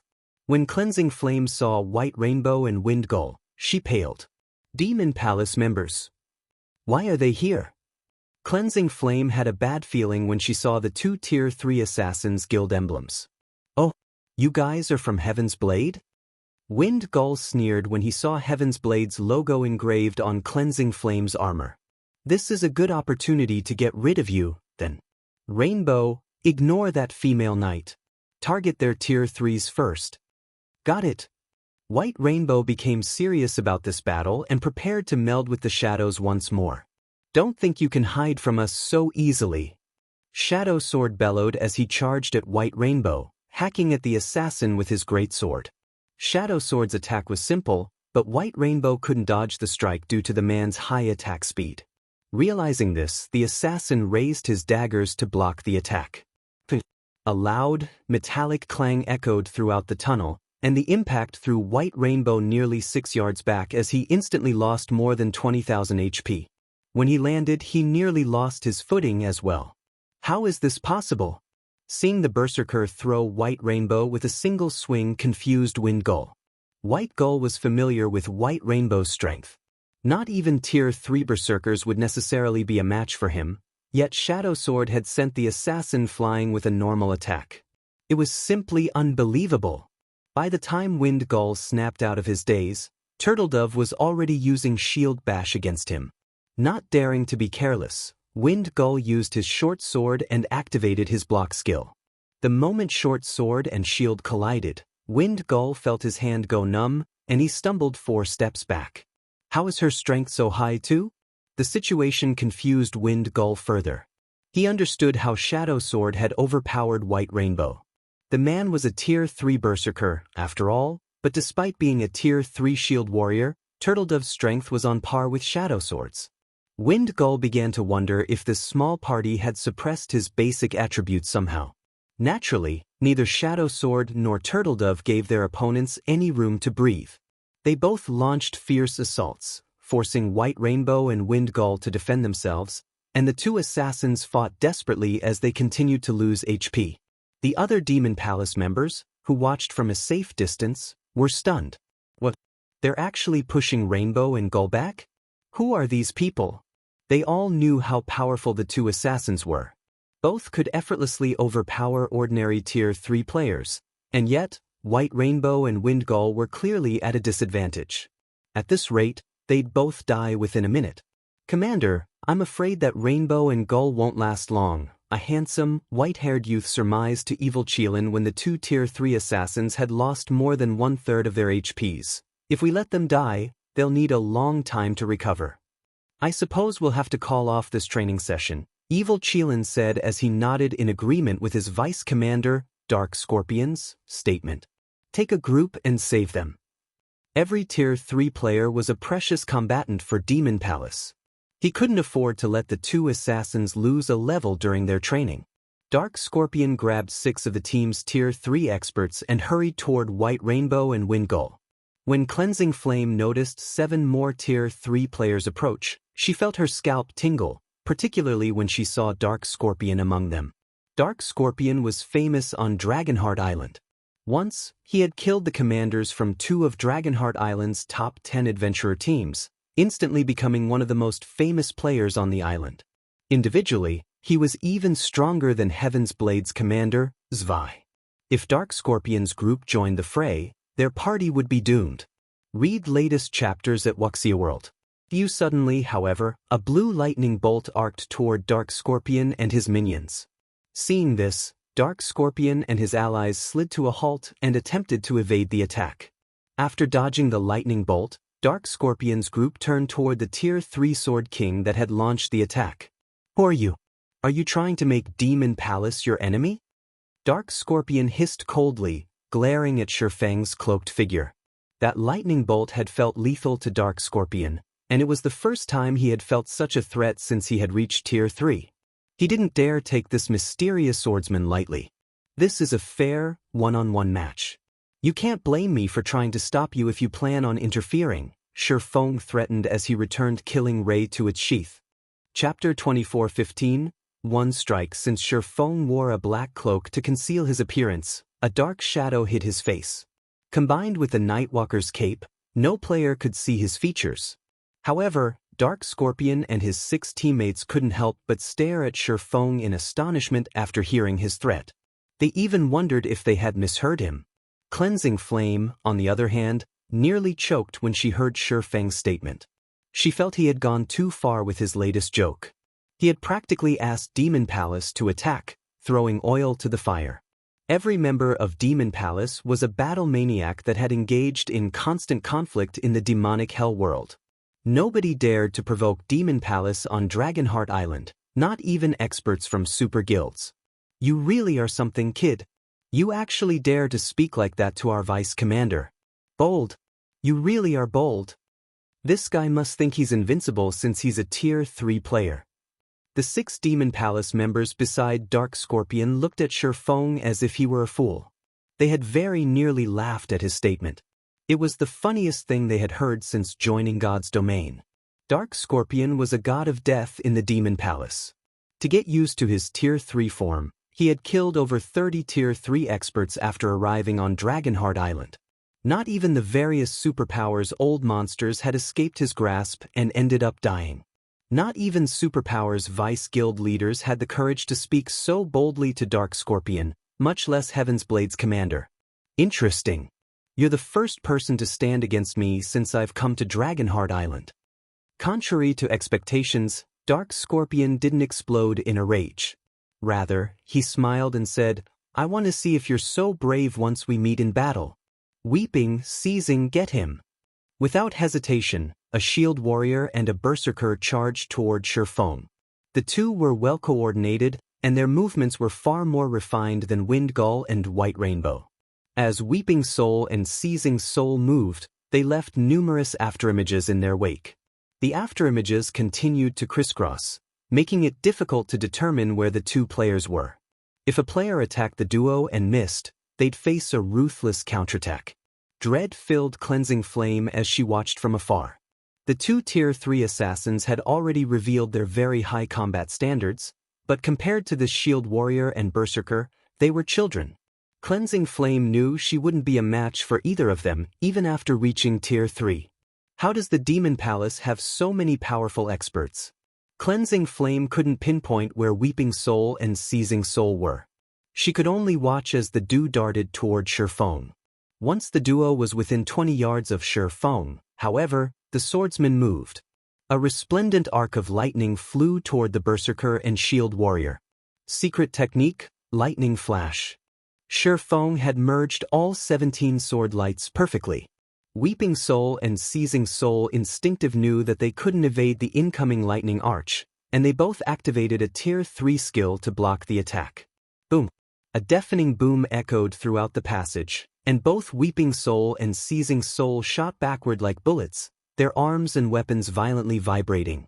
Both players were covered in scorch marks and had lost more than half of their HPs. Seizing Soul, the Tier 3 Berserker King in particular, was an inch from death's door. A random strike would be enough to send him to his grave. The duo crashed to the ground, and silence filled the passage. Demon Palace's members stared with grim expressions. Weeping Soul and Seizing Soul were veteran peak experts. Their strength ranked among the top 10 of the 50 players on their team. If they hadn't been so powerful, Dark Scorpion wouldn't have sent them to attack someone who could even threaten him. And yet, not only had Shifeng repelled the duo with one attack, but he had also devoured most of their HPs. His strength could definitely be described as horrifying. Not even Dark Scorpion could accomplish such a feat. Meanwhile, the Demon Palace members watching from a distance stared at Shifeng with dropped jaws. They had never thought the swordsman would be powerful enough to suppress two veteran peak experts. Who is this guy? He tossed two Tier 3 peak experts away with a single move. He can likely even rival 13 Thrones' Crazed Sword. Could he be 13 Thrones' Crazed Sword? Demon Palace's members were overcome with confusion and surprise as they looked at Shifeng. This was the first time since the duo had reached Tier 3 that they had seen anyone defeat Weeping Soul and Seizing Soul so thoroughly. When those two worked together, they could even force a Tier 3 domain realm expert into a corner. Shifeng, however, had overwhelmed both of them. Even on Dragonheart Island, there were very few with Shifeng's strength. Based on their information, it seemed that 13 Thrones intended to offer its help to Heaven's Blade. With a Sword King like Shifeng before them, they assumed he was the Super Guild's Crazed Sword. Crazed Sword, huh? Even evil Qilin knew he had to take the situation seriously. If their opponent really was 13 Thrones' Crazed Sword, they'd have to be careful. Crazed Sword wasn't just incredibly powerful, he also represented 13 Thrones. Demon Palace might be able to ignore the various super first-rate guilds on Dragonheart Island, but it could not do the same with super guilds. A confrontation with such powerful guilds wouldn't be easy for Demon Palace. It's no wonder why you're so brave. With this kind of strength, you are certainly capable of ranking among the top 20 on Dragonheart Island, but I don't care if you're 13 Thrones' Crazed Sword or not.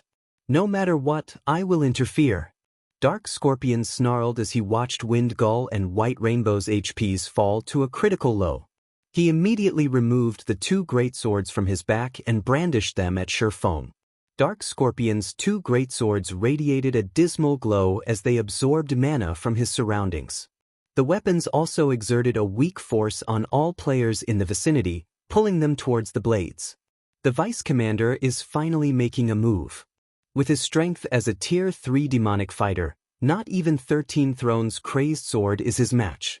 When Dark Scorpion appeared above Shifeng like a phantom, merging his great swords into one gigantic blade, his comrades' eyes glowed with excitement. Dark Scorpion's great swords were the Netherblades, an epic weapon set, and that move was his trademark. Dark Scorpion had used the move to severely injure a Grand Lord of the same level. If players received this attack, only death awaited them. Moreover, the attack was impossible to dodge since it covered an AoE of 15 by 50 yards. Not even a domain realm expert could evade his attack. Die! Looking down at Shifeng, Dark Scorpion swung the gigantic blade. In response, Shifeng unsheathed Killing Ray and countered the descending weapon with a light slash. Although Shifeng's counterattack seemed gentle, everyone saw space split around the weapon. A lightning bolt then toward the gigantic blade among the gloomy, blue flames, and a pitch-black tear followed it. Lightning slash. Against the brilliant lightning bolt, Dark Scorpion's merged weapons were as flimsy as paper, and Shifeng's counter-strike sundered the gigantic blade in half as it passed through the weapon. Before anyone could react, Dark Scorpion's blade began to disintegrate, and a fine cut and scorch marks appeared on his body. Like a puppet with cut strings, Dark Scorpion, who still hung in the air, tumbled gracelessly to the ground, an item appearing beside his corpse. He died. Read latest chapters at Wuxia World. The Vice Commander's dead? Impossible. Demon Palace's members panicked, unable to pull their astonished gazes away from Dark Scorpion's corpse. They couldn't believe that someone had killed him with a single hit.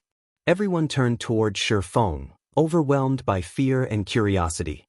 Suddenly, evil Qilin realized something. With a grim expression, he turned to Shifeng and asked, "Sword King, Black Flame?" Chapter 24:16, One Axe, One Sword. As evil Qilin's question hung in the air, Demon Palace's members fell silent. Their jaws hung open, and they couldn't process the possibility. They had heard Black Flame's name before. Not long ago, their vice guild leader had tried to secure Zero Wing's Stone Forest City to help the guild's peak experts develop rapidly. Naturally, as members of Demon Palace's main force, they had heard about the situation. However, they had never thought that Black Flame would be this strong. Black Flame's ability to instant-kill Dark Scorpion, the vice commander of Demon Palace's main force, was unbelievable. Even evil Qilin could hardly believe the notion, but he had earnestly researched the swordsman and studied his battle videos. The lightning bolt that had killed Dark Scorpion was one of Black Flame's trademark moves, Lightning Slash, and had claimed many experts' lives. Although he hadn't thought it important before, evil Qilin had heard that Zero Wing was one of the powers trying to rescue Heaven's Blade's commander. Seeing Lightning Slash and the swordsman's obvious relation to Heaven's Blade, evil Qilin could only think of Zero Wing's Black Flame. "That's right. We meet again, Elder Qilin," Shifeng said, chuckling as he sheathed Killing Ray. He did not bother to hide his identity. Hearing Shifeng acknowledge his identity, Demon Palace's members gasped. Zero Wing's Black Flame is this strong? They considered Zero Wing to be a mere upstart guild that was lucky enough to secure a treasure trove like Stone Forest City, which, in turn, allowed the guild to nurture Tier 3 players sooner than other powers. Although Zero Wing's guild leader was the first player to reach Tier 3, they thought he had lost his advantage now that the various superpowers had Tier 3 experts of their own. As for Shifeng's identity as the 30th ranked player on the God's Domain experts list, that was of no concern. The various superpowers had an agreement with the secret pavilion that it would only display information about a small number of their experts. No one wanted to reveal all of their cards. If not for this agreement, the various superpowers would have ganged up on the secret pavilion and removed it from the virtual gaming world. To put it simply, the God's Domain experts list wasn't a reliable way to determine an expert's strength. And yet, Shifeng had instant-killed Dark Scorpion, who ranked among the top 30 on Dragonheart Island. The situation destroyed everything they thought they knew about Shifeng. This swordsman was clearly powerful enough to rank among the top 10 experts on Dragonheart Island. With such strength, they couldn't afford to take him lightly. Numerous superpowers operated on Dragonheart Island, and quite a few of them were super guilds. Even the weakest power on the island was on par with a first-rate guild.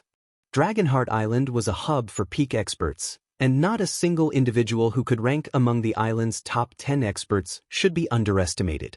Of course, that did not mean that Demon Palace feared Shifeng.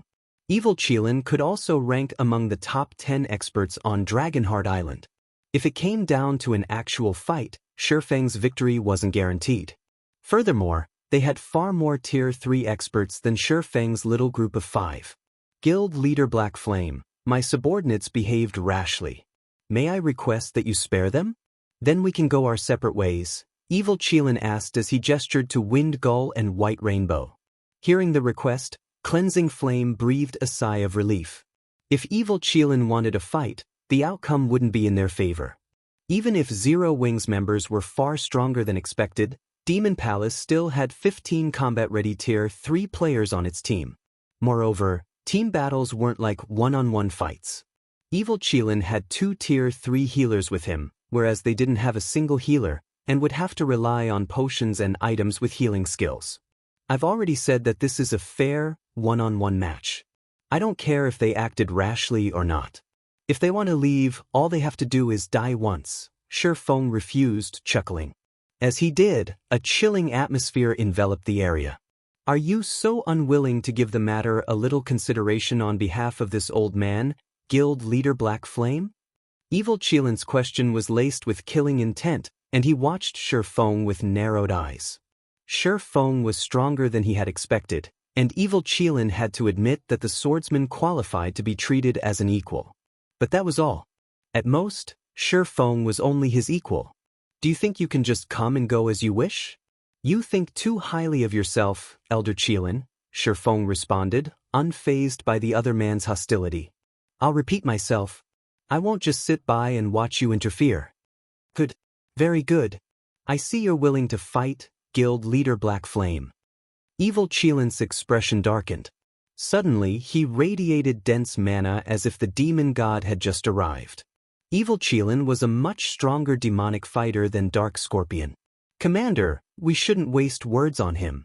If we don't teach him a lesson, he'll think that he can provoke Demon Palace with impunity just because he's strong enough to rank among the top 10 experts on Dragonheart Island. A tall, beautiful woman, another demonic fighter, hissed coldly. The rest of the team's Tier 3 players nodded in agreement. Shifeng was simply too arrogant. Aside from super guilds, no power on Dragonheart Island dared to disrespect Demon Palace. Shifeng was clearly tired of living by refusing to show Evil Qilin the respect he deserved. Since you insist, show me your moves, Guild Leader Black Flame. Evil Qilin then pulled the two-handed war axe from his back. The weapon was nearly as long as Evil Qilin was tall, and when he held it in his grip, emerald flames ignited on the axe's blade, radiating an intense heat. The flames were so hot that space around the war axe blurred. A legacy weapon? Shifeng was a little surprised to see how perfectly Evil Qilin integrated his strength with the Crimson Axe. Legacy weapons were very rare and usually stronger than ordinary epic weapons. Aqua Rose's Sea Dragon Staff was one such example. Although Evil Qilin's axe wasn't as powerful as Aqua Rose's Legacy Staff, it should still be a top-tier epic weapon. Combined with his special legacy, Evil Qilin's strength could likely rival that of a Grand Lord of the same level. Evil Qilin then transformed into a blazing meteor as he charged at Shifeng. The older man was even faster than Tier 3 assassins. Before anyone could react, Evil Qilin was within 10 yards of Shifeng, leaving a blazing trail behind him. So strong. Is he really just a Tier 3 player? Cleansing Flame could not help but gasp when she saw the attack. Evil Qilin's aura was even more intense than her commander's. She couldn't even muster the courage to resist him as his aura washed over her. Once he had reached Shifeng, Evil Qilin raised his axe and swung. The weapon transformed into 7 flame serpents, assaulting Shifeng from multiple directions. Bronze combat technique, Flame Serpent. As if the 7 flame serpents were alive, they each traveled along a unique trajectory. They contained enough strength that space around them trembled. It was no exaggeration to say that every one of these flame serpents rivaled Dark Scorpion's prior full-powered blow. Even Demon Palace's Tier 3 experts were surprised, not to mention Cleansing Flame. None of them had realized how powerful their commander truly was. However, Shifeng did not panic as the 7 flame serpents flew toward him.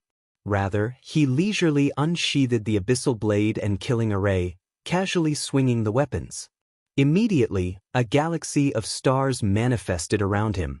Swords orbit. The sounds of one explosion after another echoed throughout the passage. In the end, Shifeng used Swords orbit to strike down all 7 flame serpents. Not only hadn't the flame serpents reached Shifeng, but the resulting impacts had forced Evil Qilin to stumble half a step backward. Since you've finished your attack, it's my turn.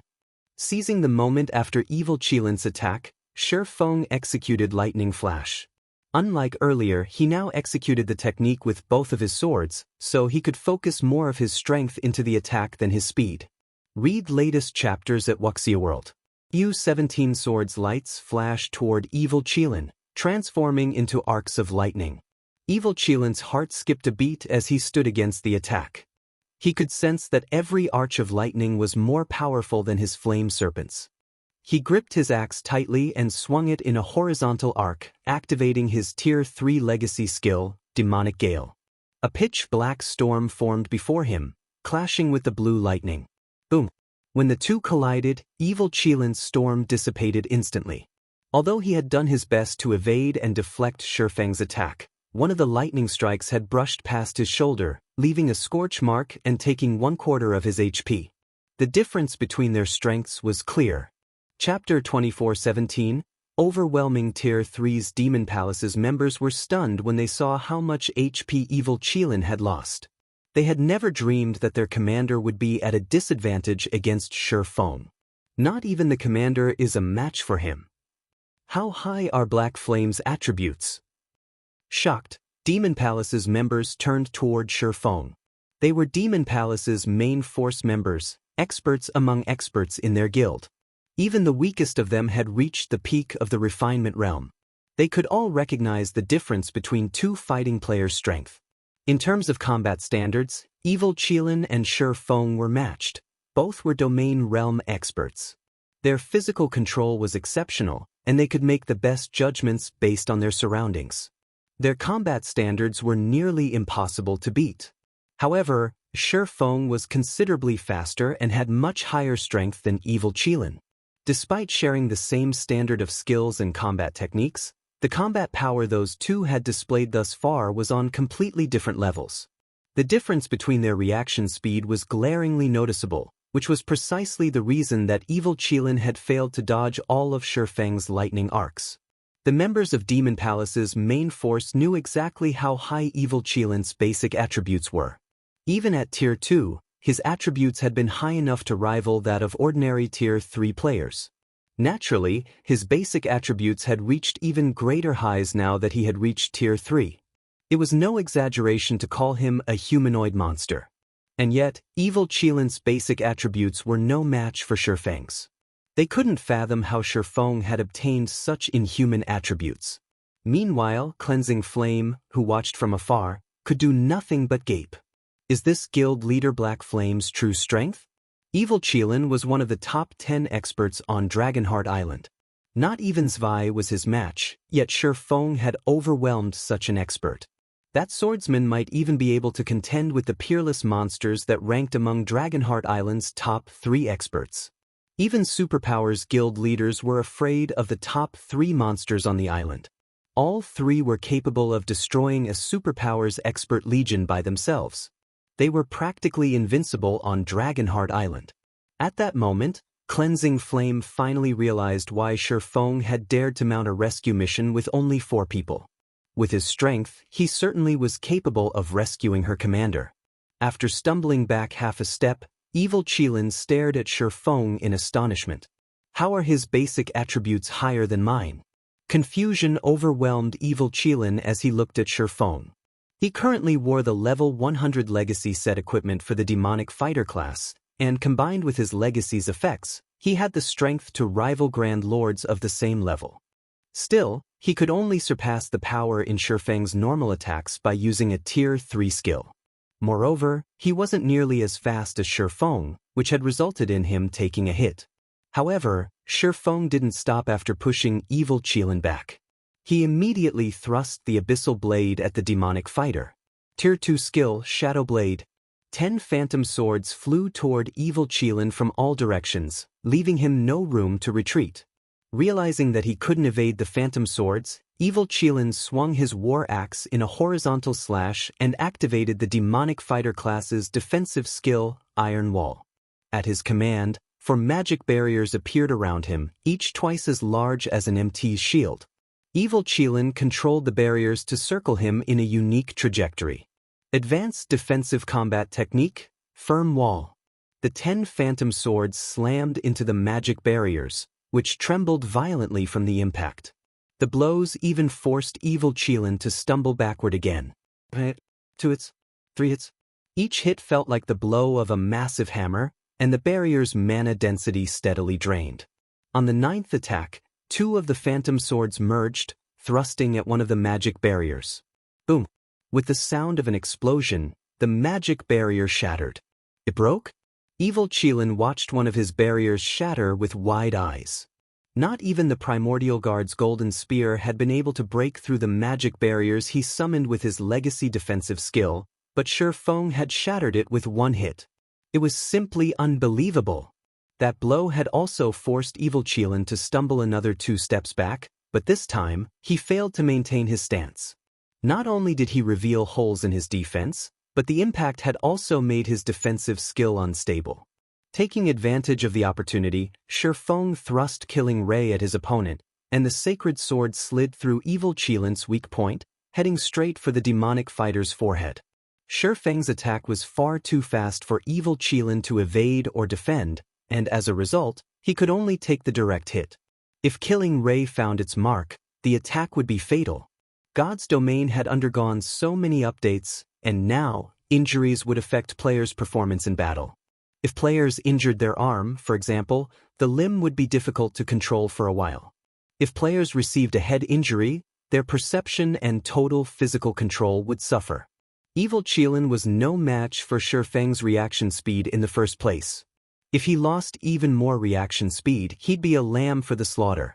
Just as Killing Ray's tip was about to slice into Evil Qilin's forehead, an icy greatsword enveloped in azure flames descended from above and landed between Shifeng and his opponent. The interruption halted Killing Ray's advance, giving Evil Qilin room to breathe. Mana control? When Shifeng saw the disintegrating greatsword, he couldn't help but glance at the female demonic fighter that was walking toward him. Demonic fighters in God's domain fell into two main categories. The first type of demonic fighter used mana to amplify their strength, while the second type wielded mana as a weapon. Both Dark Scorpion and Evil Qilin were strength-type demonic fighters. This female demonic fighter, however, was a control type. The icy greatsword reappeared in the female demonic fighter's hand, radiating a bone-chilling cold that plummeted the temperature in the tunnel. "I'm coming, Commander. Let's see if he can stop us together." Twilight Dawn, another vice-commander from Demon Palace's main force, shouted as she began to manipulate her icy greatsword again. The weapon split into 6 smaller swords of ice that spun around Shifeng. Advanced combat technique, Windwheel. Evil Qilin did not reject Twilight Dawn's help. He now knew that he couldn't defeat Shifeng on his own, and defeating the swordsman was of the utmost importance. If they lost here, the prestige Demon Palace had earned on Dragonheart Island would vanish. Following which, Evil Qilin raised his war axe and leaped into the air. He then smashed the axe down on Shifeng, transforming the weapon into a blazing meteor mid-swing. The meteor carried so much power that space around it began to fragment. Tier 3 legacy skill, Falling Strike. With the commander and vice-commander working together, Black Flame is dead for sure. Demon Palace members regained their confidence and excitement as they watched the blazing meteor and ice swords fly toward Shifeng. Twilight Dawn might not have as much combat power as Dark Scorpion, but her coordination with Evil Qilin was far better. With attacks coming at him from all directions, Shifeng wouldn't come out unscathed. Not bad. Shifeng praised as he watched the 8-meter radius meteor and 6 ice swords. His gaze hardening, Shifeng slashed Killing Ray at the axe-turn meteor while he swung Abyssal Blade to counter the icy swords around him. Dragon Breath. 9 Dragon Slash. A brilliant beam of white light shot through the air, crashing into the descending meteor. When the two attacks collided, bright light illuminated the tunnel as if the sun had just appeared. After a brief moment, the white beam devoured the blazing meteor. A black figure shot back from the beam like a bullet, crashing into the tunnel's wall and cracking the stone. The figure was none other than Evil Qilin, and after that blow, his HP had dropped to a critical low, leaving the man hovering between life and death. Meanwhile, 21 Abyssal Blade Phantoms created a massive cluster of stars as Shifeng used Sword's orbit to stop Twilight Dawn's Windwheel. None of her icy swords could get within 10 yards of Shifeng. Furthermore, Shifeng controlled 3 of the Phantoms in an attack against Twilight Dawn. Despite her attempts to dodge and block the weapons, her HP plummeted throughout the fight. Seeing this, Demon Palace's members fell deathly silent. Not only had their commander and vice-commander failed to suppress Shifeng, despite working together, but the swordsman also had turned the tables and suppressed them both. Just how strong is he? So, this is the Sword King? Demon Palace's members shuddered as they watched Shifeng. Not even Dragonheart Island's top 3 monsters could overwhelm Evil Qilin and Twilight Dawn to this extent. This won't do. At this rate, those two are going to die. It seems we have no choice but to attack as a group. He may be a monster, but we have so many tier 3 players on our side. How many skills can he possibly have? That's right. If we let him kill our commander and vice-commander, the reputation we've built on Dragonheart Island will be in tatters. Shifeng's performance scared Demon Palace's members, but quite a few of them were peak tier 3 experts. If they worked together, whittling Shifeng down and killing him was entirely possible. Fights between tier 3 players largely relied on tier 3 skills and spells, and they had healers on their team, whereas Shifeng didn't. When she saw the rest of Demon Palace's team rush toward the fight, Cleansing Flame paled. Are they really going to fight to the end? As she watched Demon Palace's healers restore Evil Qilin and Twilight Dawn's HP, Cleansing Flame desperately wished she was a healer herself. Read latest chapters at Wuxia World. Despite the rest of Demon Palace's members dashing toward him, Shifeng retained his composure. He simply sent them an uninterested glance. Very good. A grin spread across Shifeng's face as he replaced Killing Ray with the Twilight Blade. It seems that you think I'll be a pushover if you can outnumber me. Shifeng then activated Twilight's Shadow and Twilight of the Gods. Shifeng suddenly split into 8 physical copies, and they all quietly watched Demon Palace's members. Let's begin the third round then. Chapter 24:18, Soloing a Team. Demon Palace's members froze, shocked when they saw Shifeng split into 8 clones of himself. I'm impossible. This can't be real. That's right. This must be a trick. These doppelgangers must be fake. The Demon Palace members felt stifled as they stared at Shifeng's doppelgangers. One of him had already been more than enough to suppress Evil Qilin and Twilight Dawn. Seeing 8 copies of the swordsman was enough to push them to the brink of madness. Demon Palace's members couldn't believe their eyes. They only had 15 Tier 3 players left standing, and 2 of them were tied up with 0 Wings members. That left them with only 13 Tier 3 players. Against 8 monsters like Shifeng, they wouldn't even have a chance with 30 Tier 3 players, much less 13. Don't let him mislead you. Twilight Dawn shouted at her team members. He may have split into 8, but his doppelganger's basic attributes can't be as high as his normal bodies. Besides, he's controlling all 8 doppelgangers by himself. Their combat standards will be limited, and we have healers on our side. We can outlast him. Twilight Dawn could sense that the doppelgangers were physical, and the development had dealt a massive mental blow. However, she could also sense that the doppelgangers' auras were weaker than Shifeng's normal aura, which proved that their basic attributes weren't as high. At the end of the day, Shifeng was still human. Controlling all 8 clones perfectly was impossible. Even as a domain realm expert, at most, he should be able to control 3 doppelgangers at the Void Realm standard. He'd be fortunate if he could get the remaining doppelgangers to the Refinement Realm. On average, Shifeng's 8 clones could fight at the Flowing Water Realm standard and only the initial stages. Tier 3 experts had no reason to fear these significantly weaker versions of Shifeng. Hearing Twilight Dawn's encouragement, the Demon Palace players snapped out of their dazes and mustered their courage once more. They had been so shocked to see Shifeng's 8 clones that they had forgotten that players weren't like NPCs. No player could perfectly control so many doppelgangers. Is that so? Shifeng chuckled when he heard Twilight Dawn's deduction, and all 8 of him charged at Demon Palace's members. They were experts among experts, and as such, Demon Palace's members didn't panic, despite facing the doppelgangers' sudden assault. They retaliated with everything they had, with the Tier 3 melee players rushing to meet the doppelgangers in battle while the Tier 2 MTs formed a defensive line to protect their healers and long-range players. Meanwhile, Twilight Dawn went all out against the doppelganger before her. While manipulating the 6 ice swords to attack, she cast her Tier 3 legacy spell, Demonic Fall. Let's see how long you last. The 6 icy swords radiated a frightening amount of mana as the intensity of their auras doubled.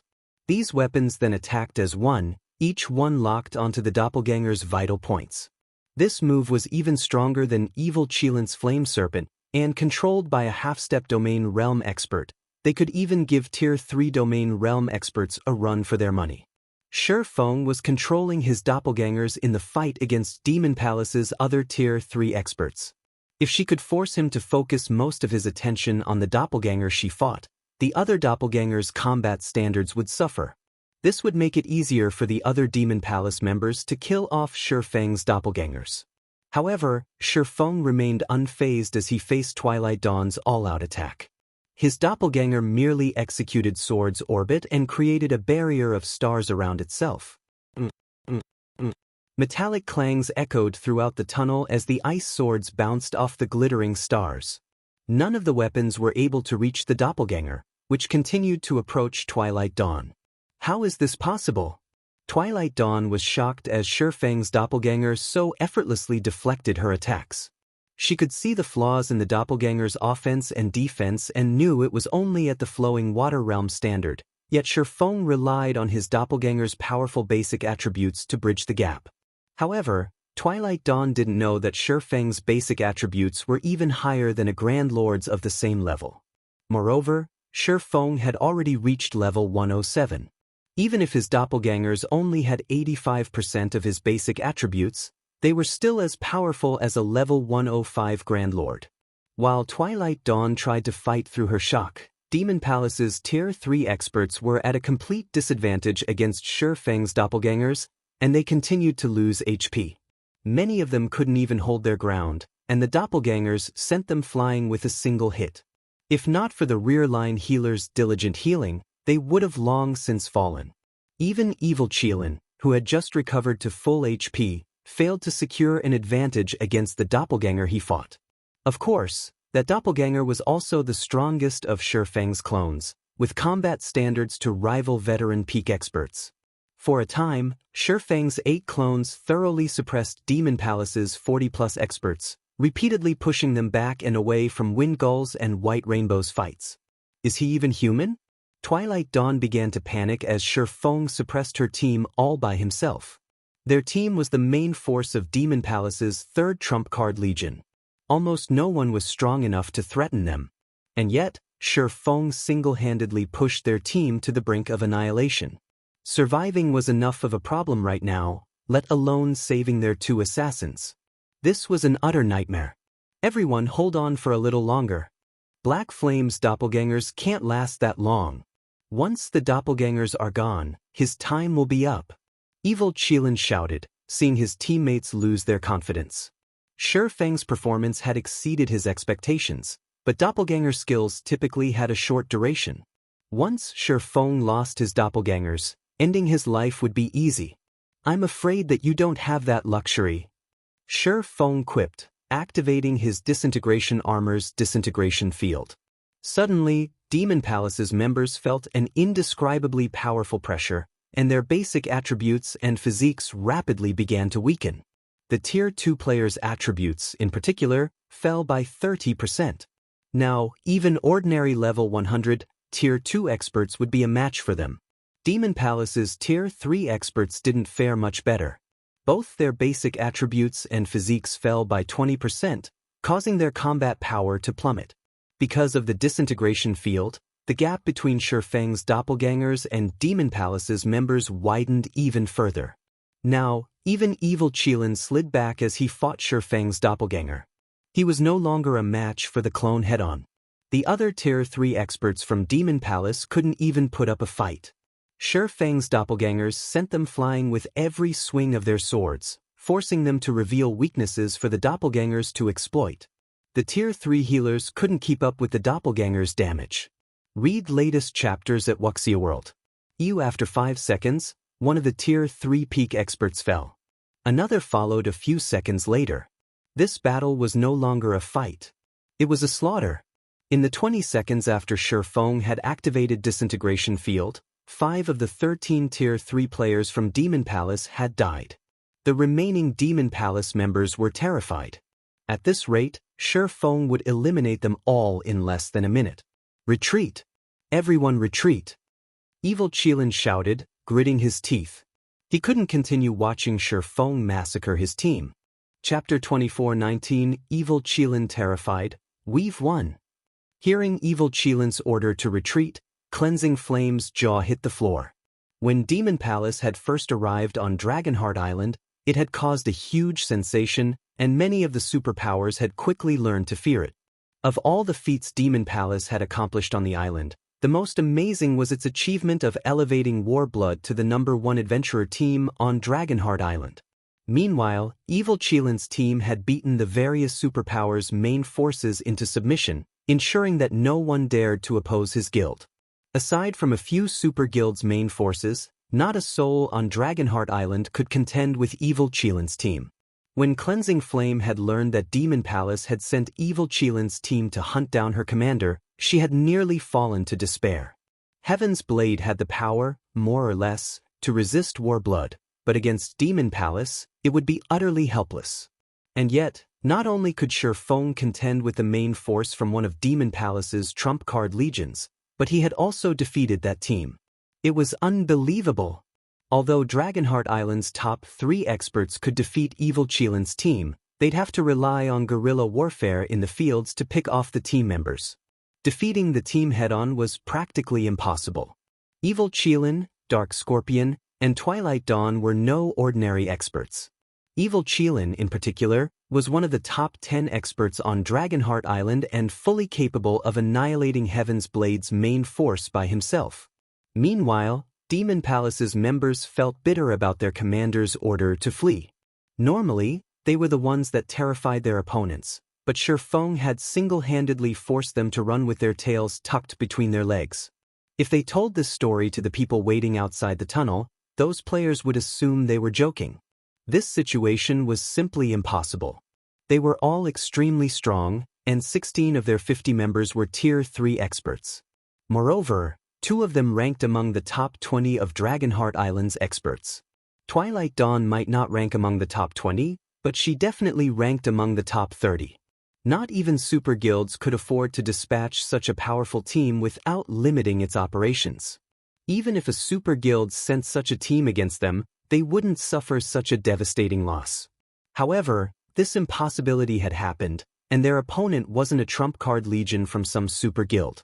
They merely faced a pseudo-superpower, and to make matters worse, Zero Wings guild leader, Feng, had defeated them without help.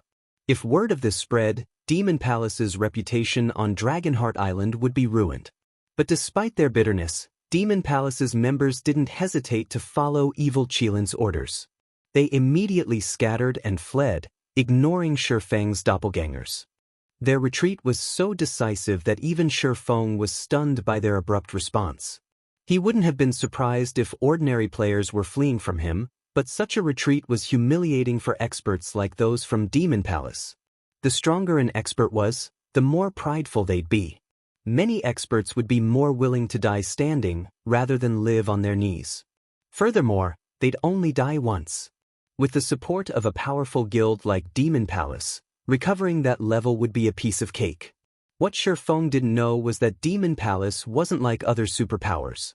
The guild hailed from the demonic hell world, where competition was far more intense than anywhere on the main continent. Losing a level and a piece of equipment could result in losing their positions as upper echelons in the guild. Because opportunities were so hard to come by. Only with high levels and great strength could one find fortuitous opportunities, especially when one was a frontline expert. Losing their chance to reach greater heights because of a single death was entirely possible. The various superpowers generally had a cold, realistic attitude regarding their expert members. If players could rank at the top in a superpower, they'd receive more resources than their weaker comrades, but if they fell from that rank, they'd lose some of those resources and benefits. Unless it was an order from the guild, Demon Palace's members wouldn't sacrifice themselves for their own pride. Demon Palace had no qualms about abandoning its peak experts without a second thought, with the exception of Domain Realm experts. Given enough time, talent, and resources, the guild could nurture more Void Realm experts. Reaching the Domain Realm, on the other hand, required more than just those 3 factors. Luck was also necessary. Otherwise, the various superpowers wouldn't shower Domain Realm experts with such respect, going so far as to offer them positions as Grand Elders without hesitation. Feng didn't bother to chase after Demon Palace's fleeing members after recovering from his shock. He simply stood there and watched them run. "Are we just letting them go, guild leader?" Shadow Sword asked after finishing White Rainbow off. As far as he was concerned, it was only natural to annihilate Demon Palace's team and teach them about Zero Wing's strength since the team had dared to ambush them. "We've already obtained the key. We don't have the time to waste on them," Feng said nonchalantly. He then turned to unlock the steel gate. Feng's goal wasn't to annihilate Demon Palace's members. It was to save Heaven's Blade's commander as quickly as possible. He was satisfied enough with teaching Demon Palace a lesson and letting Shadow Sword and the others get some training in. There was no reason to engage Demon Palace in a meaningless battle. Besides, even with his doppelgangers, hunting down every one of Demon Palace's fleeing members would take a very long time. By the time he finished, War Blood or 13 Thrones would have reached Zwei. He'd only lose his chance to acquire one of the Tree of Life's main branches. He wouldn't let a small skirmish with Demon Palace ruin his plans. Shifeng's decision reminded Shadow Sword and his companions that they were here to save people, and they followed Shifeng into the inner corridor. After putting some distance between them and that monster of a swordsman, Demon Palace's members realized that Shifeng's party hadn't chased after them, and they breathed a sigh of relief. They all knew that if Shifeng intended to chase after them with his doppelgangers, very few of them would make it out of the tunnel alive. Damn it! Black Flame is ignoring us. Twilight Dawn cursed and slammed her fist into the wall beside her when she realized that no one had run after them, her expression shifting through a series of complex emotions. While she was glad that they hadn't lost a level, they were the creme de la creme of Demon Palace's third trump card legion. And Shifeng obviously considered them negligible, too lazy to bother hunting them down. It was humiliating. He's not coming after us? Evil Qilin frowned deeply when he saw the steel gate at the end of the tunnel disappear. It seems we have severely underestimated Zero Wing. We need to leave and meet with the Vice Guild leader. Read latest chapters at Wuxia World. EU. If Shifeng had continued after them, he would have, at most, acknowledged that Shifeng was very strong, but since the swordsman ignored them, he couldn't help the terror he felt. Since the very beginning, Shifeng hadn't considered them equals. He didn't even consider them a threat to Zero Wing. Thus, it didn't matter if they escaped or died. Neither outcome would affect Shifeng's guild. As for the idea that Shifeng had let them go out of respect, that was a joke. Shifeng had killed Dark Scorpion and more than half of their team's Tier 3 experts. How could that be interpreted as respect? Twilight Dawn nodded reluctantly and started to organize the team to head back to the tunnel entrance. 10 minutes into their return trip, Evil Qilin's team encountered a small army of several hundred players. The team leader was none other than Yuluo, who had temporarily allied with 2 other superpowers. Chapter 24:20 Powerful Backer? There's a team ahead of us, Team Leader Yuluo, a level 102, Tier 2 Ranger reported when he noticed blurry figures in the dimly lit passage about 400 yards ahead. As one ventured closer to the inner corridor, they'd have less visibility. At their current location, not even Tier 3 players could see more than 300 yards ahead of them. Only a few classes, such as the Ranger class, would be able to see a little farther. A returning team? By the time Yuluo heard the Ranger's report, she, too, spotted a slowly approaching team of players. She immediately shouted a warning in the team chat. Everyone, be careful. Maintain some distance. We want to avoid any misunderstandings. We're not here to fight. There was only one path leading into the Molten Ruin's inner corridor, and no one, aside from Shifeng's group and Demon Palace's team, had entered the tunnel ahead of them. They had already made it past the most difficult parts of the tunnel and were almost guaranteed to reach the inner corridor. Any other team that had gotten this far should be able to get into the corridor as well. Hence, any returning team they encountered had to have already visited the inner corridor. Any team that could reach the inner corridor was extraordinary. They must have also obtained some treasure and were likely wary of other players. If they had a misunderstanding with this team, unnecessary conflict could easily break out. When the other 2 superpowers team members heard Yuluo's warning, they nodded and moved toward the left side of the passage. They were careful to show no signs of hostility or intentions to plunder the stranger's loot. Nobody wanted an unnecessary fight this far in the tunnel. A large number of treasures and opportunities waited for them in the inner corridor, which was even more dangerous than the Molten Ruin's outer region. Conserving as much strength as possible would be best. However, as the 2 teams grew closer to each other, Yuluo and the others revealed shock and confusion, getting a better look at the team leaving the tunnel. They were quite familiar with the returning team's members. Demon Palace. Practically every power had been afraid when they had seen Demon Palace's team enter the tunnel. Even Yuluo had rushed to band together with other superpowers because of their presence. And now, Demon Palace's members were returning to the ruins' outer area. Moreover, they were all in a miserable state, and more than half of the team's Tier 3 players were missing. How is this possible? Why are they returning? Did something prevent them from completing their mission? The various superpowers members stared at evil Qilin and his comrades in astonishment as their anxiety spiked. They knew how strong evil Qilin's team was, with a total of 16 Tier 3 experts. Evil Qilin was even one of the top 10 experts on Dragonheart Island. Overall, the man's team was even stronger than theirs, which included players from 3 superpowers. However, evil Qilin's team was retreating with severe losses. For a moment, the various superpowers members even wondered if they would make it to the inner corridor. The 2 superpowers team leaders glanced at Luo, questions and doubt flashing in their eyes.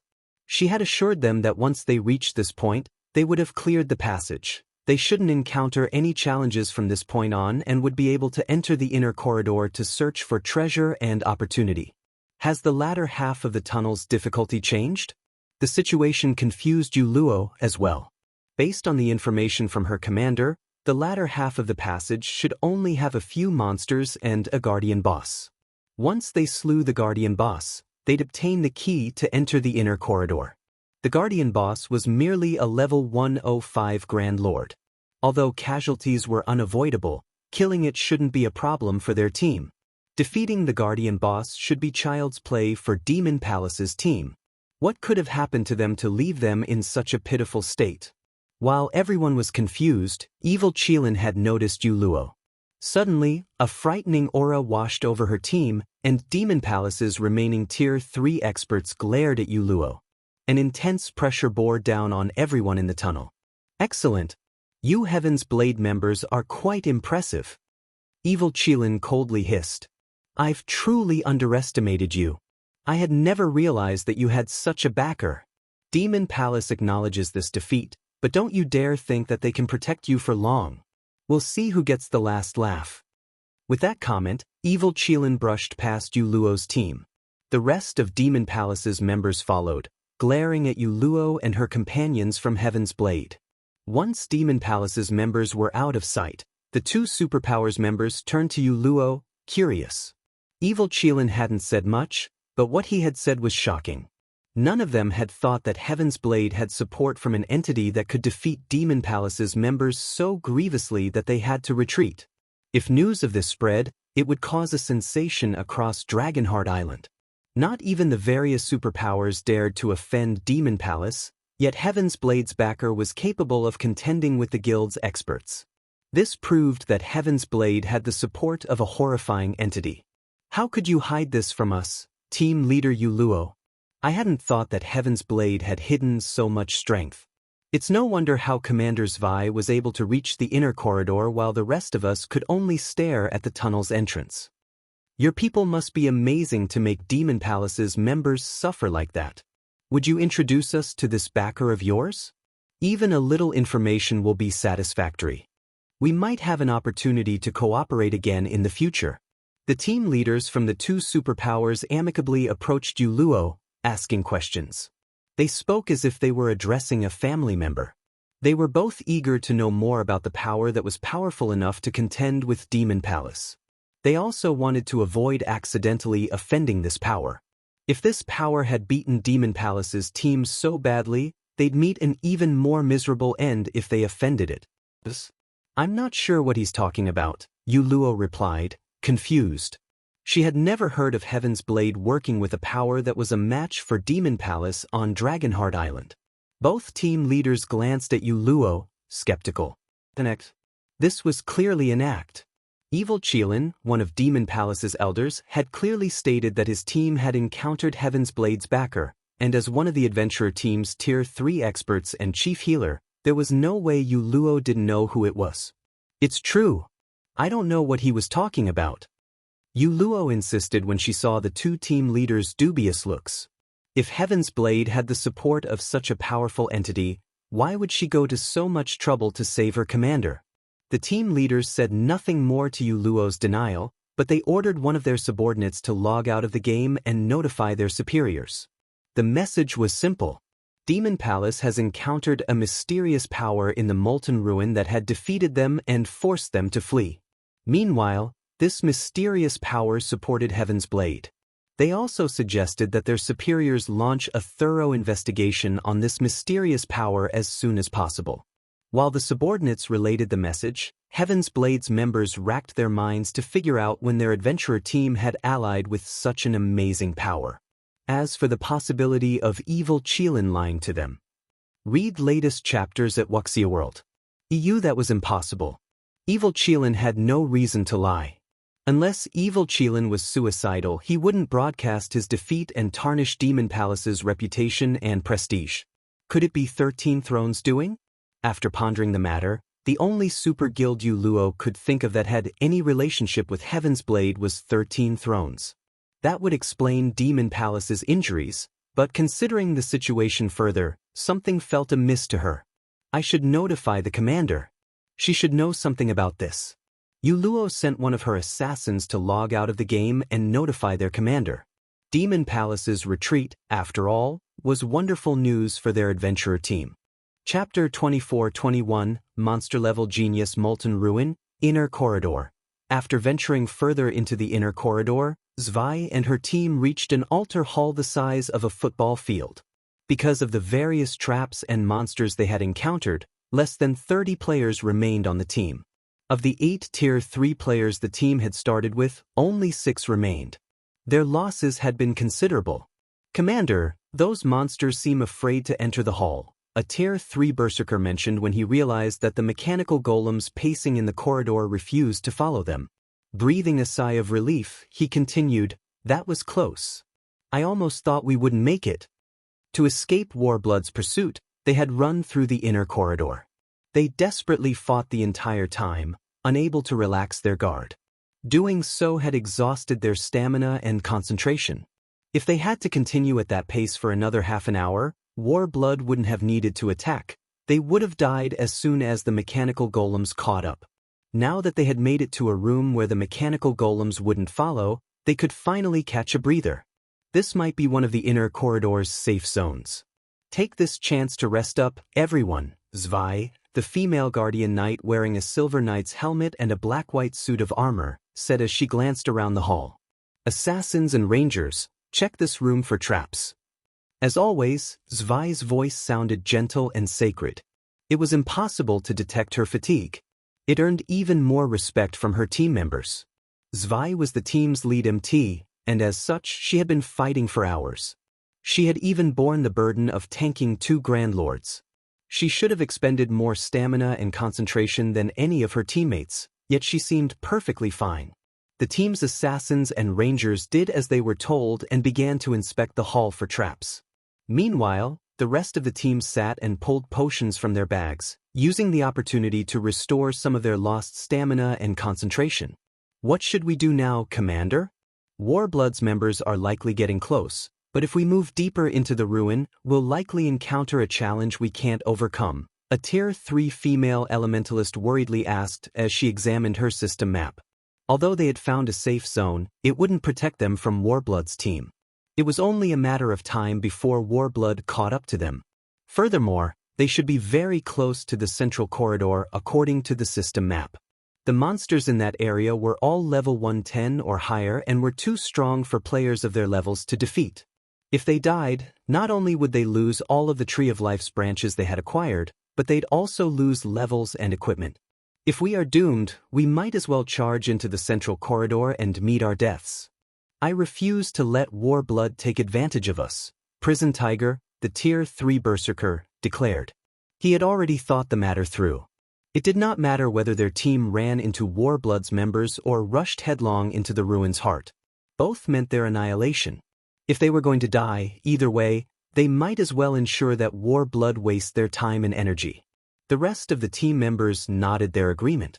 They had thought that the Tree of Life's branches would help their adventurer team's development skyrocket, but Warblood had pushed them to the brink of annihilation. They absolutely couldn't allow Warblood to benefit from their destruction. "I'm afraid that isn't for you to decide." Shortly after the Tier 3 Berserker's proclamation, a deep, powerful voice echoed throughout the hall. "Who is it?" Prison Tiger snarled in surprise. Everyone spun toward the speaker, only to find no one there. It confused them. 2 seconds later, however, space blurred, and several translucent figures appeared. The figures solidified after another 3 seconds, revealing more than 30 players at the end of the hall, and every one of them radiated the aura of Tier 3 players. Blood Oath. Prison Tiger's expression turned grim when he saw who the man leading the group of new arrivals. He hadn't expected Warblood's team to catch up to them so quickly. That's right. You guys really know how to run.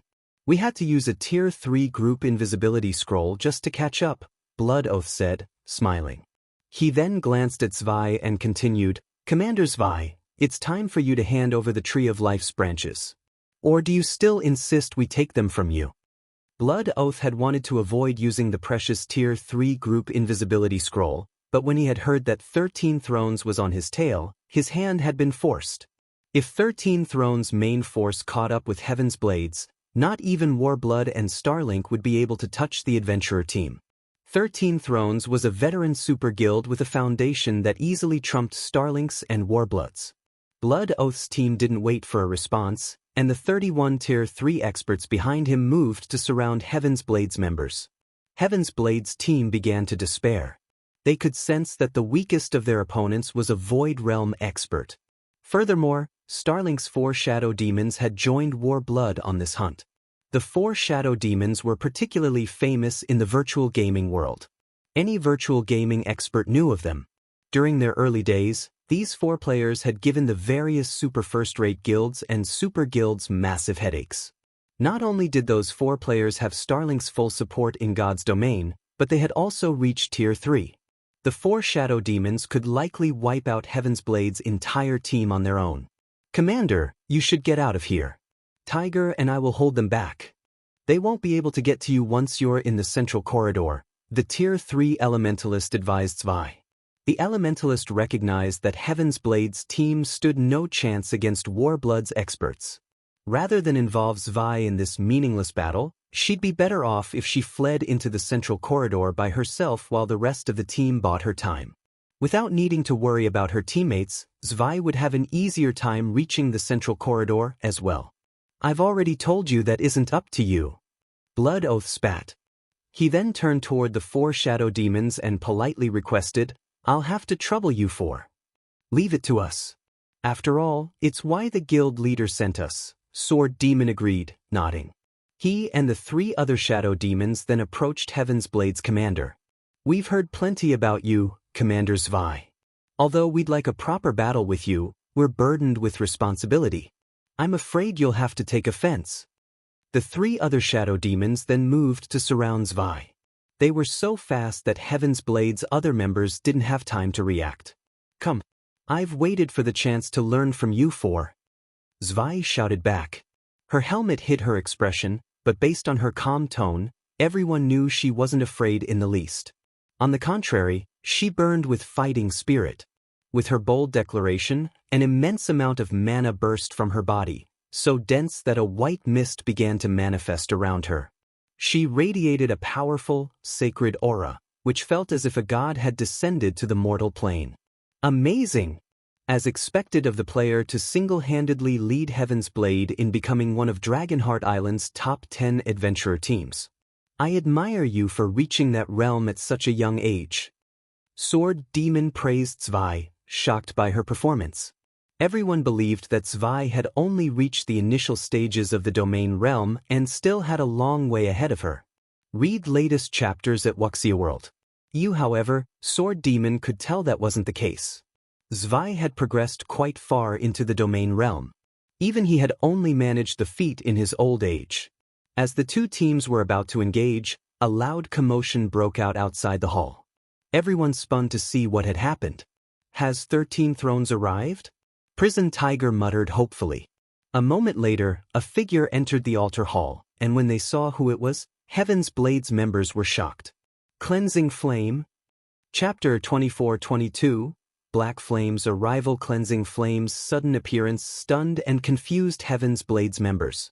Why is Flame here? Prison Tiger wondered as he rubbed his eyes, wondering if he was so exhausted that he was hallucinating. their commander, and sent Cleansing Flame retreating from the inner corridor with a portion of the exploration team. Although she had later run into Zero Wing, which had helped her team, returning to the inner corridor and reaching this altar hall so quickly shouldn't have been possible. Moreover, Heaven's Blade's members couldn't figure out how Cleansing Flame had made it past the army of mechanical golems that roamed the inner corridor. They had suffered considerably to get this far, yet Cleansing Flame didn't even seem to have lost much stamina or concentration, much less HP. She looked as if she had taken a leisurely stroll through her backyard. How did she get here? Blood Oath narrowed his eyes at Cleansing Flame. The corridor was littered with mechanical golems, and many of them were great lords. There were also several Grand Lord-ranked mechanical golems outside the hall. Not even his team would have made it to the altar hall safely without using a Tier 3 group invisibility scroll. And yet, despite being a Tier 2 player, Cleansing Flame had entered the hall without taking any obvious damage. It was also obvious that she hadn't used an invisibility scroll. It was astonishing. While everyone stared at her, Cleansing Flame ignored Warblood's team and addressed Zwei. "Commander, reinforcements have arrived." Cleansing Flame excitedly announced, her voice resonating throughout the hall. "We're saved. Reinforcements. This is great. We can finally leave this godforsaken place." Heaven's Blade's members released a held breath, joy, excitement, and relief washing over them. The constant fighting and hiding had tormented their mental states, and they had been incredibly depressed when they thought about how Heaven's Blade might fall from their position as one of Dragonheart Island's top 10 adventurer teams once they were annihilated. How could they hold themselves back from celebrating now that reinforcements had arrived to save them? Even if without the main branch, Heaven's Blade's strength could reach a new level with the Tree of Life's side branches. Reinforcements. In contrast, Blood Oath was clearly unhappy about Cleansing Flame's announcement. How did 13 Thrones members get here so quickly? He knew that 13 Thrones was trying to rescue Heaven's Blade since the Super Guild's representative had contacted him, asking him to give up on his hunt for Zwei. However, the idea of owning a Tree of Life was too tempting, and 13 Thrones forces had been nowhere near Zwei's team. If Warblood could annihilate Heaven's Blade's team and secure the Tree of Life's main branch, 13 Thrones would likely let the matter slide. Furthermore, Warblood and Starlink were partners in this situation, and starting a war with both organizations wouldn't benefit 13 Thrones, especially not over a Tree of Life main branch. If Warblood clashed with 13 Thrones' main force, however, it would be a different story. The Super Guild would consider it a declaration of war, and to protect its reputation, 13 Thrones wouldn't let Warblood or Starlink off the hook. "Are we going to continue this fight, Commander Blood?" Sword Demon asked in a whisper to Blood Oath. Blood Oath hesitated, unsure of which route to take. With 13 Thrones members here, the tables had turned, but he didn't want to give up now that he had set his sight on the Tree of Life's branches. While Blood Oath hesitated, Cleansing Flame spoke again, and the atmosphere changed again with her next statement. "Commander, Guild Leader Black Flame and his 3 companions will be here soon. Then we can all get out of here safely," Cleansing Flame said, joyfully jogging up to Zwei. Prison Tiger and the rest of Heaven's Blade's members fell silent at that, their expressions twisting in disappointment. What was going on? Zero Wing was their reinforcements? After giving the matter some thought, Heaven's Blade's members realized what was happening. Cleansing Flame had informed them that she had secured Zero Wing's help and was going to lead the guild's members to the inner corridor. But why did Zero Wing only bring 4 people to rescue them? Did you misspeak, Flame? Are you sure it's 4 people and not 40? Prison Tiger anxiously asked. There was a huge difference between 4 and 40 people. No, I said what I meant, for people, Cleansing Flame confirmed, shaking her head.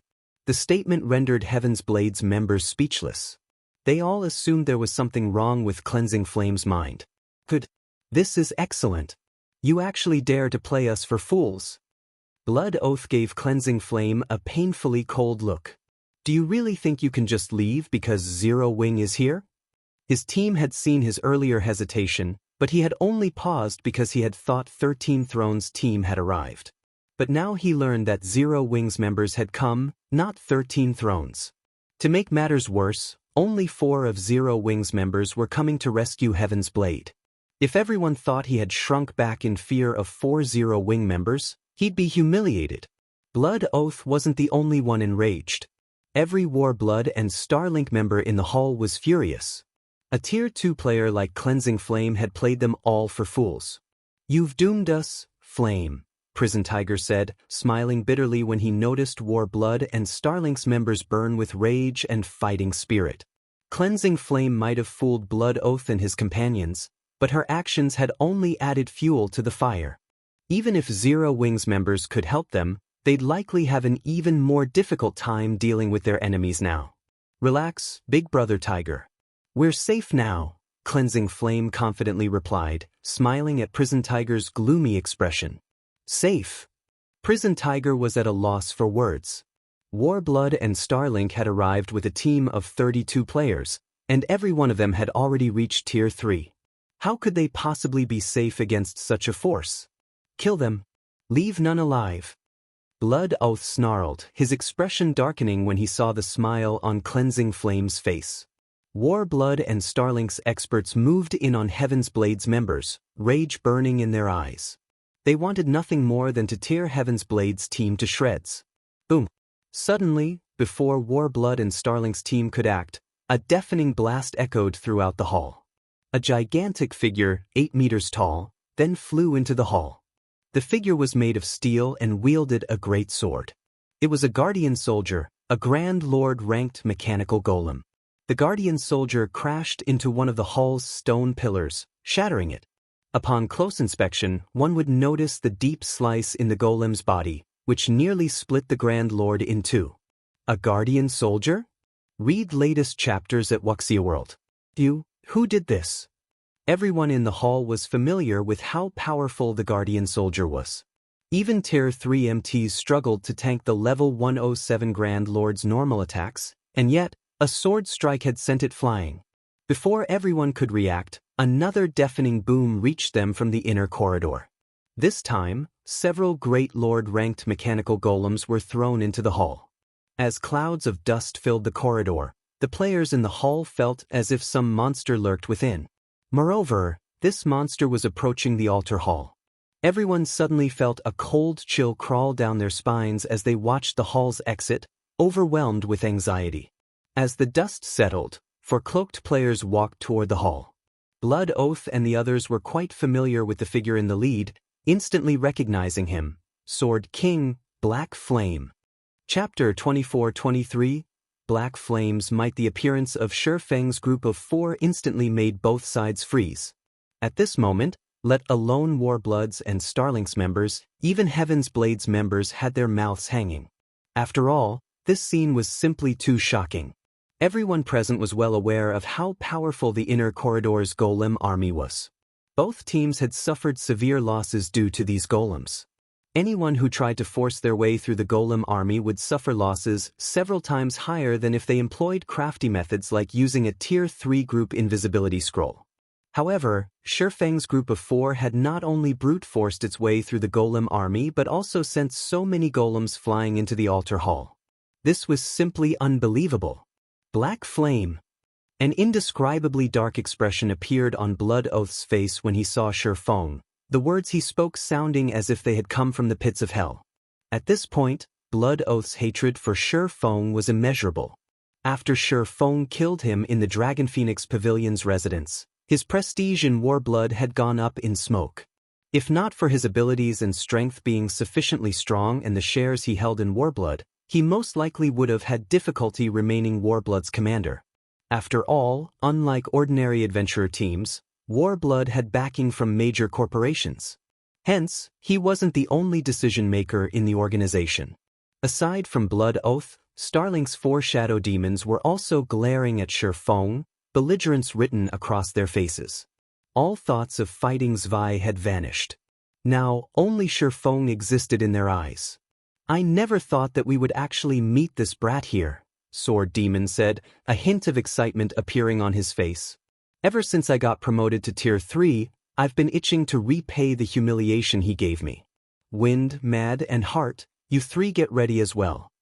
This was not the first time Sword Demon had seen Shifeng displaying absurdly high basic attributes. Hence, he was not particularly surprised that Shifeng had made it all the way here with just a group of 4. On the contrary, his fighting spirit soared even higher.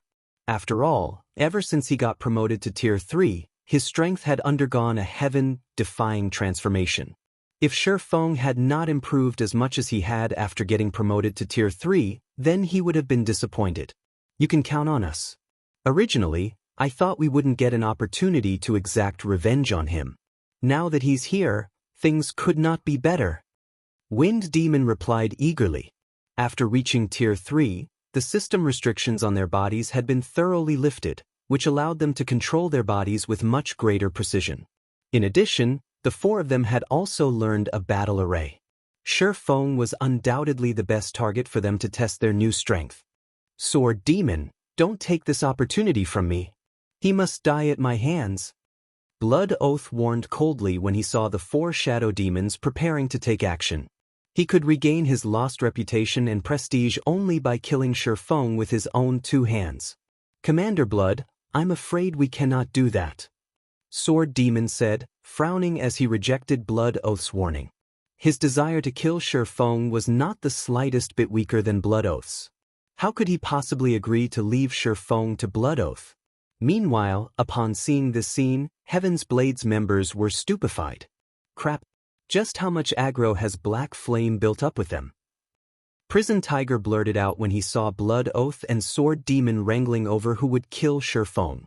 Originally, War Blood and Starlink had partnered to target Heaven's Blade. However, the moment Shifeng appeared, they fell out with each other and completely forgot about Heaven's Blade. However, before Blood Oath and Sword Demon could settle their dispute, the Guardian soldier that had clambered out of the remains of the stone pillar charged at Shifeng without hesitation.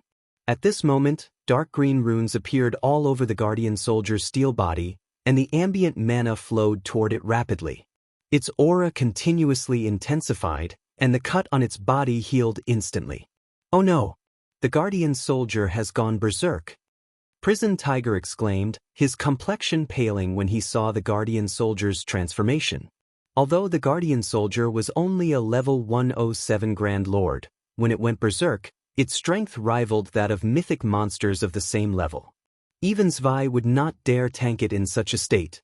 To current superpowers, level 100+ mythic monsters were still incredibly dangerous existences, killing even Tier 3 MTs in just 2 or 3 hits. Without special means, even the various superpowers' main forces would have to avoid fighting level 100+ mythic monsters. Hence, the Guardian soldier was no trivial opponent now that it had gone berserk. When Heaven's Blade's team came across berserk Guardian soldiers before, they could only resort to Tier 4 magic scrolls to restrict the Grand Lords in order to escape. Unfortunately, they had already used up all their Tier 4 magic scrolls, so they were helpless against this berserk Guardian soldier. At this moment, aside from Heaven's Blade's members, Warblood's and Starlink's members also wore grim expressions on their faces. Although their team had previously defeated a berserk Guardian soldier, they had paid a huge price. In the next moment, the berserk Guardian soldier arrived before Shifeng and immediately swung its great sword down at the swordsman. As the great sword covered in emerald runes descended, it tore through space and left a pitch-black trail. It's over! Prison Tiger's heart sank when he saw the Guardian soldier targeting Shifeng's group. From the fact that Shifeng's group of 4 had managed to arrive at this hall, Prison Tiger could tell that they possessed extraordinary strength. These 4-0 wing members might not be able to save Heaven's Blade's team, but they would be of some help in the fight against Warblood and Starlink. Heaven's Blade's team might manage to flee again. However, if the Guardian soldier were to kill Shifeng's group of 4 now, then Heaven's Blade's team would definitely be doomed. Just as Prison Tiger and the others were about to shut their eyes and avoid watching the inevitable, Shifeng suddenly unsheathed Killing Ray and held the sacred sword horizontally overhead. He showed no intention of dodging the Guardian soldier's full power slash at all. Boom! Along with the sound of an explosion, a powerful storm surged into the surroundings, nearly sweeping the Tier 2 players within a 100-yard radius off their feet. How is this possible? Prison Tiger, who stood a short distance away, gaped in shock at Shifeng. The swordsman had actually blocked the guardian soldier's attack. Moreover, under the redirection of Shifeng's sword, the Grand Lord's greatsword had landed beside the swordsman. Hence, Shifeng had barely taken any damage. Meanwhile, Warbloods and Starlink's members were similarly gawking at Shifeng in stupefaction. The guardian soldier's attack was undoubtedly at the Tier 4 standard. Even a Tier 3 metric tons would suffer heavy injuries if they received this attack with a life-saving skill. Shifeng, however, had blocked it so easily. Before everyone could wrap their head around this shocking scene, Shifeng swung the Twilight Blade, which he held with his other hand, at the guardian soldier. Tier 3 legacy skill, Void Slash. Secret technique, Lightning Flash. Before becoming a master magician, Shifeng could already execute his Tier 3 skills at 90% completion rate or higher. Afterward, his control over his mana body improved significantly. As a result, the completion rate of his Tier 3 skills reached whole new heights as well. System, Void Slash skill completion rate 99%. Skill proficiency +5. Read latest chapters at Wuxia World. Suddenly, 9 resplendent sword lights appeared and transformed into lightning arcs that pierced through the guardian soldier's body. The Grand Lord's body shot back like a bullet and crashed into another stone pillar, shattering it. The guardian soldier then collapsed to the ground in a heavily damaged state. As everyone stared at the prostrate guardian soldier, a deathly silence fell over the entire hall. Chapter 24-24, Silenced, is he really just a Tier 3 player? Prison Tiger was flabbergasted as he looked at the heavily injured guardian soldier. He had experienced the strength of a berserk guardian soldier himself. Back then, it took all he had just to block one of the Grand Lord's attacks. Meanwhile, he had not only gotten sent flying by the attack but also lost more than 2/3 of his HP. If not for his commander's timely use of a Tier 4 magic scroll to bind the guardian soldier's movements, he wouldn't be standing here right now. Shifeng, however, had actually forcefully stopped the berserk guardian soldier's attack despite being a Tier 3 sword king. Following that, he had heavily injured the Grand Lord with just one strike. His strength attribute was frighteningly high. At this moment, aside from Heaven's Blade's members, even Warbloods and Starlink's members, who had planned to target Shifeng, were stunned by the scene, their mouths hanging wide open as they gawked at the prostrate guardian soldier. Damn it! How did he become so strong? Blood Oath's expression turned indescribably heavy as he gazed at Shifeng, his anger and fighting spirit fizzling out. Previously, their team had managed to kill a berserk guardian soldier only after using 3 Tier 4 magic scrolls and sacrificing 7 Tier 3 players. Although they had resurrected the fallen players afterward, the resurrected players still lost half a level, which would affect these players' progress considerably. Now, however, Shifeng had actually heavily injured the berserk guardian soldier so casually. If they fought the swordsman, their losses would most likely be even worse than if they went up against a berserk guardian soldier. After all, players were different from monsters as opponents. The movements of monsters were controllable to a certain extent through the manipulation of aggro. Monsters were also lacking when it came to dodging and blocking attacks. They merely relied on their high HP to outlast players. In contrast, players might not have as much HP as monsters, but they could avoid and defend against attacks. In a fight between experts of equal combat standards, it would be very difficult to reach an outcome unless there was a massive difference in basic attributes, as neither side would be able to land a vital hit easily. Both sides could only resort to a battle of attrition. Old Sword, it seems we have a problem. I'm afraid this brat's basic attributes are on par with those Peerless monsters. In fact, his might even be superior to theirs, Wind Demon said to Sword Demon as he watched the guardian soldier struggle to stand up. There were 3 Peerless experts on Dragonheart Island, and the various superpowers dreaded every one of them. Even Starlink did not dare offend these monstrous existences. Meanwhile, the strength Shifeng had just displayed was not the slightest bit inferior compared to those 3 Peerless monsters. If it came down to a fight, even if the 4 of them utilized their newly learned battle array, victory over Shifeng would still be a long road to hoe. Not to mention, there was still Heaven's Blade Zwei. The strength she had displayed similarly exceeded their initial expectations. His strength attribute surpasses that of Grand Lords of the same level? Sword Demon was filled with an indescribable sense of consternation as he stared at Shifeng.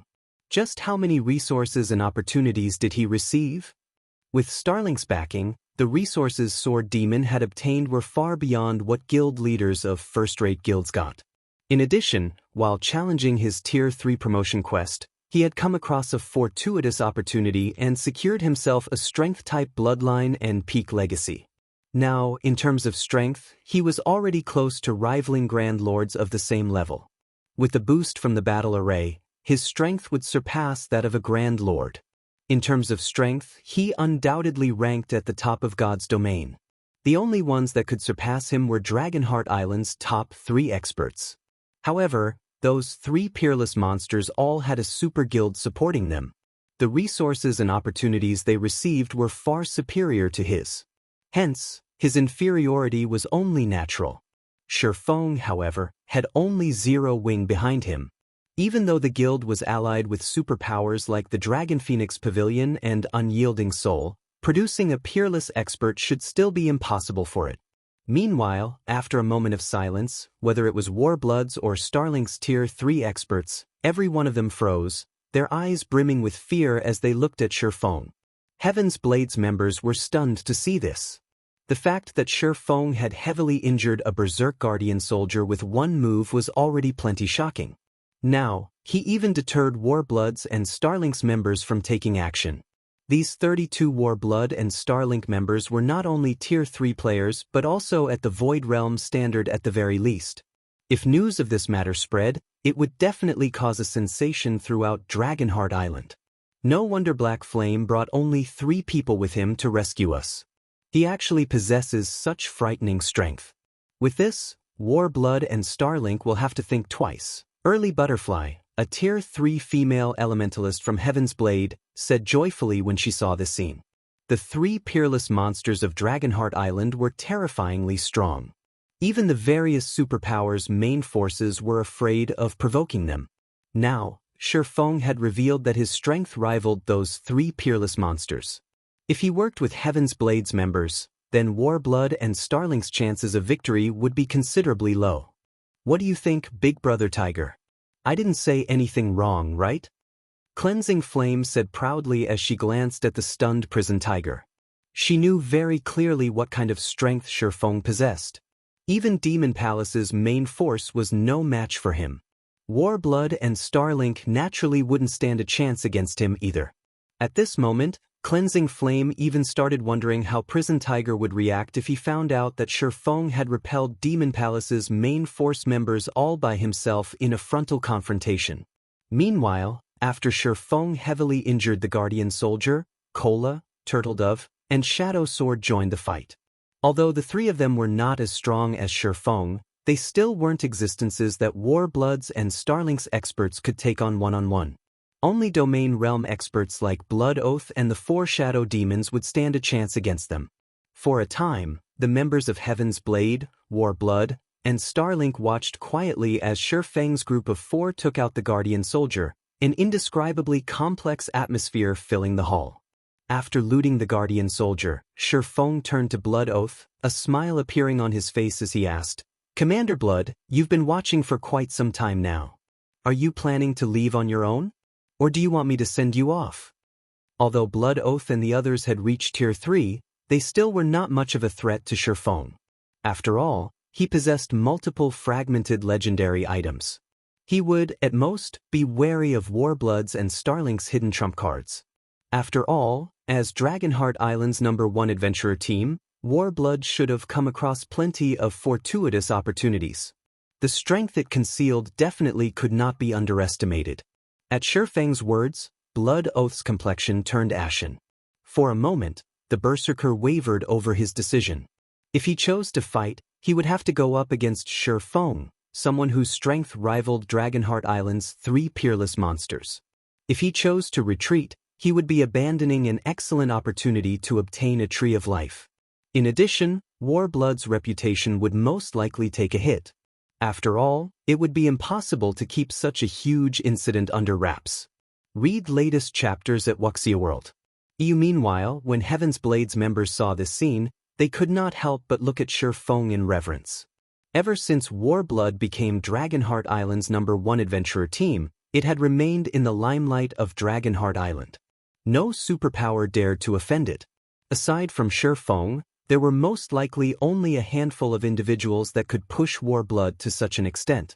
Right then, however, another commotion occurred in the inner corridor. Immediately, everyone turned to look at the altar hall's entrance. In the next moment, a team consisting of 50+ members walked out of the monster-infested inner corridor and into the hall. The powerful aura the team exuded surprised everyone present. Meanwhile, every one of these players sported 13 Thrones Guild emblem. Leading these 13 Thrones members was an elderly man, Elder Wu, one of 13 Thrones Grand Elders. Chapter 24-25, At the Brink of War? With the appearance of Elder Wu's team, the silent atmosphere grew tense once more. Commander, this is bad. Elder Wu actually made a personal trip here, Prison Tiger said, his expression turning grim when he saw Elder Wu and the 2 neat rows of 13 Thrones experts standing behind the elderly man. Every one of the 13 Thrones members present was a Tier 3 player. They outnumbered Warbloods and Starlink's Tier 3 experts combined, a clear display of a super guild strength. Meanwhile, Elder Wu was someone every power operating on Dragonheart Island knew about. After all, this elderly man was one of 13 Thrones Grand Elders and major shareholders. He had watched 13 Thrones grow from nothing into a super guild.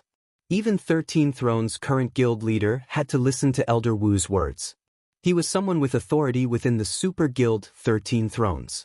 In addition, Elder Wu had full control over 13 Thrones' development on Dragonheart Island. Even 13 Thrones' guild leader could not casually interfere in the guild's development here. To save itself, Heaven's Blade had had no choice but to make a transaction with 13 Thrones. Of course, the precondition for this transaction was for 13 Thrones to reach Heaven's Blade in the inner corridor ahead of Zero Wing. Whichever guild managed to reach Heaven's Blade first would receive the Tree of Life's main branch. The main branch should have gone to Zero Wing, as Feng's group of 4 had reached Heaven's Blade's team first. However, with 13 Thrones Elder Wu having personally made the trip to rescue Heaven's Blade's team, the situation was now much more complicated. It doesn't matter who they sent. A deal is a deal, Zwei said calmly. She remained utterly unfazed by the appearance of Elder Wu and 13 Thrones experts. We can only let 13 Thrones waste a trip here this time. Upon hearing Zwei's words, Heaven's Blade's members could not help but gaze at her in awe and reverence. Her overwhelming strength and absolute justice were precisely the reason why they had chosen to join Heaven's Blade. However, despite their sentiments, Heaven's Blade's members still felt their heads aching because of the current situation. 13 Thrones was a super guild. Having dispatched such a grand force to save Heaven's Blade, 13 Thrones was unlikely to tolerate returning empty-handed. Not to mention, a prestigious individual like Elder Wu was even leading the super guild's team this time. If this matter was not handled properly, chances were high that 13 Thrones would decide to annihilate Heaven's Blade. Meanwhile, on the other side, when Blood Oath saw 13 Thrones' arrival, his pale complexion suddenly brightened into a smile. Nice timing. I want to see what Zero Wing is going to do in this situation. Blood Oath thought as he turned to look at Feng, his excitement apparent for all to see. Blood Oath knew about the agreement between Heaven's Blade and 13 Thrones. If 13 Thrones had reached Heaven's Blade before Zero Wing, he would indeed have considered the situation hopeless. After all, Warblood and Starlink's joint team stood no chance against the 50+ Tier 3 experts 13 Thrones had dispatched. Moreover, Elder Wu's left and right hands were also on this team. They were none other than the masked man and woman standing behind Elder Wu. Although this pair did not have any fame or achievements on Dragonheart Island, Blood Oath had had them secretly investigated and learned that both of them were more than capable of ranking among the top 10 experts of Dragonheart Island. After all, both of them had secretly fought Demon Palace's evil Qilin in a one-on-one fight before, with the result being a draw. The presence of these two great experts, in addition to the 50 other Tier 3 experts, meant this team from 13 Thrones could move through Dragonheart Island completely unhindered.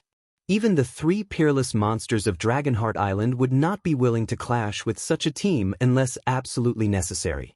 However, under the current circumstances, not only would 13 Thrones not become Warblood's enemy, but it would also serve as Warblood's greatest helper. Unless Shi Feng was willing to give up on the Tree of Life's main branch, what awaited him would be 13 Thrones sanctions. At that time, Blood Oath would not mind lending a hand to 13 Thrones.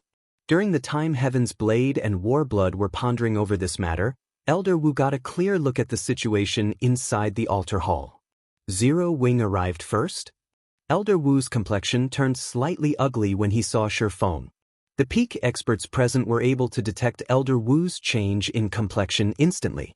After all, the physique of Tier 3 players was incredibly powerful, allowing peak experts and above to perceive even the smallest changes in a person's expressions.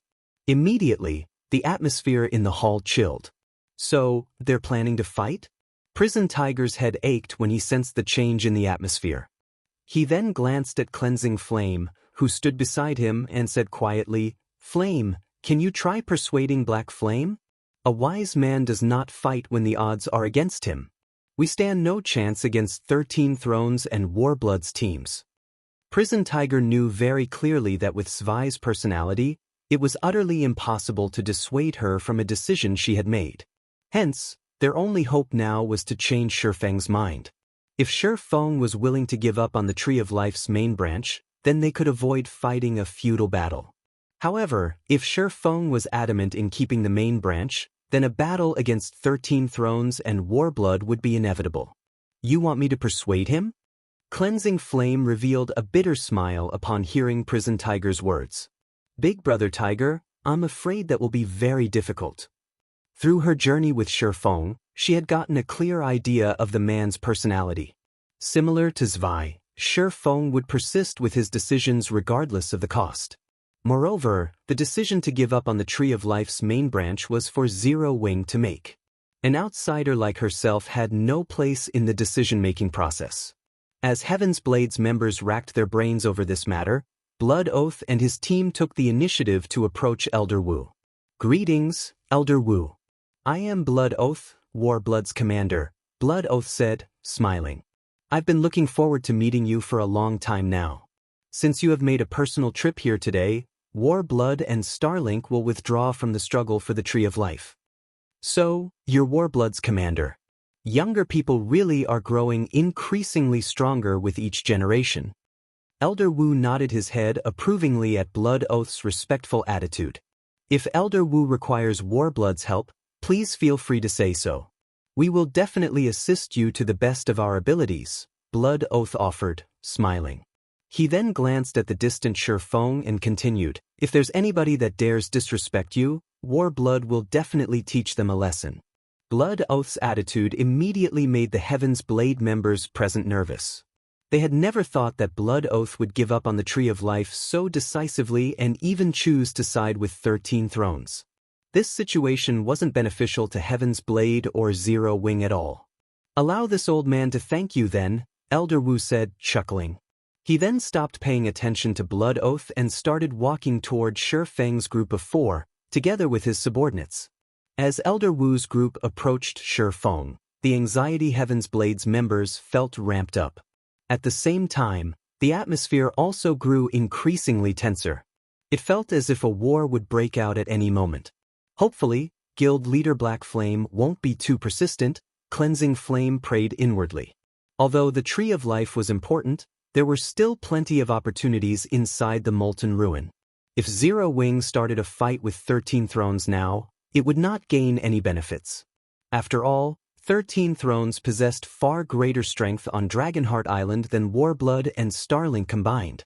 Meanwhile, Blood Oath, who was watching this scene play out from a short distance away, wore a sneer on his face. Now, so long as Shi Feng made one wrong decision, Zero Wing would face the full wrath of Warblood, Starlink, and 13 Thrones. Even if Shi Feng chose to compromise today, Zero Wing would still lose the Tree of Life. Read latest chapters at Wuxia World. Regardless of Shifeng's decision, Zero Wing would not be gaining any benefits. During the time everyone was anticipating a fight breaking out, Elder Wu arrived before Shifeng and quietly observed the young swordsman for a short moment. Guild leader Black Flame, we meet again. I have to congratulate you this time. You actually reached this place so quickly from the Molten Ruin's outer corridor. This old man really cannot help but admire you. If you have some spare time in the future, you should pay a visit to 13 Thrones residence. You remember Happy Art, right? That little girl has been pestering me to form a partnership with Zero Wing, Elder Wu said with a friendly smile, his behavior making it seem as if he had just met an old friend. Meanwhile, upon hearing Elder Wu's words, whether it was Warbloods or Heaven's Blades members, they could not help but gape at this scene, unable to wrap their heads around this situation. Chapter 24-26, He is a Peerless Monster, What's going on? Why is Elder Wu treating Black Flame so politely? Everyone in the hall stared at the old man in astonishment, unable to believe what was happening. Elder Wu was a great authority in 13 Thrones, which even the guild leader had to bow to. Moreover, he was one of the most influential figures on Dragonheart Island. What possible reason would he have to act so friendly with a pseudo-superpowers guild leader? What is going on? Is 13 Thrones giving up on the Tree of Life? Shock and confusion overcame Blood Oath as he watched Elder Wu. The Tree of Life was a treasure that could tempt any superpower. It was capable of producing water of life, after all, which was necessary for resurrecting NPCs. A Tree of Life nurtured from a main branch could also bear fruits of life, which could increase personal guard's growth potential. A source of such valuable items would be a significant boon to any superpower. Blood Oath had been clear about his offer to help 13 Thrones eliminate Zero Wing's few players for free, yet Elder Wu had decided to give up on this golden opportunity. It was utterly baffling. Warblood and Starlink's team wasn't the only one confused. Heaven's Blades members were just as astonished by the situation. What kind of person is he? Prison Tiger muttered as he gazed at Shifeng. Elder Wu was famed for using force to get what he wanted on Dragonheart Island.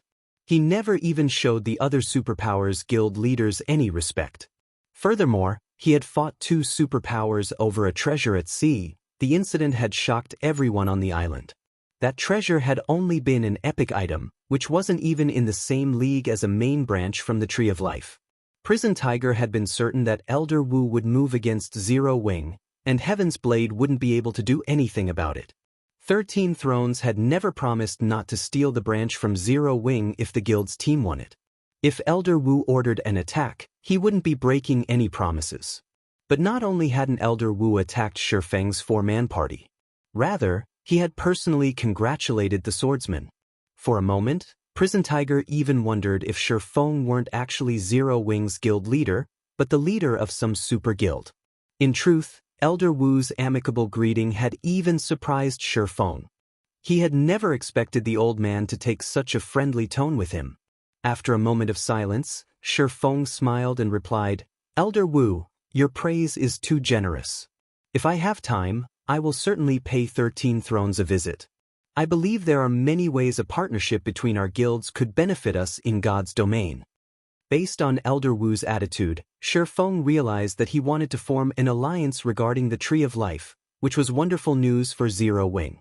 Not only was 13 Thrones a veteran super guild, but it also dominated a large section of the eastern continent. A partnership with 13 Thrones would greatly benefit Zero Wing's development. Moreover, nurturing a Tree of Life's main branch wasn't, by any means, easy. Doing so would require many precious resources. Even if Heaven's Blade kept its main branch, the adventurer team didn't have enough resources to grow it into a Tree of Life. In the end, it would only be a very expensive decoration. "It's a deal then." Little Art will be overjoyed to hear this, Elder Wu said, his smile becoming even more companionable with Shifeng's agreement. Of course, Zero Wing has always been open to working with 13 Thrones, Shifeng said, nodding. He wasn't joking about his interest in forming a mutually beneficial relationship with the Super Guild. 13 Thrones territory on the eastern continent was one of flatlands and mountainous regions. Because of that, the Super Guild had access to all sorts of well-known ores, including materials required to produce level 100+ weapons and equipment. This was the very reason that 13 Thrones had enjoyed such an advantage in acquiring level 100+ weapons and equipment during his previous life. If Zero Wing could negotiate for a stable supply of materials from 13 Thrones, it could surpass other superpowers when it came to equipment production, and the guild wouldn't have to worry about a lack of materials due to limited territory. Zero Wing still relied on the public market and the secret pavilion's connections as its main source of materials, but neither source was reliable.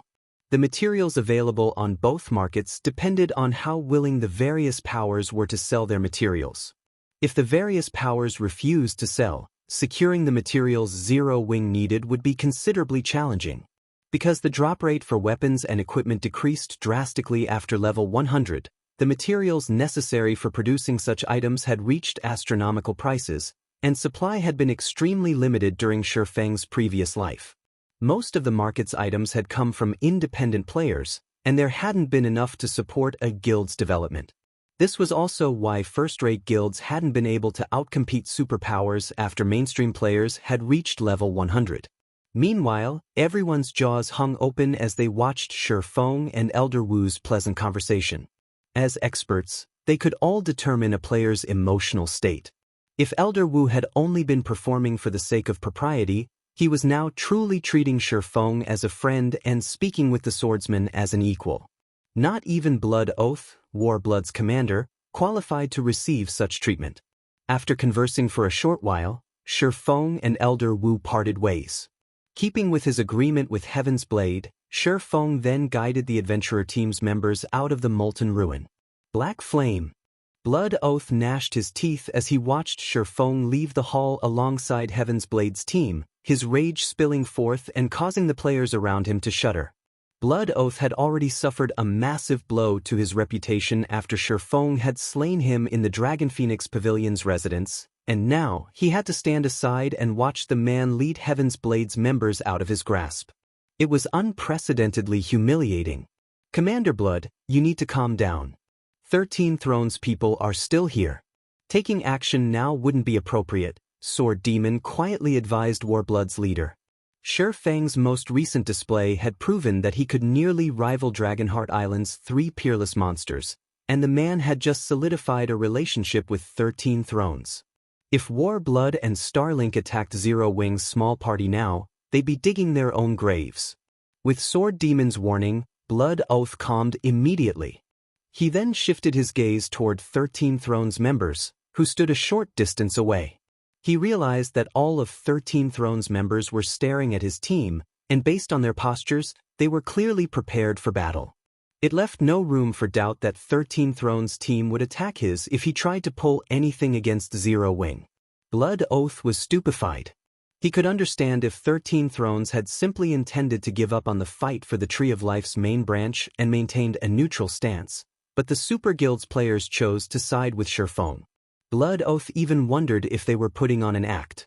Since when had Zero Wing and 13 Thrones been so friendly with each other? Once Shifeng's group was out of sight from the altar hall, Blood Oath shifted his gaze toward Elder Wu. Read latest chapters at Wuxia World. What is the meaning of this, Elder Wu? Blood Oath boldly demanded. Even if you hadn't come for the Tree of Life, was it necessary to do this to us? Blood Oath knew that even if they combined their strength, Warblood and Starlink were no match for 13 Thrones, but that didn't mean that they couldn't stand up to a super guild. Normally, he would have shown 13 Thrones the respect it deserved and let the matter slide. However, he couldn't care less if he were being disrespectful to Elder Wu right now. Besides, 13 Thrones wouldn't start a war with Warblood and Starlink over a simple question. I am doing this for your own good, Elder Wu answered. Surprisingly, he wasn't insulted by Blood Oath's rudeness. He actually chuckled and shook his head. What do you mean? Blood Oath's anger grew. By protecting Zero Wing, Elder Wu had basically slapped him in the face, yet the old man was saying it had been for his own good. This was laughable. I know Demon Palace is supporting Warblood, so you think that you have nothing to fear on Dragonheart Island, Elder Wu said as he shot Blood Oath a sidelong glance. Sneering, he continued, however, I'm afraid that you aren't aware that not long ago, Black Flame defeated Demon Palace's main force members, who had been led by evil Qilin himself. In fact, Black Flame very nearly killed evil Qilin with one move. Now, Black Flame has been publicly acknowledged as a peerless monster. I'm sure the news will spread across Dragonheart Island soon. Now that you know, do you still wish to pick a fight with that swordsman? Chapter 24-27. Dragonheart shocked when they heard Elder Wu's explanation. Warblood and Starlink's members gasped, filled with shock and disbelief. Elder Qilin's team lost? Blood Oath muttered, stunned. It was hard to believe, but Elder Wu had no reason to lie to him. He was also aware that evil Qilin had led some of Demon Palace's main force members into the Molten Ruin. However, not only was evil Qilin one of Demon Palace's elders, but he also ranked among the top 10 experts on Dragonheart Island. Not even Sword Demon was as powerful. Moreover, evil Qilin had his 2 vice commanders from Demon Palace's 3rd trump card legion to support him in combat, and Blood Oath had experienced their strength personally. Both could even put up a good fight against Sword Demon.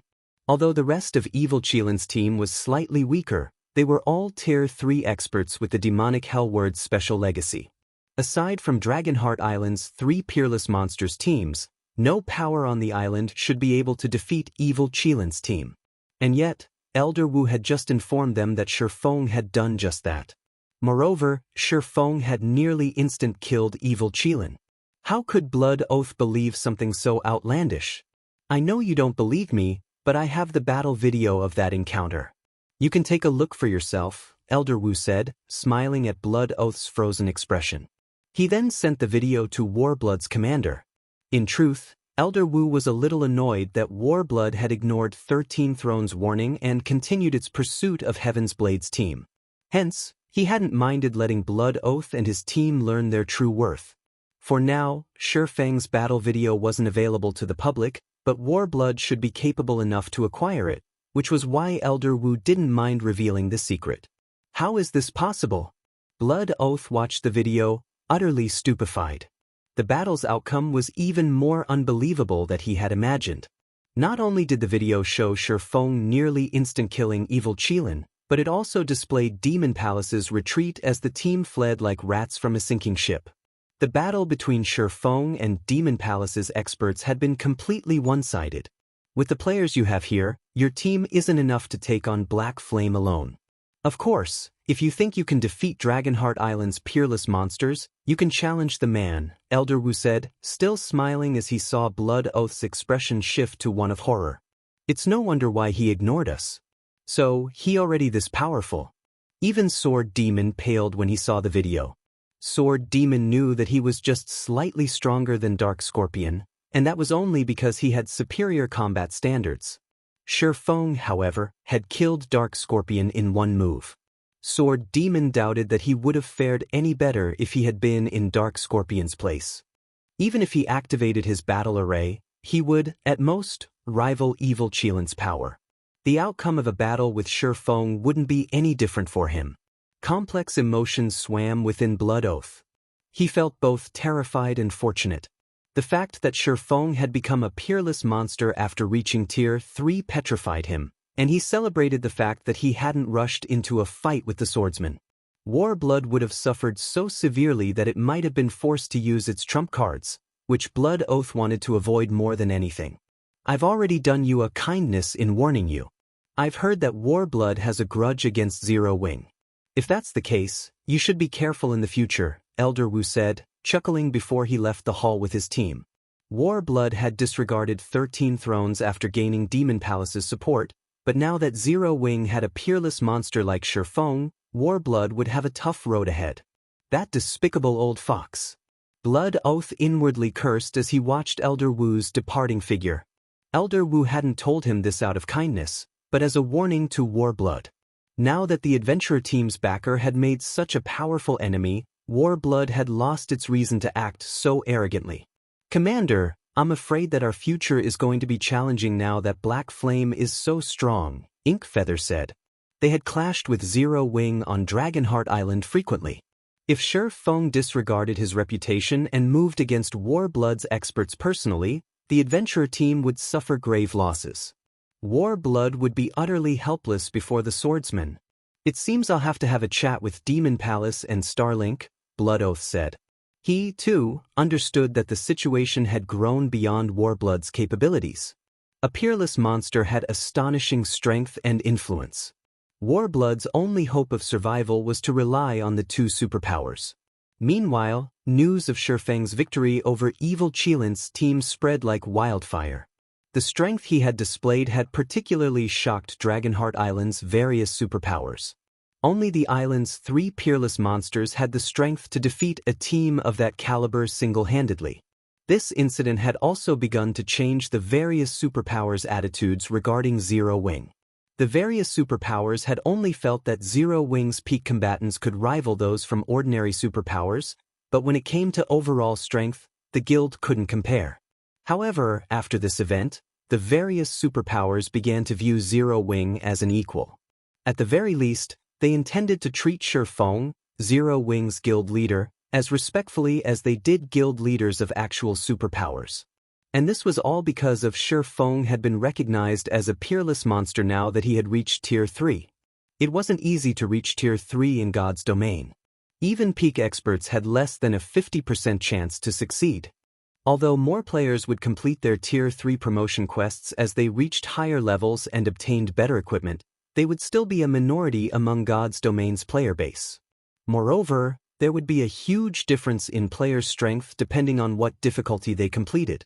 All of the game's superpowers acknowledged this fact. Based on the fighting combat power Shurfeng had displayed, it was clear that Shurfeng had completed a very high difficulty setting with his Tier 3 promotion quest. His potential growth and strength couldn't be underestimated. While Dragonheart Island's denizens reeled over Shurfeng's strength, he had safely escorted Heaven's Blade's members out of the Molten Ruin. During their journey, the various superpowers experts they had encountered had stared at Shurfeng as if they had seen a ghost, and they promptly made way for the team. Read latest chapters at Wuxia World. The spectacular scene had dumbfounded Heaven's Blade's members. It also reaffirmed that in God's domain, strength was everything. Commander Zvi was extremely powerful and ranked among Dragonheart Island's top MTs, but not even she could instill such fear and command such respect from the various superpowers. Thank you for escorting us out personally, Guild Leader Black Flame. According to our previous agreement, this main branch from the Tree of Life is yours, Zvi said when she sensed the seal on her lift. She then took a dark gray crystalline tree branch out of her bag and said, "However, this branch has already withered. I'm afraid returning it to life will be very difficult." Regardless of how precious the Tree of Life's main branch was, it had withered. Unlike the side branches, she couldn't sense a trace of life energy from the main branch. Although Shurfeng had earned it, whether or not he could nurture it into a Tree of Life was uncertain. "It's dead." When he received the crystalline branch, Shurfeng inspected it with omniscient eyes. Chapter 24-28 Tree of Life's quality. Shurfeng didn't know how Zvi had verified that the main branch had withered, but his omniscient eyes wasn't an ordinary appraisal skill. His omniscient eyes would reveal more detailed information. He might still have a chance of nurturing the branch. The moment Shurfeng activated omniscient eyes, a 30-second loading bar appeared before him. Even a withered main branch from the Tree of Life is such an amazing item? Shurfeng stared at the crystalline branch in astonishment. 4 epic items, omniscient eyes only required 21 or 22 seconds, yet appraising this crystalline branch would require half a minute. Obviously, the Tree of Life main branch was even more valuable than an epic item. Furthermore, this was only a branch from the Tree of Life, not the actual tree. Moreover, Zvi insisted that the branch had already withered, which meant it shouldn't be nearly as valuable as a living branch. In God's domain, the Elven race considered the Tree of Life a holy relic. It wasn't a true divine artifact, but its abilities and value were close. Of course, not all Trees of Life were that valuable. Trees of Life were special items that contained life energy. They generally ranked between epic and legendary rank. The most powerful Tree of Life belonged to the Elven race and was rumored to be on the cusp of becoming a true divine artifact. Despite its lack of life energy, the withered branch in his hand was more powerful than an epic item, which proved that it had great potential. Please don't let it be garbage. Even if it doesn't have any life energy, please have less than a 95% withered rate. Shi Feng silently prayed as he watched the loading bar fill. The Tree of Life was not a unique item. Many superpowers had obtained them in the past, but only a few had successfully nurtured a Tree of Life of their own.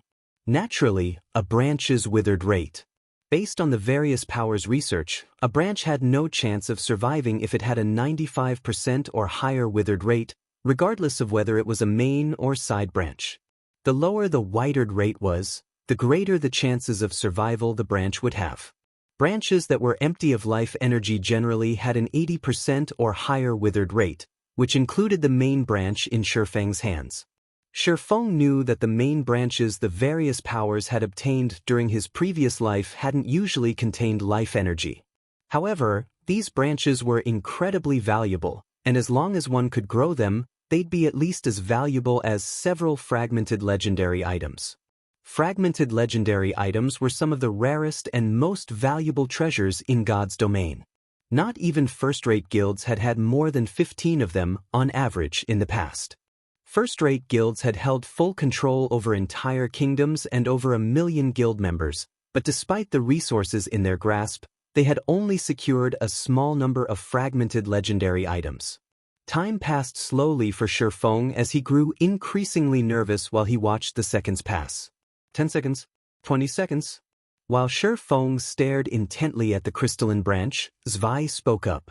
Guild leader Black Flame, Heaven's Blade has only dodged a tragedy because of your timely arrival. If you are interested, we will trade you a side branch for one level 100+ epic item, Zwei suggested as she watched the focused man before her. Zero Wing had certainly helped Heaven's Blade a great deal. Had Shi Feng's group arrived just a few minutes later, Heaven's Blade would have lost everything. She simply wasn't satisfied with repaying Shi Feng by offering a withered main branch from the Tree of Life. There's no need to feel bad about this, Commander Zwei. A deal is a deal. In fact, Zero Wing has greatly benefited from this transaction. Nurturing a Tree of Life from a side branch isn't easy, and Heaven's Blade has suffered considerable losses in the Molten Ruin. If you sell another branch, your expedition will have been a complete waste of time, Shi Feng said, shaking his head as he refused Zwei's well-intentioned offer. How about this? If you have any rare materials you wish to sell, Zero Wing would like to buy them at market price. A Tree of Life's side branch was worth several level 100+ epic items. If he accepted Zwei's offer, Zero Wing would massively profit. However, the Tree of Life's side branches weren't that important to Shi Feng. Rather than profit from a one-time trade, he'd prefer to deepen the relationship between Heaven's Blade and Zero Wing. Heaven's Blade was the 5th-ranked adventurer team on Dragonheart Island, and although it couldn't compare to the various superpowers, its naval prowess shouldn't be underestimated. It also had several dozen powerful adventurer teams under its command. Overall, Heaven's Blade had just as much access to the ocean's resources as the Dragon Phoenix Pavilion. As God's Domain's players progressed in the game, the various powers would turn their focus toward the sea. God's Domain was more ocean than land, after all. Even if Zero Wing eventually grew its naval strength, it would only be able to secure a small fraction of the available resources, which was why, despite having superior naval prowess, Starlink had chosen to ally with Warblood. If Zero Wing could secure an alliance with Heaven's Blade and gain a stable source of materials, this partnership would be worth far more than a side branch from the Tree of Life. Alright, if you insist. From now on, we will sell all of the rare materials that we would have otherwise sold on the market to Zero Wing, Zwei agreed, somewhat taken aback. She had never thought that Shi Feng would refuse her offer. The Tree of Life's side branches were also highly sought after, even by the various superpowers. She then turned to Cleansing Flame and said, "Flame, from now on, you'll be the vice commander in charge of materials. You'll also be responsible for handling transactions with Zero Wing." Cleansing Flame was stunned. She hadn't expected Zwei to promote her to vice commander so suddenly. However, she quickly recovered from her daze and nodded, "Understood." Heaven's Blade's other members couldn't help but envy their companion. Heaven's Blade might not be a superpower, but it was a top adventurer team with tens of thousands of members and several dozen large-scale adventurer teams under its commander. Even Dragonheart Island's first-rate powers had to treat Heaven's Blade's current 4 vice commanders with respect. Why wouldn't they be jealous that Cleansing Flame had just become the adventurer team's 5th vice commander? Of course, despite their envy, nobody objected to the promotion. Cleansing Flame was a bona fide Void Realm expert. She merely been unlucky during her Tier 3 promotion quest, failing it. Her combat standards, however, definitely qualified her for the position. The only reason she hadn't been promoted previously was because she hadn't contributed enough to the adventurer team. After this expedition to the Molten Ruin, however, that was no longer the case.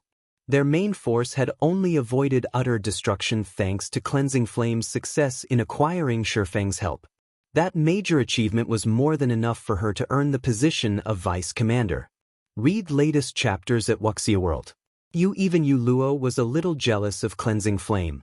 She had gotten lucky running into a peerless monster like Shurfeng, becoming a vice commander before Yuluo.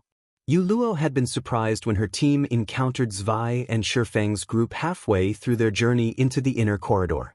She had never expected Shurfeng to reach her commander successfully, and based on what Zwei's team members told her, it seemed that Shurfeng had suppressed Warblood and Starlink's 32 Tier 3 experts with his presence alone. Just you wait. Sooner or later, I'll become a vice commander through my own strength. Yuluo inwardly swore as she glanced at Shurfeng. While Heaven's Blade's members envied Cleansing Flame, the loading bar before Shurfeng completed. The Crystalline Branch's attribute panel then appeared before him. What? This is a Tree of Life branch that has survived since the Great Destruction. Chapter 24-29, Divine Artifact Ranked Tree of Life. Shurfeng stared at the attribute panel before him, stunned, and he even wondered if he were dreaming. Withered Tree of Life's main branch. Special Fragmented Legendary Rank, a withered main branch from the Tree of Life. This branch contains a trace of the world energy that has survived since the Great Destruction, which is why it continues to exist, even now. Withered rate, 94%. The branch's introduction was simple and brief. Players new to God's Domain wouldn't see any value in the Crystalline Branch, but Shurfeng, who knew plenty about this world, was a different story. The Elven race's Tree of Life was the oldest Tree of Life still alive in God's Domain. It was also the highest quality Tree of Life, yet it had only grown after the Great Destruction. However, the main branch in Shurfeng's hand was even older. It was unbelievable. Before the Great Destruction, God's Domain had enjoyed the era of the gods, an age when even gods and roamed the continent. One could only imagine how amazing the world had been. It was no exaggeration to say that even an ordinary item that had survived since the Great Destruction was an absolute treasure in the present day. Shurfeng couldn't even begin to imagine what the rank the trees of life that had existed at that time had been. For all he knew, those trees of life might have been divine artifacts. Divine artifacts could determine the prosperity or death of an entire race. Such items had been like the ancient gods' children.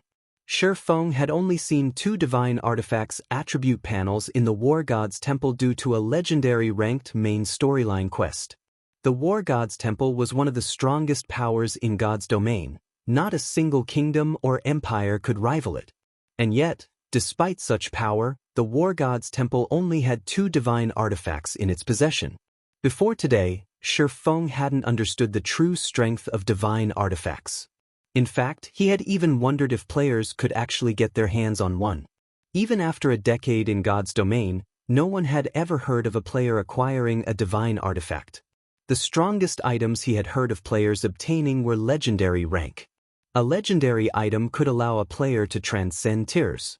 If a player stumbled across a divine artifact, they'd gain unimaginable strength. Although the Tree of Life was neither a weapon nor a piece of equipment, it could produce valuable items, such as the Water of Life, Fruits of Life, and Nuclei of Life. The higher the Tree of Life's rank was, the more of these items it could produce, and the shorter its production cycles would be. At the Fragmented Legendary rank, a Tree of Life had a 1-month production cycle, which would only yield 3 of each item. A Tree of Life at Legendary rank could produce 3 to 5 items every fortnight. Its withered rate is so high, at 94%. It's just 1% away from becoming useless. I'll have less than a 10% chance of restoring it to life. Shifeng could not help but frown at the branch's withered rate.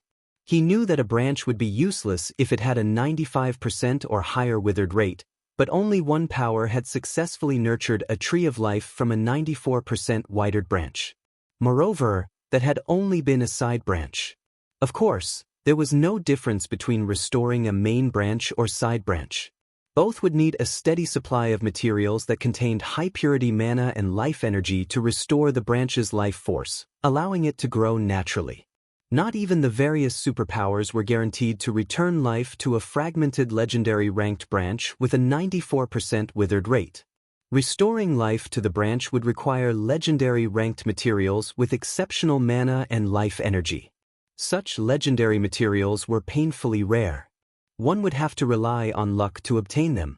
After giving the matter some thought, Shifeng found the situation reasonable. Compared to a divine artifact-ranked tree of life, legendary materials were insignificant. It seems I'll have to prepare for my trip to the Western continent properly, Shifeng inwardly decided. As far as he knew, there were only 2 legendary materials that filled the criteria to restore the branch in his hand. The first was the World Core, an item that would only appear when a world was destroyed. Only 3 world cores had ever appeared during Shifeng's previous life, and at least a dozen superpowers had fought desperately over each one. The world core was the best material for producing legendary items.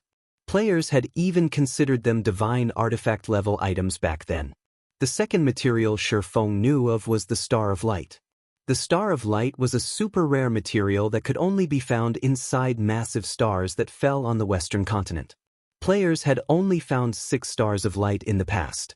Although they weren't as rare as world cores, they were even more valuable than fragmented legendary items. One could use a Star of Light as the core of a city's magic array. Not only would this substantially increase a city's defenses and mana density, but the city's magic array would also absorb starlight at night, automatically replenishing its mana reserves and reducing the city's magic crystal cost. Stars of Light were the ideal energy core for guild cities. After inspecting the crystalline branch, Shifeng parted ways with Heaven's Blade's members and left the Molten Ruin with Kola and his comrades. He didn't want to waste even a second more. The Molten Ruin might have a lot of treasures and flying mount eggs, but they were nothing compared to the Tree of Life. Furthermore, Zero Wing already had the Crimson Dragon flying ship design. As long as the guild had enough materials, it could mass-produce flying ships for its members, which would be a much more reliable method of obtaining flying mounts.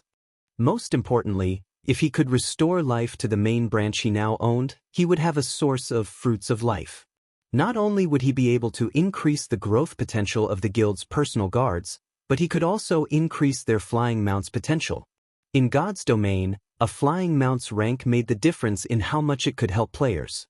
Shifeng would also have a source for nuclei of life, a super rare material that he could use to forge epic weapons and equipment. Just as Shifeng was about to return to White River City with his party, however, he received a call request. The caller was none other than Phoenix Rain, whom Shifeng hadn't been able to contact while the Molten Ruin was still sealed. Phoenix Pavilion Master, has something happened in the ruin? Shifeng asked. He had initially planned to meet up with Fire Dance and Phoenix Rain's team to prevent Warblood and Starlink's members from ambushing them, but since his victory over Evil Qilin's team had come to light, he was confident that his enemies wouldn't cause more trouble.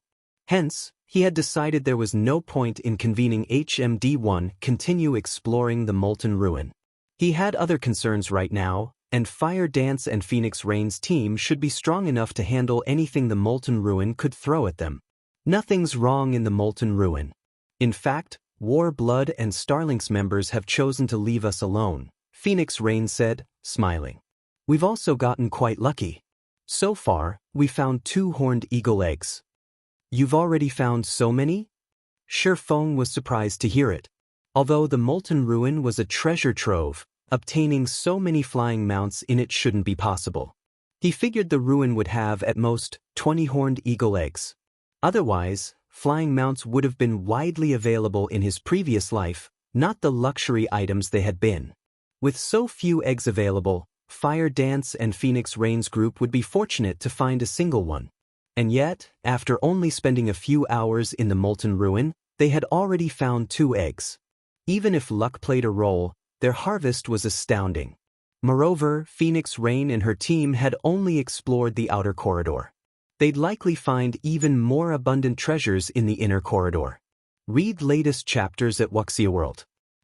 We got lucky and stumbled across a hidden room, Phoenix Rain said, nodding. Jokingly, she continued, however, I didn't call you just to brag. I've just received a message from headquarters stating that Mythology's representatives have visited the Dragon Phoenix Pavilion's main residence. The Great Pavilion Master has recalled both Pavilion Masters. I don't think Mythology is visiting with good intentions, so I'd like to invite Lord Peerless Monster to make the trip back with me. With you by my side, I'll have more leeway. Mythology. Shi Feng frowned at the mention of the name. He hadn't expected Feng Shihan to act so soon and lock onto Phoenix Rain. All right, I'll head your way immediately. He wasn't sure if Mythology was trying to wound Zero Wing by pressuring the Dragon Phoenix Pavilion, but he didn't mind using this opportunity to show off Zero Wing's strength. After disconnecting the call, Shi Feng contacted Melancholic Smile. Melancholic, how is the production for the Crimson Dragon flying ships coming along?